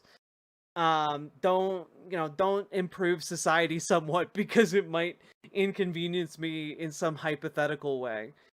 Yeah, like they're the people who show up and advocate against like homeless shelters and like housing for the homeless. Like it's just they're pretty shitty. What is wrong with these people? Capital. So the chapter on housing, which I'd be very curious for your thoughts about, but also, hello, Socrates. Why are the birth rates falling? Why are people lonely? They ask unironically, when 1 in every 3 men talk this every day on women and fertility.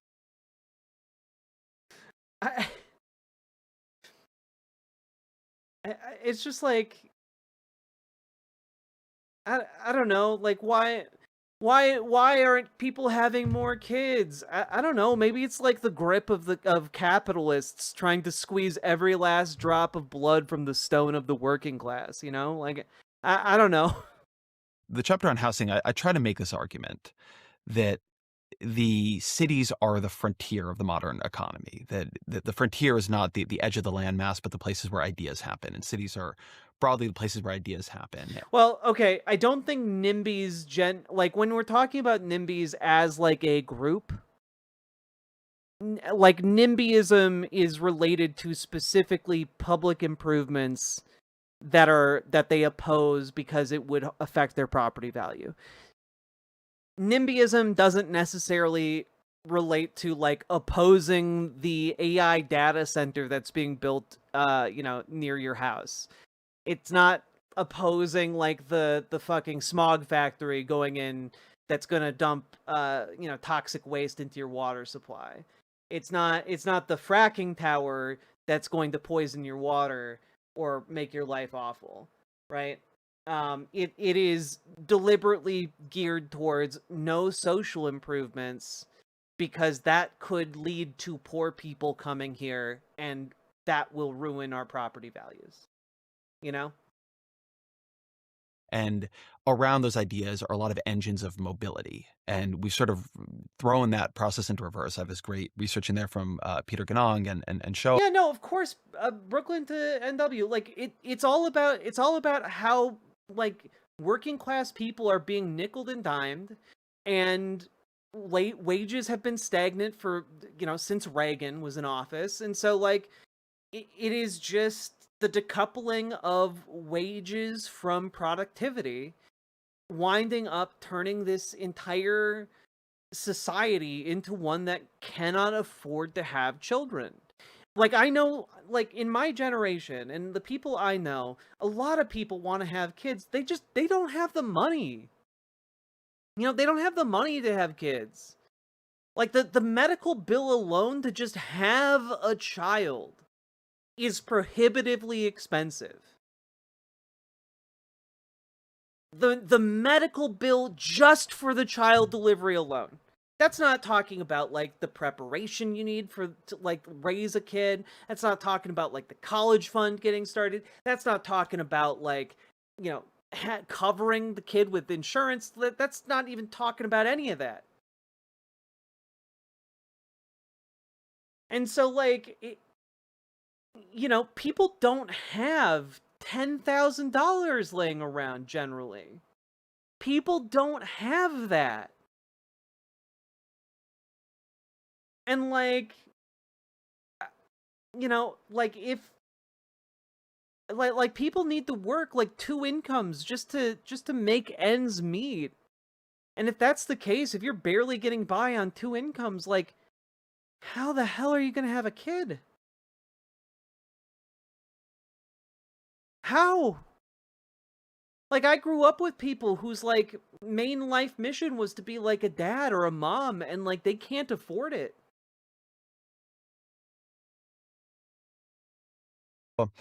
Who sort of show that over, decades, it used to be that we had income convergence across states, and that was driven by people moving from poor areas to richer areas.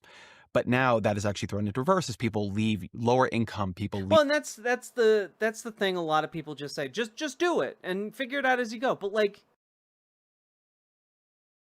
people don't want to just do it and like figure it out as they go. Generally, they want to know that they can give a kid the life that they deserve. Richer areas for poor areas because the cost of living is so high. So we used to have this like we can solve this problem of uncertainty by getting people like Medicare for all and housing for all and like getting people like real living wages. It's not an impossible problem to solve.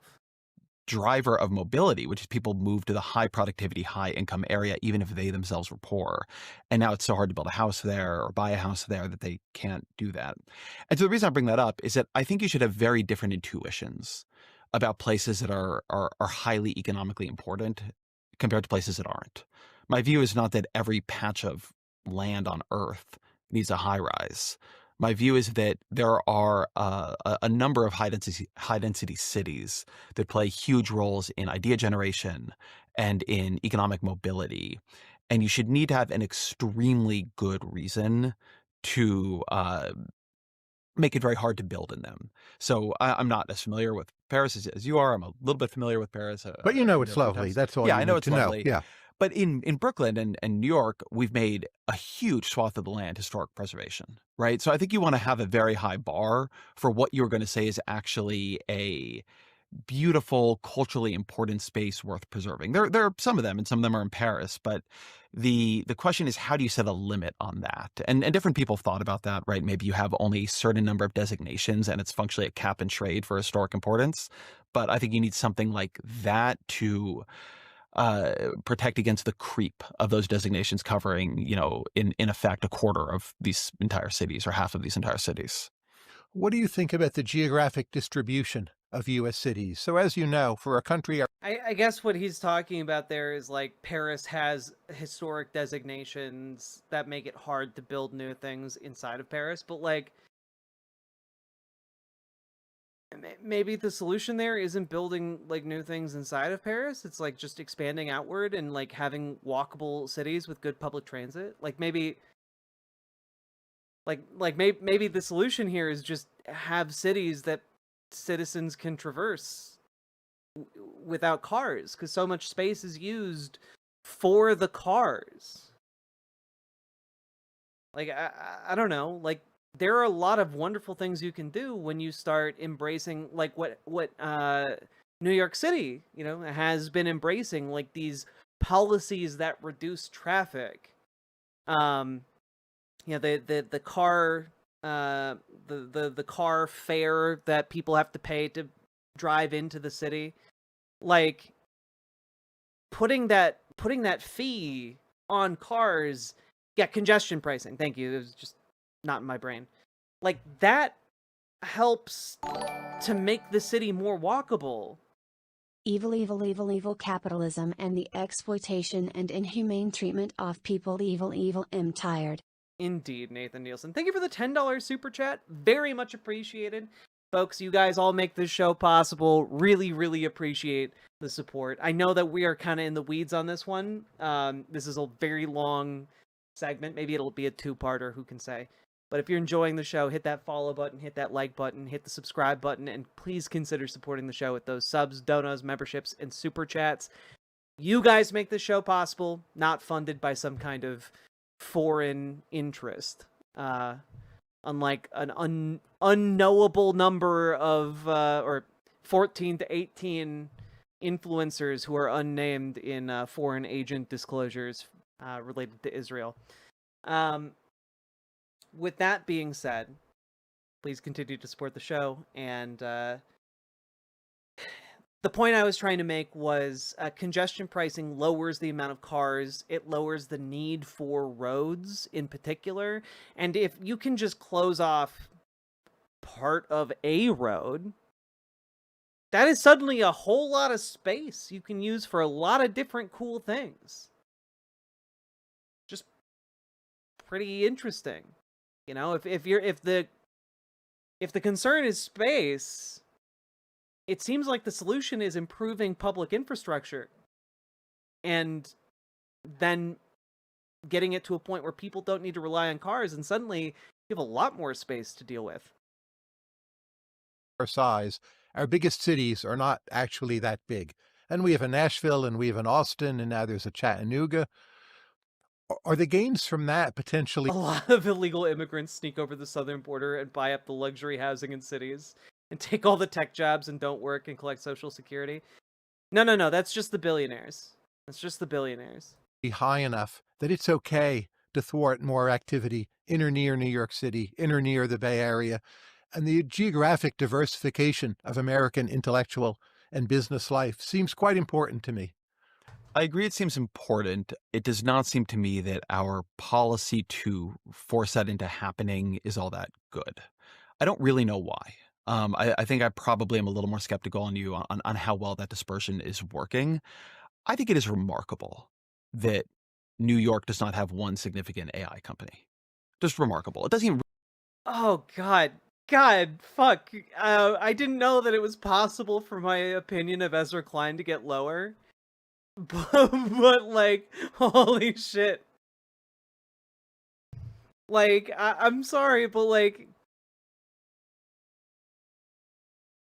I think it's remarkably significant that New York City doesn't have one significant AI company. It's just like, what? Why is that significant? All of these AI companies are losing literally hundreds of billions of dollars every year and require the entirety of all like investment capital on the planet in order to stay like at the current rate they are building and expanding into just next summer. And you think like, oh man, you know what New York really needs? An AI company. All right. Oh, okay. Like, we'll see how that works out for you, buddy. Like, 35% of Wall Street is now made up of AI companies. That, 7 highly concentrated AI companies, and it seems kind of like that bubble gonna burst at some point. Really have one significant tech company.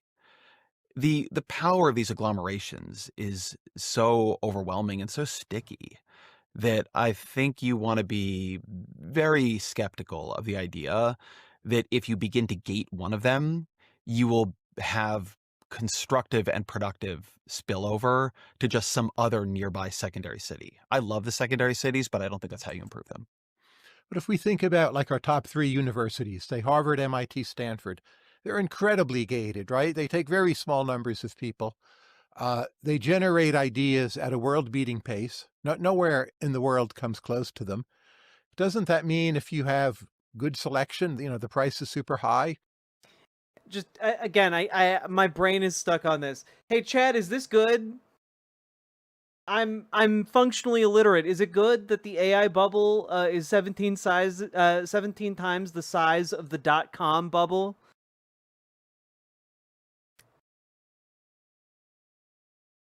Is it good that it's 4 times worse than 2008?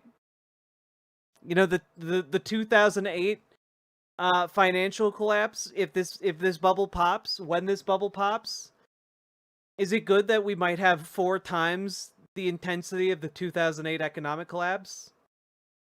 Now we really need an AI data center in New York City. That would solve our problems. Fuck. I hate these men so much. Gating can be just fine, and people are free to go to plenty of other schools. They are, but would they be better? Would Harvard be better or worse if it were twice as big? I think it would be better. I mean, I'm not sure what the limit on that is. There is some limit, but I don't think they're exactly where they should be. And I also think the question of universities is a little bit different because you do have this very early forcing mechanism, which is kids apply. Hey, isn't that the creep who's excited for the AI virgin? Yes, it is the creep who's excited for the AI virgin actress and who has written previously about where one can find real-world virgins and said you need to look for a 22-year-old with a bachelor's degree, and one of his best friends is a guy who has advocated for gentle, silent rape. So, just 2 normal dudes talking. Just normal virgin poster, Tyler Cohen, and abundance-pilled Ezra Klein. They have to go somewhere. And if they can't go to Harvard, they're going to pick the next one down. Whereas with a lot of what we're seeing in the cities, what happens is that people live in far-flung ways, further out from the city. You spend an hour and a half in traffic every day, right? It's not that having applied to have your job in San Francisco and been rejected, Your second best is Reno. You might live, an hour and a half out, and that might be a pretty hard Yeah, buying some rice and beans, not the worst idea. Rice and beans stay good for a very long time. life for you. I think this is something that a lot of measures of affordability miss. Annie has written great pieces about this for The Atlantic. She calls it the wrong apartment problem. That you can run a measure of housing affordability and find people who do not actually look that rent burdened. Not that I know, comrade girl. Just extraordinarily sus. But in practice, they're living 97 minutes away from the place they would like to live in order to be able to afford the home. And I think we should see that as a pretty big public policy failure. Here's a question from a reader, and I'm paraphrasing. I can see why you would favor Obamacare and an abundance agenda. Yeah, if somebody's living 97 minutes away, like, it kind of seems like maybe the solution is better public transit so that they can live closer. I'm just throwing that out there. Maybe they can live closer without a car. Because Obamacare throws a lot more resources at the healthcare sector. In some ways, it did have Medicare cuts, but nonetheless, it's not choking the sector.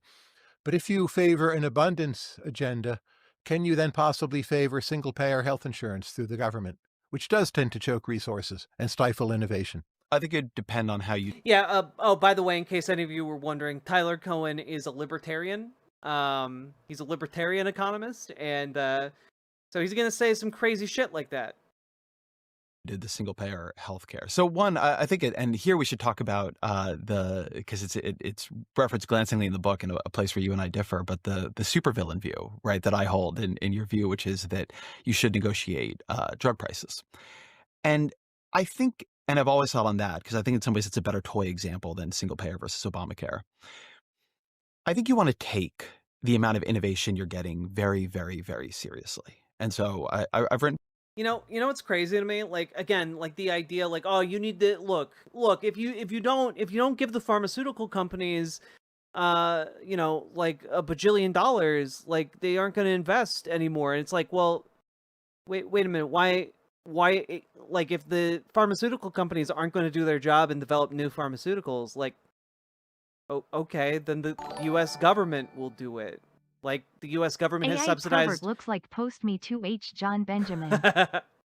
It's true, Pluvius. Thank you for the $5 dono. Wait, just to be clear, John Benjamin... John Benjamin hasn't been Me Too'd, right? Like, Bob from Bob's Burgers hasn't been Me Too'd, right? I don't know if my heart can take that right now. No, I don't think so. Thank God.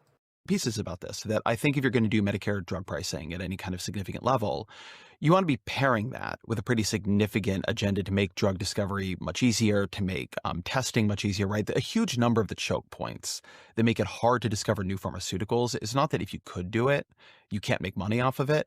It's that it is very, very, very, very cumbersome to take flyers on these drugs. Like, we could have had the GLP-1s decades ago. That seems like a pretty compelling argument for the government to just step in and do the research, right?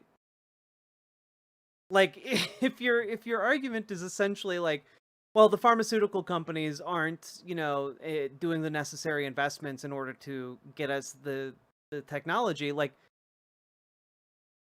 then why are we leaving it to private industry to do this?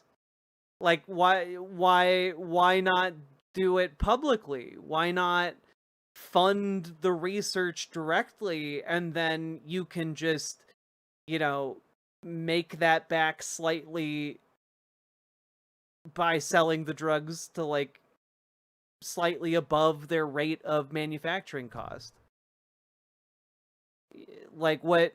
I just don't understand. I don't understand this insistence that, like, the only thing that could possibly come up with pharmaceuticals is a privately owned or publicly traded company. That seems ludicrous to me.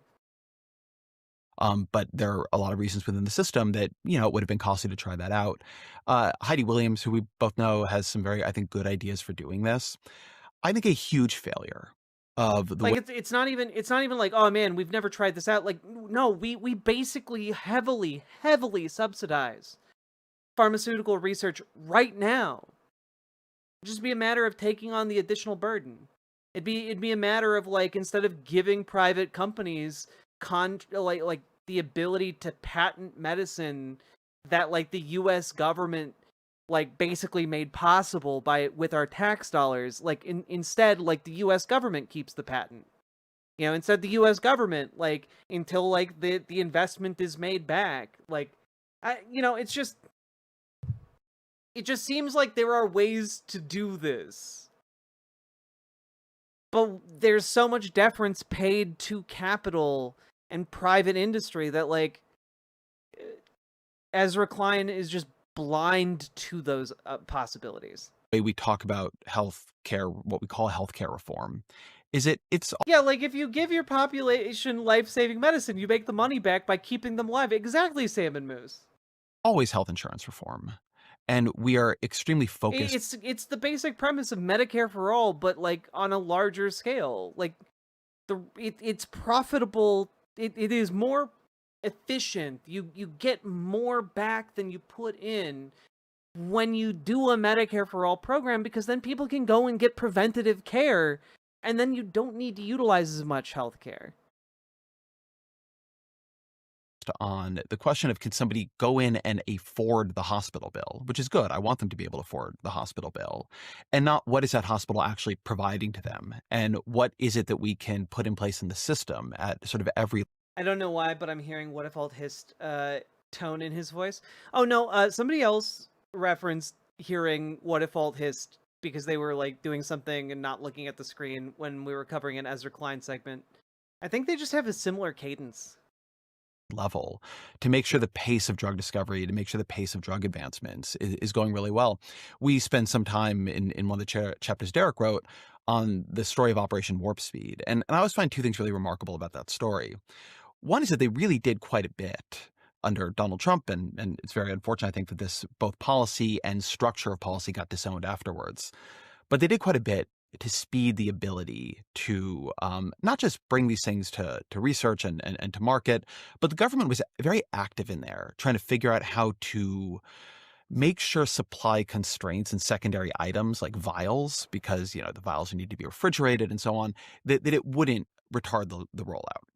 And so the government there was acting in many ways as what Derek called a bottleneck detective. Months later, I was talking to some of the people who were working on trying to create pan-coronavirus vaccines. And this doesn't seem to have panned out, and I don't know if it didn't pan out exactly because, like, they weren't able to figure it out or because of what I'm about to say, but they just described, and this was still when COVID was very, very live in people's minds.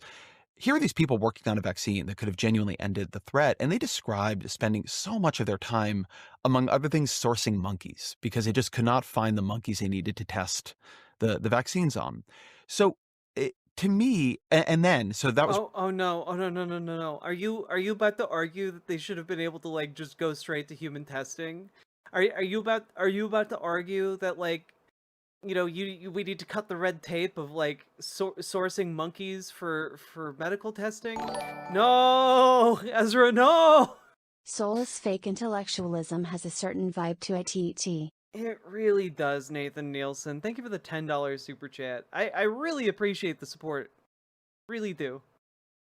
One side of it. I thought the government was doing a good job on that with Operation Warp Speed. And then when it came out, because the government had done a lot for it, there was a very strong equity component in it. When that came out, it was not that the richest people were the only ones who could get COVID vaccines. I mean, if you were wealthy and connected, it was a bit easier for you. But the cost of that vaccine at the beginning was zero. And it was zero for everybody in America. And people could go and they could get it at CVS. I mean, we really did pair a aggressive supply side policy with an aggressive demand side policy. And I don't think we do that enough. And in my critique, at least, of my side of this.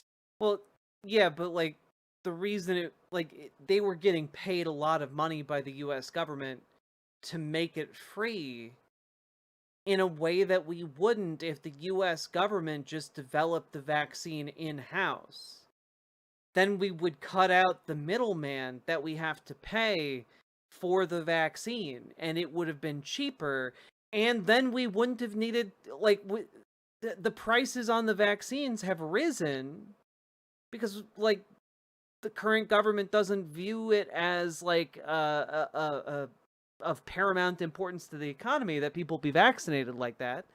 And now it costs more money and people are worried about not being able to afford it. Like, we could avoid this situation entirely by just publicly owning what we invested in.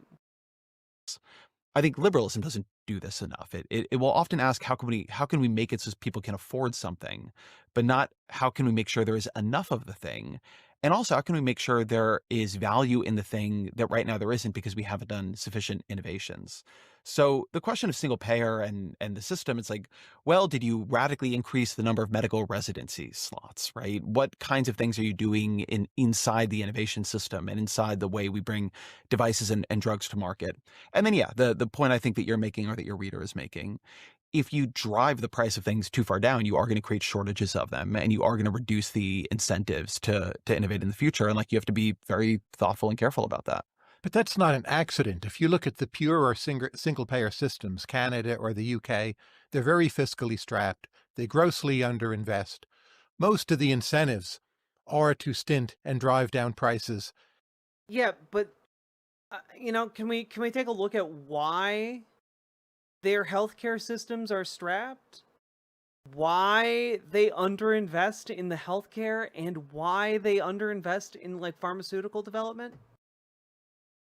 It's because of the austerity. It's because austerity conservatives come in and cut everything and make the services worse and worse and worse and more backed up and longer lines and worse and worse and worse. And those austerity conservatives are funded by billionaires, the same billionaires who are funding, I don't know, Tyler Cohen's show.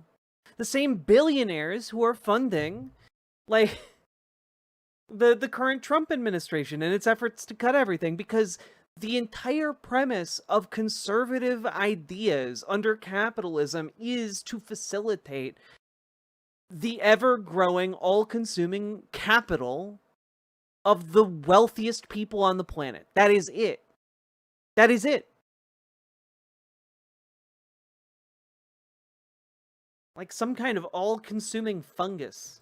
And not actually want to see too much innovation. In Canada, they even send a lot of people to their deaths under possibly dubious circumstances, which is a pretty radical place to end up in. So why trust these systems? Yeah, who got sent to their deaths, just out of curiosity, in Canada? Who got sent to their deaths? Oh, was it the poor? Was it poor people? Oh, it was poor people who, because of the cuts and the austerity, did not have any option to improve their lives, and so like felt like they had no other way out. Oh, you mean they were also victims of the same exact austerity conservative politics that you're talking roundabout ignoring when you talk about pharmaceuticals? To fine-tune where the incentives ought to be when they're just basically fiscally, if not quite broke, badly ailing. My view has always been that you want a floor, not a ceiling on your system. So I've never actually been a supporter of... People often mean different things when they say single-payer systems, but when we're really talking about something like Canada or the NHS, that's never been the structure I would move towards. I much prefer the kind of system you see in a place like France. Man, why are you even making... Like, I don't get this. Why are you making appeals to, like, France? Why are you making appeals to, like, other countries? Man, we have a government program that just provides health insurance. It's called Medicare. Like, you just... The only thing that is required is that we consistently lower the age of when you become eligible for Medicare. Healthcare That's kills it. a 9/11's worth of people every day because of denial of coverage, which, mind you, is controlled by AI at a 90% error rate. 100%, Pluvius. Thank you for the $5 dono. I really appreciate it. Capitalism may not be the root of all evil, but it sure does incentivize it. P.S. Have you considered putting in text-to-speech on $5 donations? I want to talk more Lamau. I have considered it. Thank you for the $10 super chat. I really do appreciate it.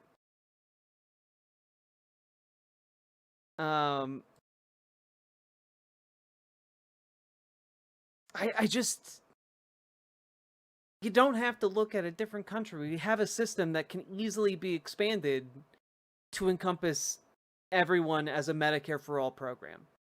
That's it. Like, full stop. We already have that. Where what you have is a significant healthcare, like a basic provision floor, and a huge amount of the value of healthcare comes out of basic healthcare. And then you have supplementary insurance, which you can buy on the open market, and people do, or if you can't afford it, there are subsidized versions of it. And so you have a kind of... Can we also just talk real quick? Like, one of the reasons I want to focus on Ezra Klein and abundance is because this is the fight. This is where the fight is within the Democratic Party. This is where it is. When we talk about, opposing neolibs and centrists and stuff like that, the Democratic do-nothings, this is the ideology of them. This is the ideology of the Democratic do-nothings.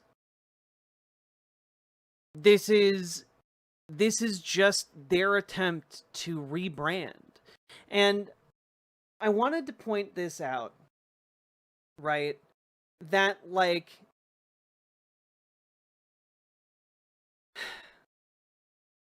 one of the things to know about Tyler Cohen, and I maybe I have waited too long to introduce this, is that he is one of those libertarians, he's had on Peter Thiel. Should tell you kind of where he's coming from here. He is one of those Balaji Srinivasan types. He believes in the network state. He is one of those people who believes in, like, this techno-feudalistic idea where the wealthiest billionaire techno bros are going to be essentially carving up the world into little fiefdoms. And what I realized here when in this conversation is that Ezra Klein and Tyler Cohen are just two different sides of the same coin. That ultimately, Ezra Klein, I've been calling him a conservative, and I stand by that. I think he embraces conservative ideals. But ultimately, what he's doing is embracing and trying to make palatable these techno-feudalistic ideas. Like, oh yeah, just cut the red tape of government. The companies will figure it out. They'll invest. All of this abundance shit is just an attempt to repackage network state, these network state ideas into something that is more palatable to neoliberals and centrists, to the Chuck Schumers and the Hakeem Jeffries of the world. And I find that fascinating and also very dangerous. And I've been trying to figure out how to, like, word my opposition to this idea more succinctly, and I think that's it. Like, he is just one of the propagandists of this new political movement in favor of techno-oligarchs essentially running the world with as little to no red tape as possible in their little enclaves where they can just do what they want to do.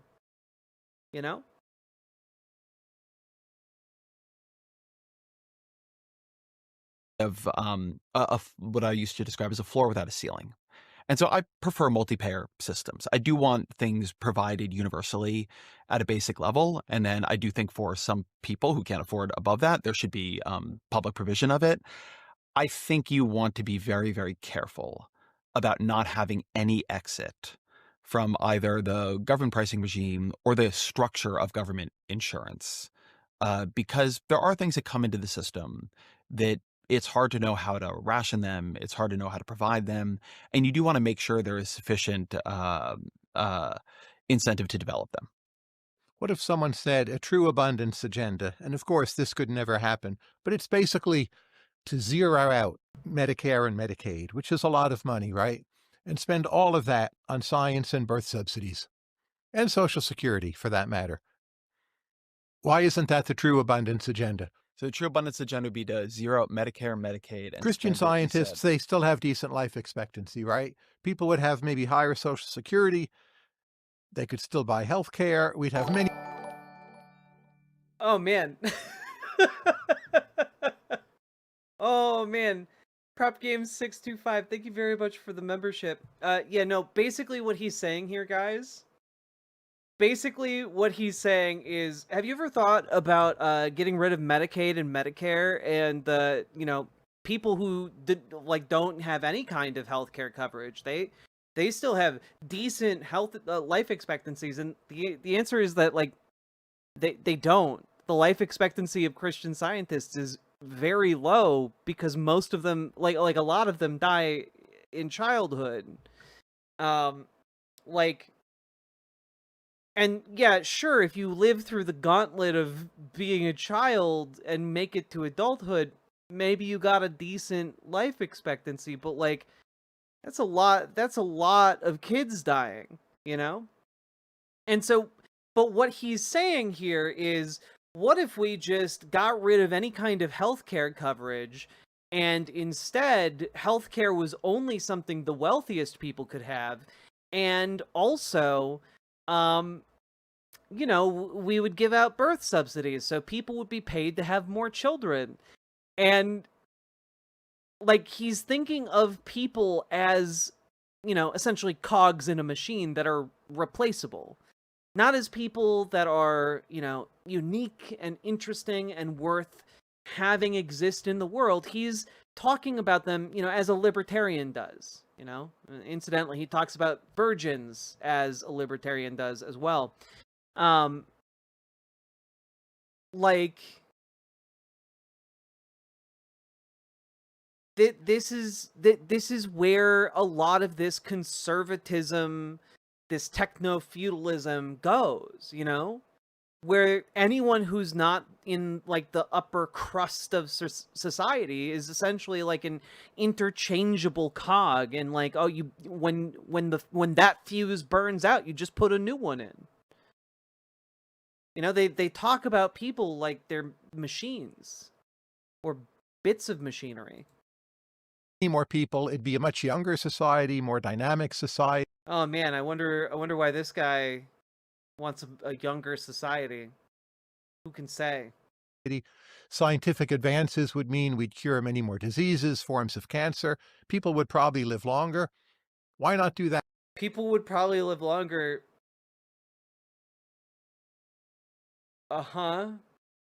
We'd cure so many more diseases because no one would have healthcare anymore. Just go crazy on innovation and number of births. Well, one, I think that's hugely probably a false choice, right? You can fund. Like, why are you taking this man seriously? He just said, why don't we throw everyone off of healthcare and have no healthcare coverage, and like everything will work itself out. That's insane. That's an insane position to have.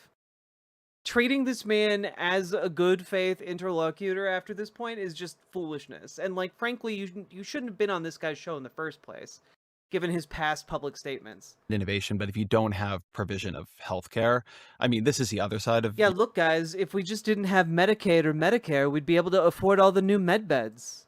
Your arguments about drug pricing, but your view is that you get a huge innovation signal from the fact that in a rich country, virtually everybody, and certainly all older people, have healthcare and they're able to buy it. So one, I don't buy that you could close down Medicare and Medicaid without substantially harming innovation.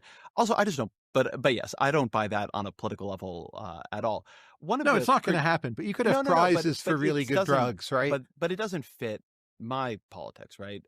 You could have prizes for really good drugs.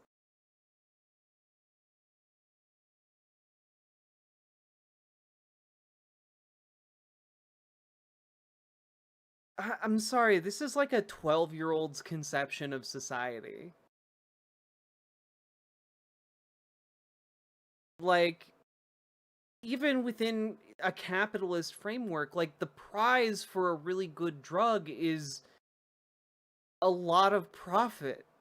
That's the prize for a good drug, man. You know, like, we already do that. But, like, you could also have a prize for a good drug for, like, the scientists who invent it if it was publicly funded. Who is this guy? This is the, like, AI virgin guy. But why I see not? abundance as a corrective to where we are, because I do care about equity. This is a debate. Robin Hansen and I used to argue about this back when he was big on... Robin Hansen? Wait a minute. Jack, why? Where do I remember the name Robin Hansen from?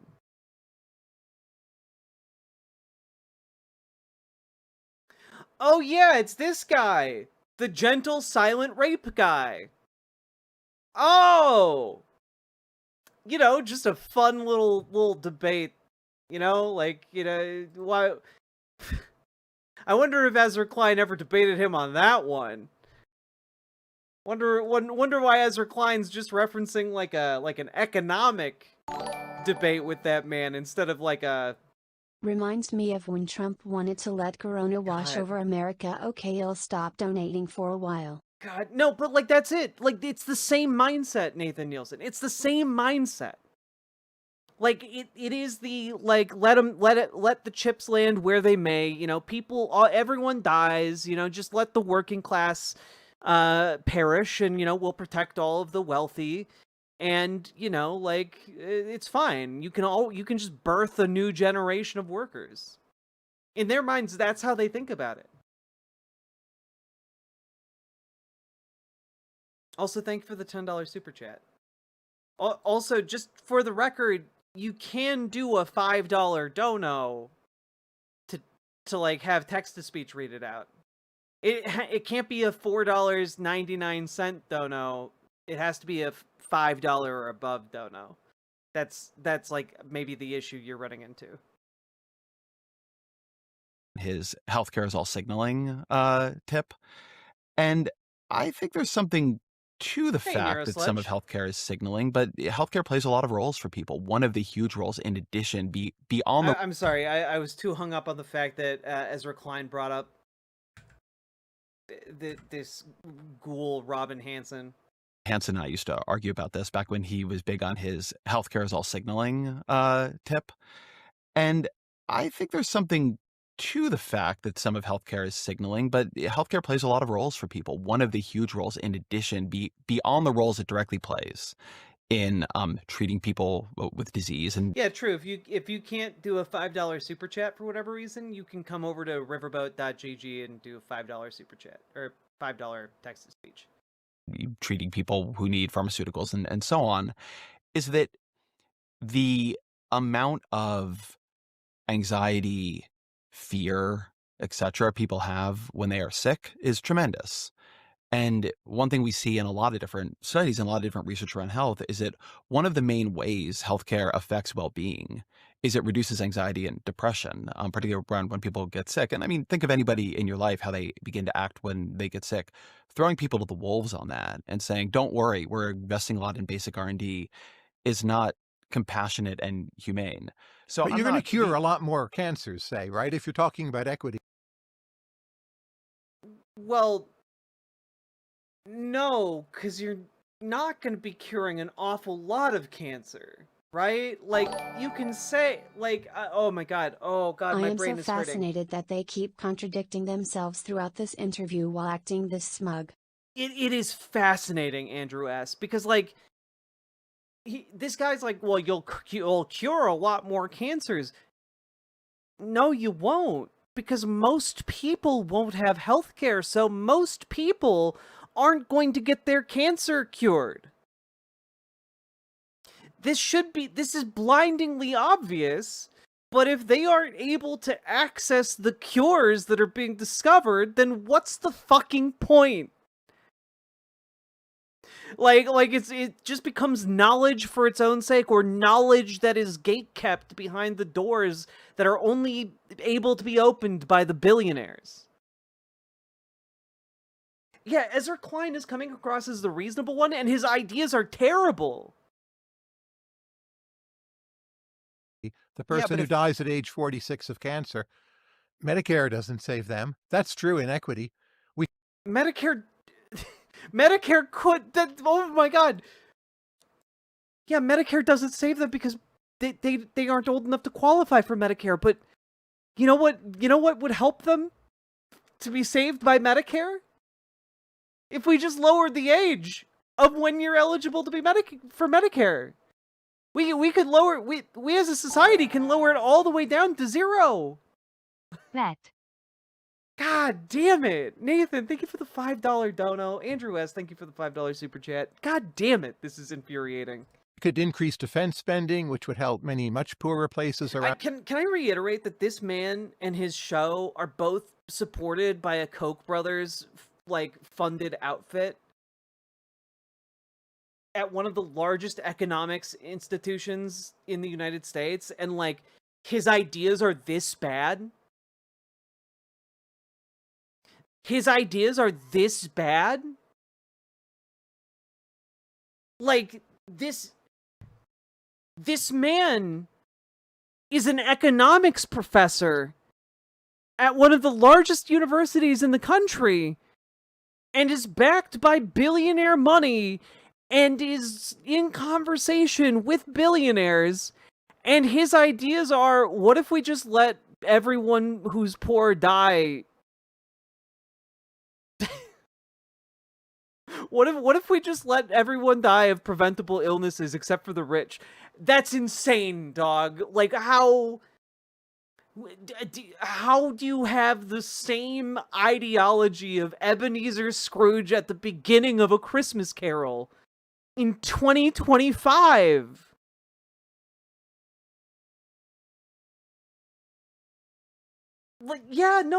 Rex Parka,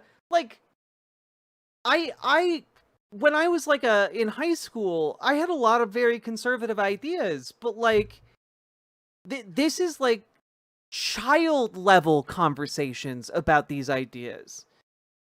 This is what a 12-year-old would think about. This is nuts. Yeah, when you say eugenics without saying it. Exactly. No, the survival of the fittest, and obviously these two men would be the fittest. In the world, it seems the opposite of equity, especially Medicare, to channel so much money to relatively wealthy older people who for sure have gotten in 65 years of life. Yeah, I just don't buy that. Well, then how about we channel it to everyone of every age? How about we do that? How about we do that, man? Fuck. You should begin to so radically discount the life and life quality of older people. I mean, as you know, people. Also, this man's about on the verge of receiving Social Security. Is he gonna forgo it, or is he gonna Ayn Rand it?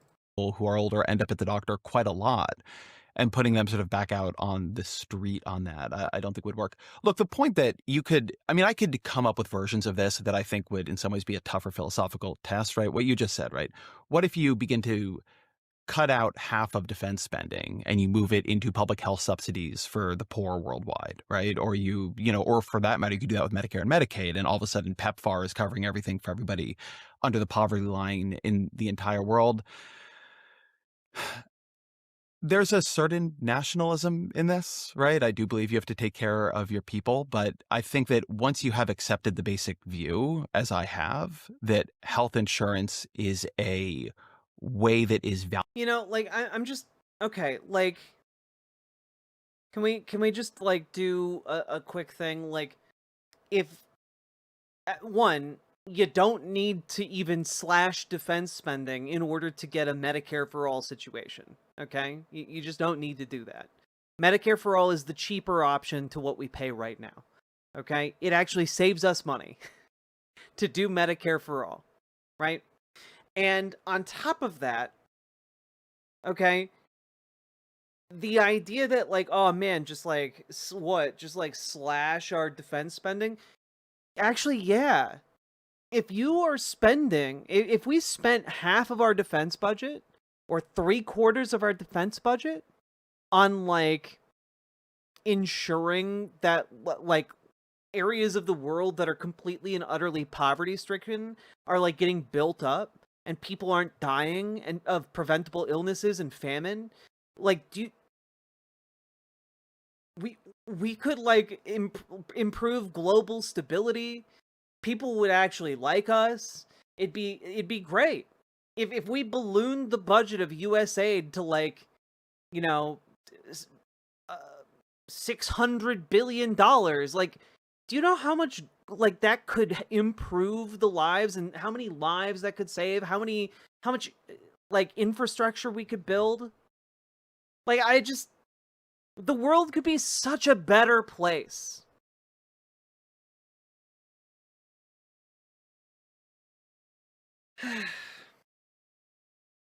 Valuable to take care of people, both in terms of their life outcomes and in terms of the quality of life they lead, then I think you're in a place where... And by the way, in turn, that would mean that we'd have to spend less money on our military. Like, and we could slash it even further because by stabilizing unstable parts of the world, like, and building like mutual friendship and allyship amongst the other nations, we could actually like not spend so much of our money on national defense.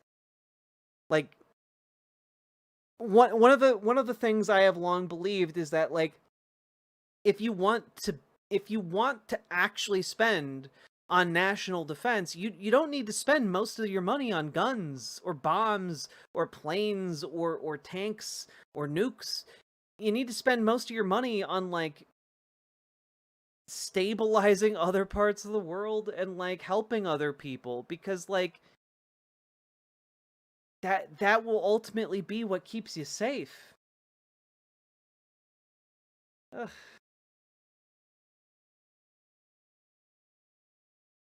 Zeroing it out for poor and elderly people is a bad idea on the merits and also obviously a horrific idea politically. But abundance is not just a relentless expansion of supply.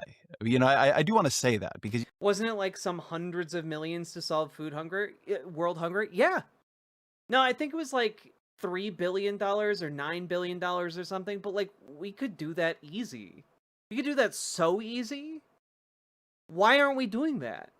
You can push anything. One of the critiques I'm getting on the left is funnily the opposite of the critique that you're, or at least a thought experiment you're offering, which is, oh, you know, here come Ezra and Derek saying all that matters is how many solar panels we build and how many drugs we invent and, you know, how many trains we build. And, you know, what about, you know, the child tax credit? What about childcare for everyone? And the theory here is not meant to replace every other argument in American, or for that matter, global politics. It doesn't say you don't need to think about child tax credits, which I intensely support. It doesn't mean you don't have to think about the provision of health insurance. It doesn't mean you don't have to think about the provision of public education. There are a certain set of problems that have become very binding on certain set of policy things that people who believe what I believe about the world should care about. I mean, I'm a Californian. I lived in California for much of the writing of this book. California is a place deranged by supply constraints. And the fact that it is deranged by supply constraints, by the inability to build high-speed rail, by the inability to build homes, by the inability to build clean energy at anything like the pace needed to reach the goals California itself has set for itself, should be seen as a real problem. It doesn't mean it... Yeah, but part of the issue here, when you are comparing like what China does to like what the United States does, is that like ultimately we're relying on private companies to meet these standards. When like what is required is like a state level or even a federal level jobs program to build these as public works projects. Not as like, you know, oh, like a company now owns the solar panel field or whatever and can now like price gouge consumers. No, like make it a public works project that benefits the public. You can do that when you're the government. You don't have to turn a profit as the government. All it has to do is serve the people.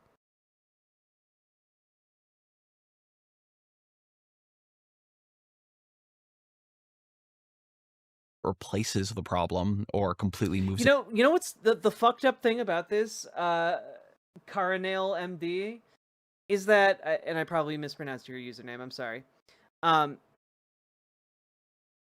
We are less than halfway through this because so much of what they say is utter bullshit. Utter conservative nonsense. And we haven't even gotten to the part. Oh, we're about to transition into the part where I'm like, oh no. Oh no. Which is where we're gonna talk about birth. You know, this virgin-obsessed weirdo is about to start talking about birth rates. Out of anything on the demand side or the subsidy side of the system, but it is a thing that if you are a liberal, I think, who wants to be honest about the problems of liberal governance, you have to confront. I think I'm going to request that my editor, when we start this interview segment, does a to be continued splash screen and a dun dun dun sound effect. I think that'd be very fitting because this entire thing is such a slog. This entire thing is so densely packed with bullshit. It's like a constipated colon that we have to travel through. It's terrible. But with all the talk of supply constraints, shouldn't you, of all people, be obsessed with fertility decline? It makes everything. The weirdest people on Earth are obsessed with fertility decline.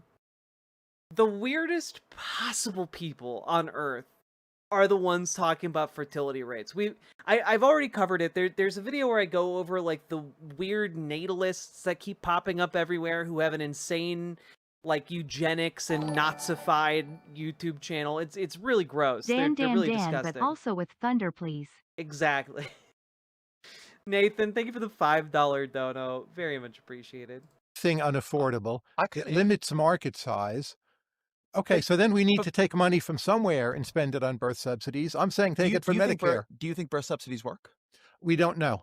I think we need to try them more and more extreme. I am extremely open to birth subsidies. The question of where you should take them from. You know what would be a great idea for a birth subsidy? Just considering it costs $10,000 for someone who's uninsured to have a birth in a hospital with medical care. You could consider a birth subsidy, I don't know, some kind of perk of implementing a Medicare for all system. If we had a Medicare for all system, then you could just have babies and not worry about how much it's going to cost you to have babies. Universal health care would solve the problem, right? It eliminates that one financial barrier, and then we can get to work on livable wages, paying people a living wage and giving them health care. Excellent way to do this. Yeah, free child care on top of it. And you know what? We can do that. We're doing it right now. New Mexico is trying to pass it right now. They have a highly successful program that they want to implement. And these people sit around talking oh man, there's just no way we could possibly eliminate these barriers. And it's man, did New Mexico successfully pass it? Did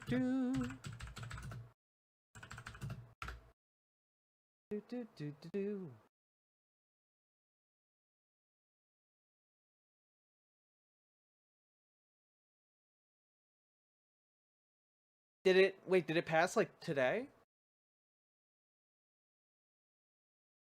Oh, excuse me. Oh, okay. It begins in November. That's so cool. So they have passed it, and it the program is being implemented in November. That's awesome. Good on you, New Mexico. So like we actually have it already. The budget is an interesting one, but I'm extremely open to birth subsidies. I think people should be paid for being parents. Part of why people do not have children earlier is that it's a huge, and particularly for women, a huge financial penalty that is lifelong. I am not sure we know, though, whether or not there's a birth subsidy at a Oh, they passed it literally yesterday. Okay, the last I had heard, it was going to a vote. Cool. That is politically in any way viable that actually works. I would love to see any country in the world pass some non-authoritarian, like non-Romanian, decades ago policy that seemed to have an effect on birth rates. I do think we're going to have.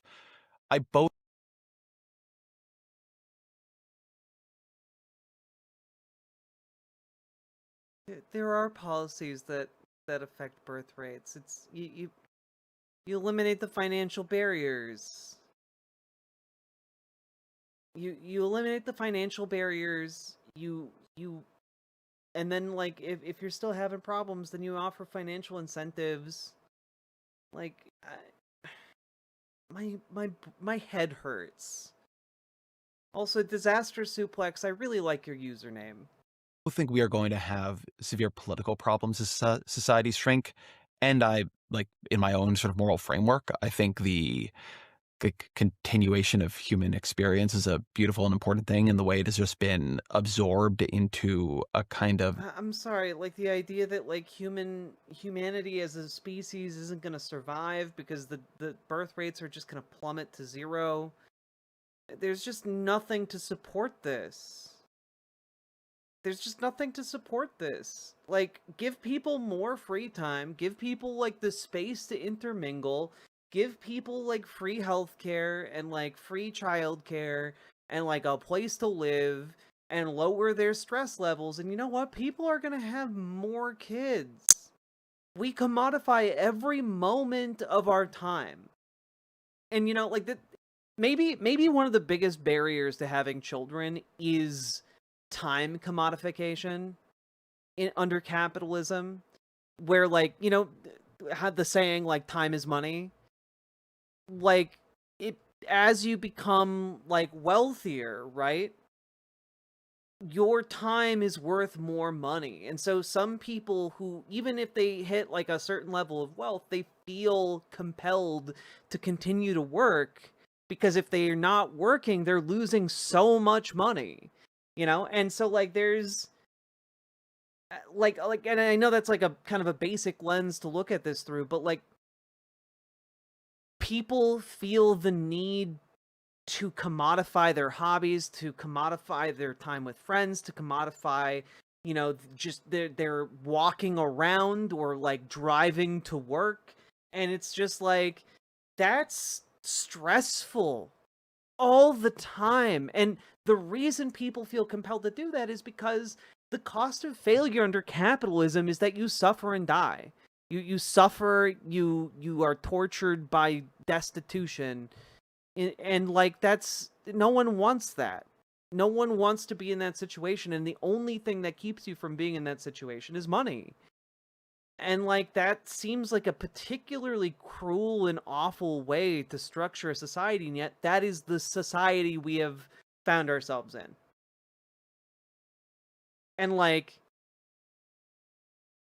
that structure makes it real hard to have kids.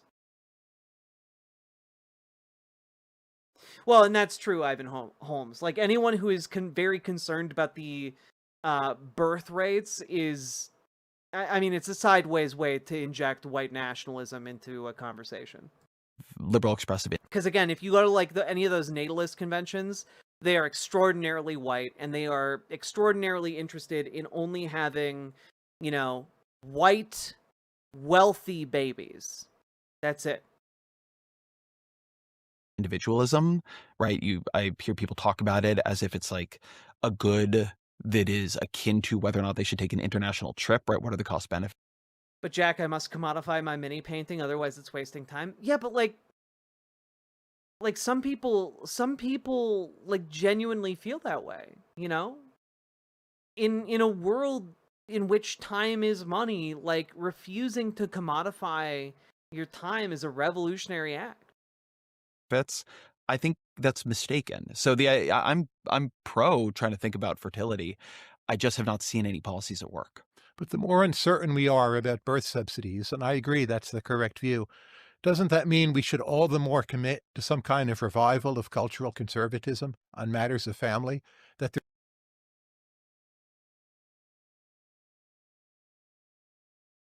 Yes, by offering birth subsidies, can you not admit that we must all become conservative in order to accept the subsidies? there's an asymmetric pairing, families should sort of be expected to have 3 or 4 children, and that's the alternative. And yes, we should try subsidies, but the more uncertain we are, we've just got to go, the Russ Duthett route. I think he has 5 kids now. Good for him.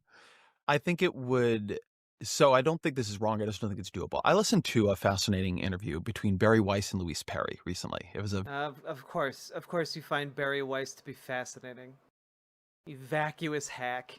Valentine's Day interview on Barry's podcast, honestly. And Louise Perry, for people who don't know her, is a sort of kind of conservative British, heterodox feminist thinker. I don't exactly know. Emergent Ventures winner also. Oh, really? Yeah, she's great. So she was sort of saying towards the end, as Barry, Just out of curiosity, I have no idea who this is. I'm gonna look her up. I'm gonna look up Louise Perry.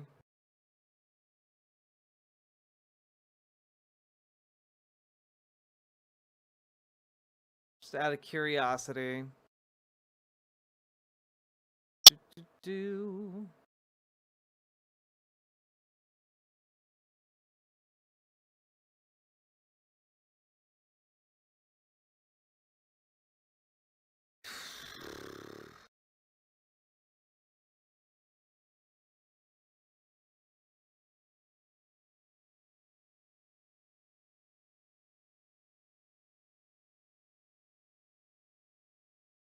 Oh boy.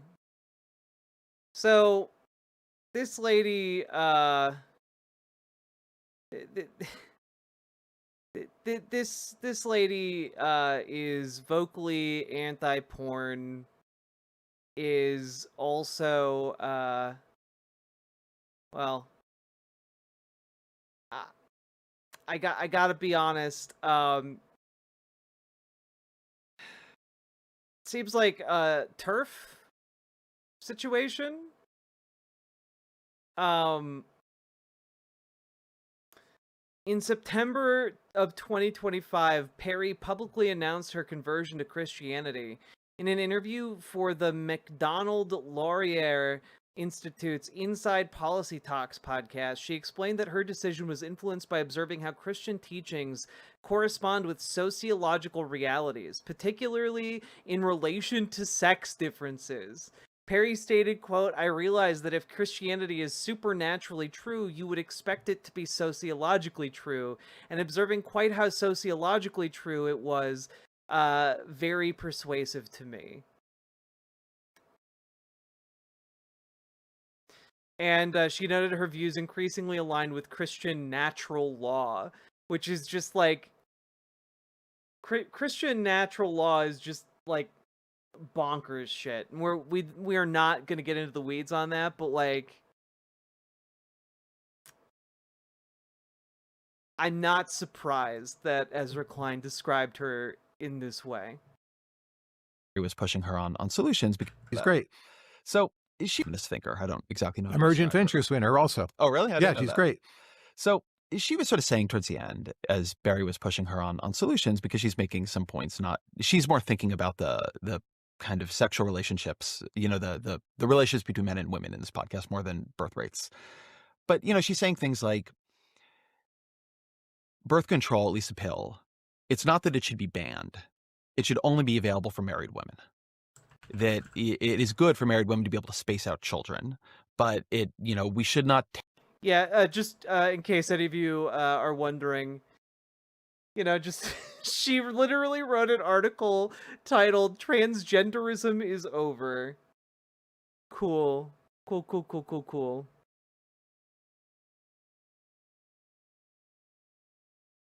God.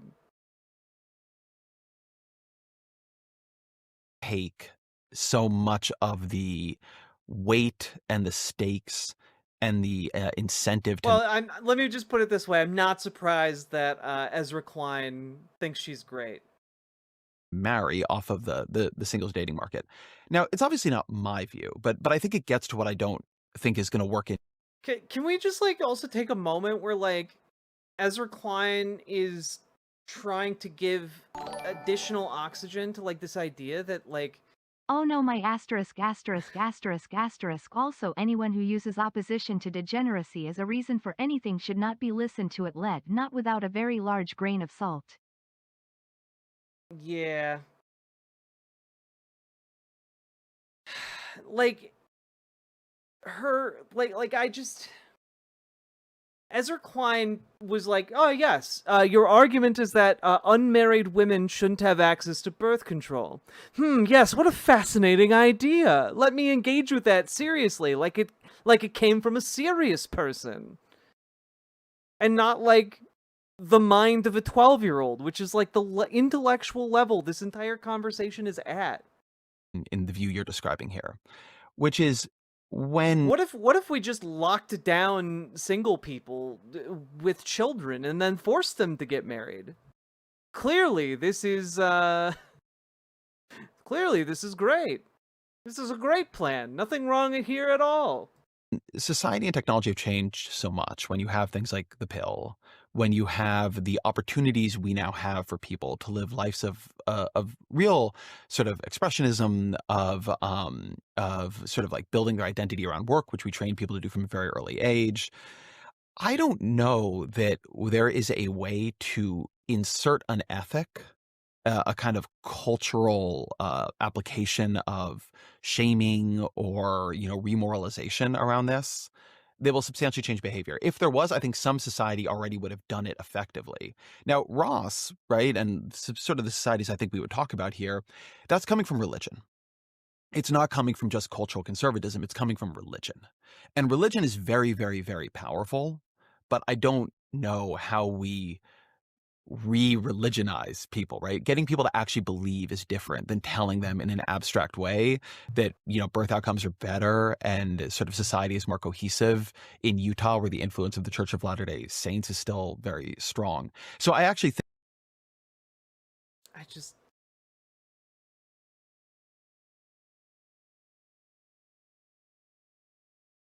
how is this man an intellectual that is propped up in any esteem? It's beyond me. How is he not laughed out of every academic room in which he postures? It's oh my god. I think the sort of idea that we should just move back to a more shaming cultural conservatism has functionally all the same problems of the idea, which is like we should just have more pronatal policy, which is it just doesn't appear to work. Lots of places try it and it doesn't work. Hungary is not a huge birth success story right now, nor is Russia. So there are places that still have more of this view or have tried to reinsert it and they don't work. Israel is a little bit of a more interesting case from this perspective. But when you are there, people do to some degree what they see around them. And the influence of the Haredi families, of the sort of ultra-Orthodox families, which are huge, is everywhere. I was just in Israel, I guess not now just, but back in June. And I mean, there's obviously a lot happening that you could notice, but you really could feel the difference of being in a high fertility society there, where I'd had this interaction with somebody at the park, Prospect Park, before I had gone to Israel. And he had 4 kids with him. Women have and we had just been access chatting. to birth control since the dawn of civilization, legal or illegal. Safe or unsafe. It can't be controlled. Waste of time. I mean, I think it can be controlled insofar as like we can make the safe version of it legal and accessible. If you make the safe version legal, like you can, it helps women a lot, I think. But thank you for the €5. Very much appreciated. And I must have said something that made him think a little bit. Like I was asking, like, what are you doing here with 4 kids? Because he's like, oh, they're all. I'd asked if they're all his because they sort of look different. I thought it might be a group of kids. He's like, oh yeah, but he was sort of explaining it away. He's like, well, we'd only meant to have 3, and then we had twins. In Israel, nobody's explaining away why they have 4 kids. Tons of people have 4 kids. Tons of people. No one Like, what?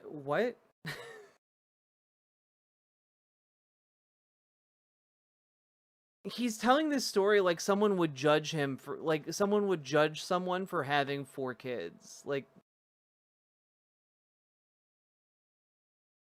oh man, we just have such a shaming culture around having children. That's crazy.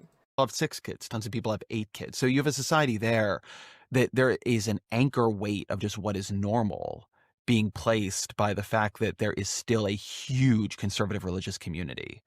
But I think just sort of doing the thing I think J.D. Vance was trying to do when he was like scolding childless cat ladies, that doesn't appear to work. But at the macro level, it can work, right? If enough things change over enough time, keep in mind. Yeah, if we make things shitty enough for a long enough period of time, people will conform to the parts of society where they aren't treated shittily. You know, what if we just tortured people into being how we think they should be? You know, like we could like what if we just, like, I don't know, like herded them into a basement and only let them leave after we had thoroughly tortured and indoctrinated them? What if it was my basement? If this doesn't happen culturally, it will happen through replacement. So it happens one way or the other. I mean, that might happen. So one favors one version of it, no matter what. I mean, it could or it couldn't, right? Or, you know, as I understand there's a view that, well, if you have liberal secular societies begin to shrink, eventually it's just going to be 4 the Amish kids, will take over the world. That's a lot of S***X, you degenerate. God, off to the sex mines with you. World. Maybe, or maybe as the Amish society grows, they will be impinged upon by all the pressures that hit all these other societies, and within a couple generations, their birth rates will fall very rapidly. I wouldn't be surprised by that at all, would you? It may not be the Amish, but whichever are the remnants of high birth rate cultures, it seems to me they will dominate. Maybe it's Niger, right?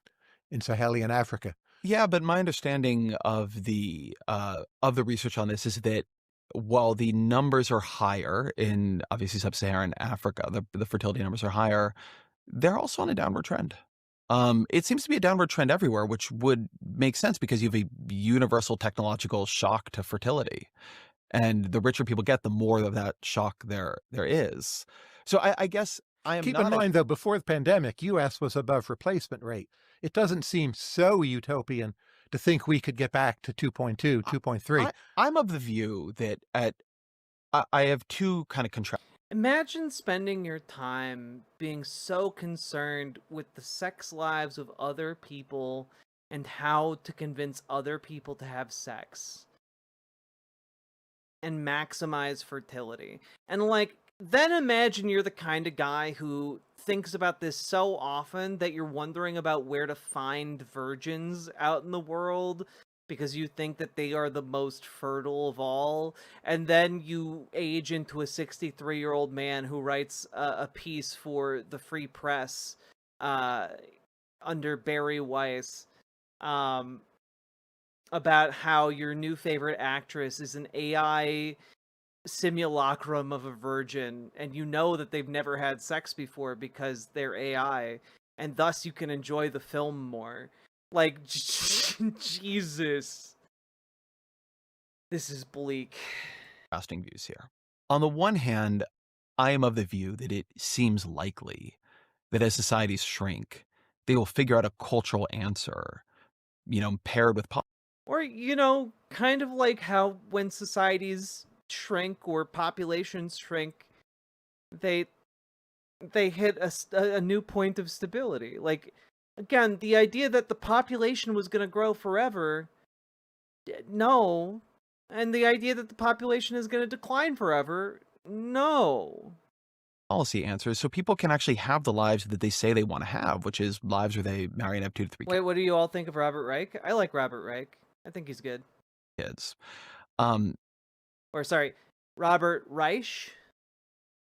Also like his son. His son's really funny. I do think probably, I think the evidence is pretty good that the pressure there has to be on marrying younger, right? I think you've probably seen the charts that have been going around, I think from the FT. But basically, if people were marrying younger, the difference here is really about whether or not you get married, right? The sort of piece of leverage is on marriage. People are much more. Who's his son? Sam Reich. He runs Dropout TV, and they do a lot of really funny shows. Unlikely, correctly, to have children outside the context of a highly committed, stable relationship. It's very, very hard to have children as a single parent. People do it, obviously, but that's going to be one of the main ingredients of fertility falling, because it's just an incredibly. Hey, why is it so hard? Why is it so hard to raise a kid as a single parent? And maybe those same pressures are still there if there are two parents. And maybe you can just like eliminate those pressures, and then it's suddenly a lot easier to take care of those kids. I don't know, just spitballing. It'll be a difficult thing to do. So there's that. It seems to me that pressure to marry younger, excuse me. Look, marrying younger is the only ideas libertarians have, okay? It's why every single one of them knows the age of consent of every state they're in by heart. That you should be able to, particularly if you begin to reorient the kind of cultural and policy machinery of society, to bring up the birth rate by, 0.4, right? That can't be that hard. And then you ask yourself, why doesn't anybody seem able to do it? I mean, because of capitalism, stupid. Because of the fucking commodification of our time, our space, our bodies, our labor. Like, raising a child takes time and it takes your labor. And that means you have less time and less labor to maintain yourself and to do your job that you need to do so that you're not, like, destitute. Like, that's hard. I'm pessimistic about both the ability to control. It's the system, stupid. Use policy here, and pessimistic about the ability of culture to act in an organized fashion, right? People have chosen to change the culture, and the culture had a downstream change, is because I think that these two are not good faith. I actually think they are both saying exactly what they believe right now, because they are in familiar company with one another. I think that the mask is off of these two. I think the pretending is done when they are actually discussing this so bluntly. Some of the societies in, Asia and other places that have entered into very rapid shrinkage and have treated it as a problem, one of them would have figured something out by now. Now, maybe it just hasn't been long enough, and South Korea is going to execute an amazing turnaround of. Yeah, no, Bema Saberwin, like, it's why they call it wage slavery. Like, it's, I'm a socialist. Like, I'm well aware. But what I'm observing in South Korea, and frankly, what I feel like I'm observing even a little bit in America, is that gender relations worsen as this happens, right? It's not like it brings everybody together to sort of deal with this problem and think about how we can have the families we want to have and so on. Actually creates enmity, it creates scarcity, and those are very, very poor political conditions for what is both a cultural and policy project based on a kind of cross-gender cohesion and long-term planning. So it seems like it should be possible, but I mean, look, you look at this as much or more than I do. I feel like you're sounding more optimistic than I suspect you really are. Or if you are not, then what is your answer for why no one has done it successfully yet?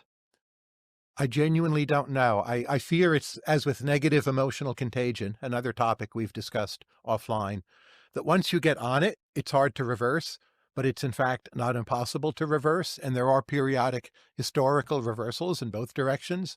And at some point we'll see another one. But we need some quite bracing, strong, maybe almost Straussian movement towards some version of cultural conservatism and religion to make this happen. Is it cultural or is it religion? I think that's like it's the real both. question. They're packaged. We might have a future that is religious without that much belief in God. That might be fine. So that might happen. I mean, I think one of the things I just think is true about the world is that religion is a functionally unmatched, depending on which side of this you sit in, like either understanding of ultimate reality that enhances human cohesion and cooperation, or just a cultural technology that enhances human cooperation and cohesion. And as religion weakens, belief itself weakens. And you obviously had Ross on, and I thought that was a fantastic conversation. But as belief itself weakens, we have not replaced that with any other technology. How does he not connect the failures of neoliberalism to our current condition? I mean, because I think he's a true believer in neoliberalism. I think that his main goal is to make neoliberalism cool again, or to like give it an intellectual veneer to make it more acceptable, right? Like, I think a lot of the reason he is where he is because like that's what he does. You know, he was hired to do this job at the New York Times. He gets book deals to do this because of like the economic elite. They like these ideas, you know? Can we please do away with religion and conservatism in general? They are the source of so many problems. I don't have the ability to do I don't have the ability to do either of those things. Cultural or otherwise, that is able to create cooperation, particularly long-term cooperation that requires sacrificing now for gains later or not even in this life, with anything of even nearly matched power. Worse than that, we've probably then added in a bunch of discohesive technologies like social media that make it harder to cooperate, make people more short-term oriented, make people's attention spans even weaker. And so well, I mean, again, where's the analysis of why that's the case, right? Why does social media do that? And again, the answer lies in capitalism. It's because the way social media companies make money is by serving you ads and collecting your data to sell to other advertisers. And I feel like I'm going crazy here, right? But the financial incentive here for a social media company is to take up your time. Like, getting you to spend more time on Instagram, more time on Facebook, more time on Twitter, more time on Blue Sky. That's how these companies make money.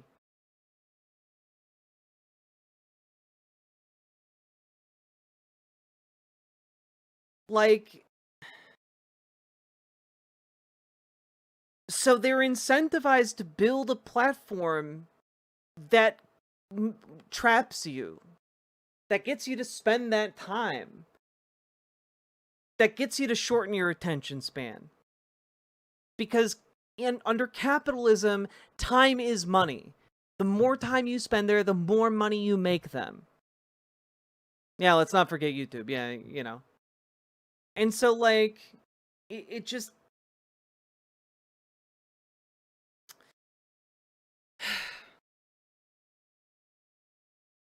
there is entirely lacking throughout all of this a cohesive economic understanding of why things are the way they are. And it renders Ezra Klein completely incapable of diagnosing the actual problem. And I don't know if that is by design on Ezra's part, or if it is just one of the biggest fucking blind spots I've ever seen. And functionally, it doesn't matter which one it is, because dude with this blind spot is functionally a conservative. Underlying text for this, I think, is quite rough. I think religion, I don't really buy cultural conservatism. I think it probably needs to be something like religion, but I don't think you're really able to... I don't think you can do religion instrumentally. I don't think the efforts to do that really work at mass scale. Let me give you another right-wing view. Tell me what you think. The notion that the most important feature of state capacity is whether a state has enough of its citizens willing to fight and die for it. And in that case, the United States, Israel, but a pretty small number of nations have high state capacity. And most of Western Europe really does not, because they don't have militaries that mean anything. Is that just the number one feature of abundance? What are you talking about, man? Dude, like, the entire history of Europe is warfare. Like, after World War II, like they demobilize their militaries because fucking World War II happened, man. Holy shit. In state capacity? I think two things about that. So one, I think if you listen to the right in America right now, they would say we don't even have that anymore. And it's a reason that JD Vance and others sort of make this constant point that nationalism is not an idea. It is about having a physical connection to the land and the culture, usually multi-generational, that makes it enough your home that you would fight and die for it, right? I mean, that was a I'm sorry. I'm sorry. Are you referencing JD Vance's backstory? Are you fucking serious right now? Others sort of make this.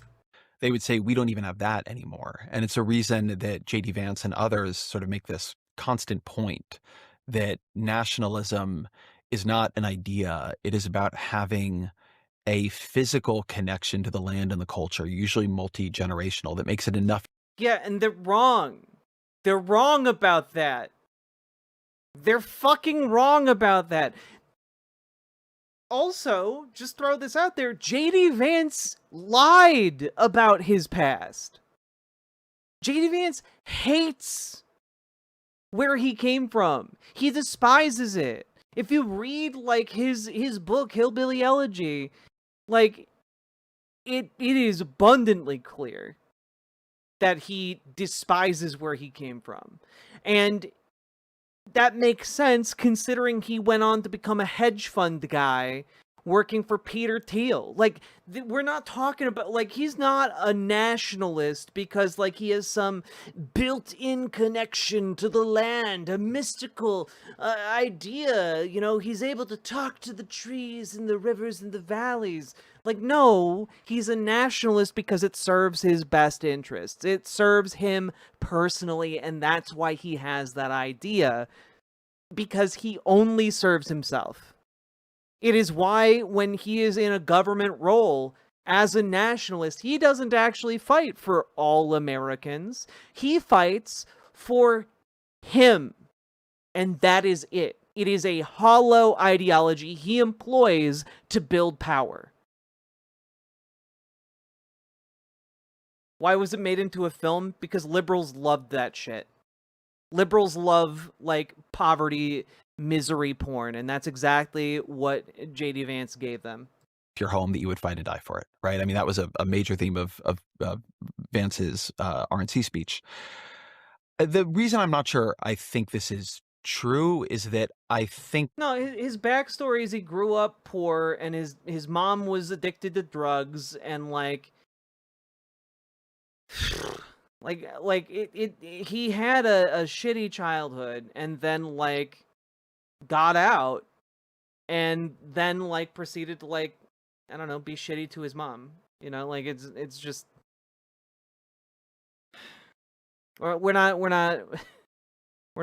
going into JD Vance's backstory here, but, like, it's the story of a kid who grew up poor, got into Harvard, like, not Harvard, I don't think, but got into, like, elite schools, and then fell in with the hedge fund crowd, and, like, then wrote a book about how he grew up poor, and everyone was like, oh, what a triumph. And then he became a conservative, you know, or was always a conservative, and you know, ran for office, won it, which was extra shitty and extra scummy and extra nobody liked him, and wow, then Donald Trump came along and he rode some coattails up to the vice presidency. That the question of whether or not people will fight and die for their country operates very differently under actual threat than under abstract discussion. So how much would you have said Ukrainians were excited to fight and die for their country, you know, 6 years ago, 8 years ago? I mean, I don't think Ukrainians are excited to fight and die for their country right now. Like, I don't think anyone's excited about the dying part. Ago, you know, 15 years ago. And it turns out they are extraordinarily, heroically, courageously willing to fight and die for the country under the actual conditions of threat and invasion. And so then I think you get into kind of an interesting question about, well, what kind of state capacity in this sort of fight and die measure are you really looking for? Are you asking the question of how willing are Americans to fight and die for their country if their country tells them that the defense of Taiwan is in the national interest? I'm not sure how willing Americans are going to be to do that. How willing would they be to fight and die for their country if China was sending, armed divisions landing on, the shores of America? Probably much more so. So I think some of what we're talking there about state capacity reflects actually the success of peaceful institutions over a long period of time, and the way in which it will turn around is under conditions that we should not want to see coming. But they're probably coming. I mean, doesn't America have? But China's probably going to invade us, right? Like, let's spend some time talking about this. Like, I've played Risk a few times, man, and I think it's possible that China could invade us. Like, just like, what if they did, though? Have a remarkable record, say with Latino soldiers, maybe not born in this country, but who exhibit extreme bravery in recent times, fighting for causes in Iraq, Afghanistan, that are quite obscure in some way, right? Now, I mean, were we fighting for America in Afghanistan and Iraq? Because I don't think so. I think most veterans disagree with that that assessment of what happened, man. They were told it's important, but American soldiers are amongst the best in the world. They were told it's important. It was important, and it all turned out to be a lie. And when your country lies to you to get you to like kill and be killed, it's kind of a big problem when you then are like, well, why aren't people signing up for the armed forces? Well, like maybe it's the lies. Maybe it's the fact that a lot of people fought and died and killed like countless civilians in order to like set up Halliburton and like gas companies for like positive quarterly profits. Like that's not what they signed up for. And America does that. Israel, I know there's an issue with Haredi, but Israel clearly does that. You go to Germany, and you tell people, well, this is how it's going to be. I think there's just no enthusiasm. People haven't grown up, with guns or martial spirit. There's a culture of vacation. It just seems like an obvious huge gap to me. I mean, I think that is some wildly, American, like, not hubris. Like I've been struggling to put it into words. Like that is a remarkable way to like denigrate an entire continent of people, like to say that they are a continent of like a vacation continent. Like, no, it's not even Western chauvinism. Like, it's another level. And it's just like, they have guns, they have bombs, they build tanks and aircraft, and also have nuclear weapons, man. Like, what are you talking about? They're not building up military so to invade each other. They are collectively aligned in a defensive pact with one another and the United States. And that defensive pact, with their combined might, even without the US, like, they are a formidable force.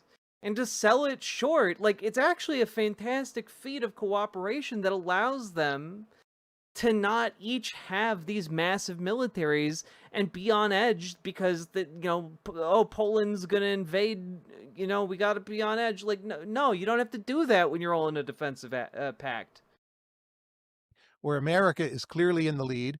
Ukraine, great. Israel, but not many places. And that's how we should think about state capacity. Don't you think in Germany, though, that reflects a absorbed view of maybe that martial? It is not as if there is something in the German people that is unwilling to. Oh, sure. That's why they don't have state capacity. But if you went to the Dutch, I don't think you would see so much more enthusiasm. Or try Luxembourg. I think Switzerland would be an outlier. I think the place where we probably disagree on this is that I think under What a fucking weirdo, man. Like, there's nothing inherent to any of these societies that say they couldn't militarize. Like, there's nothing... Like, when you look at their state capacity, like, Ukraine didn't have the state capacity prior to being invaded, and they built it up, because that's what happens when a war happens, man.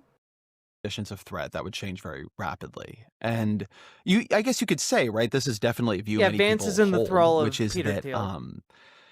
our societies have become soft under conditions of too little threat. And you're, of course, right about the extraordinary success the American military has integrating. Well, our societies have become soft. Oh man, what a terrible world we live in, where we're not constantly under the threat of martial violence.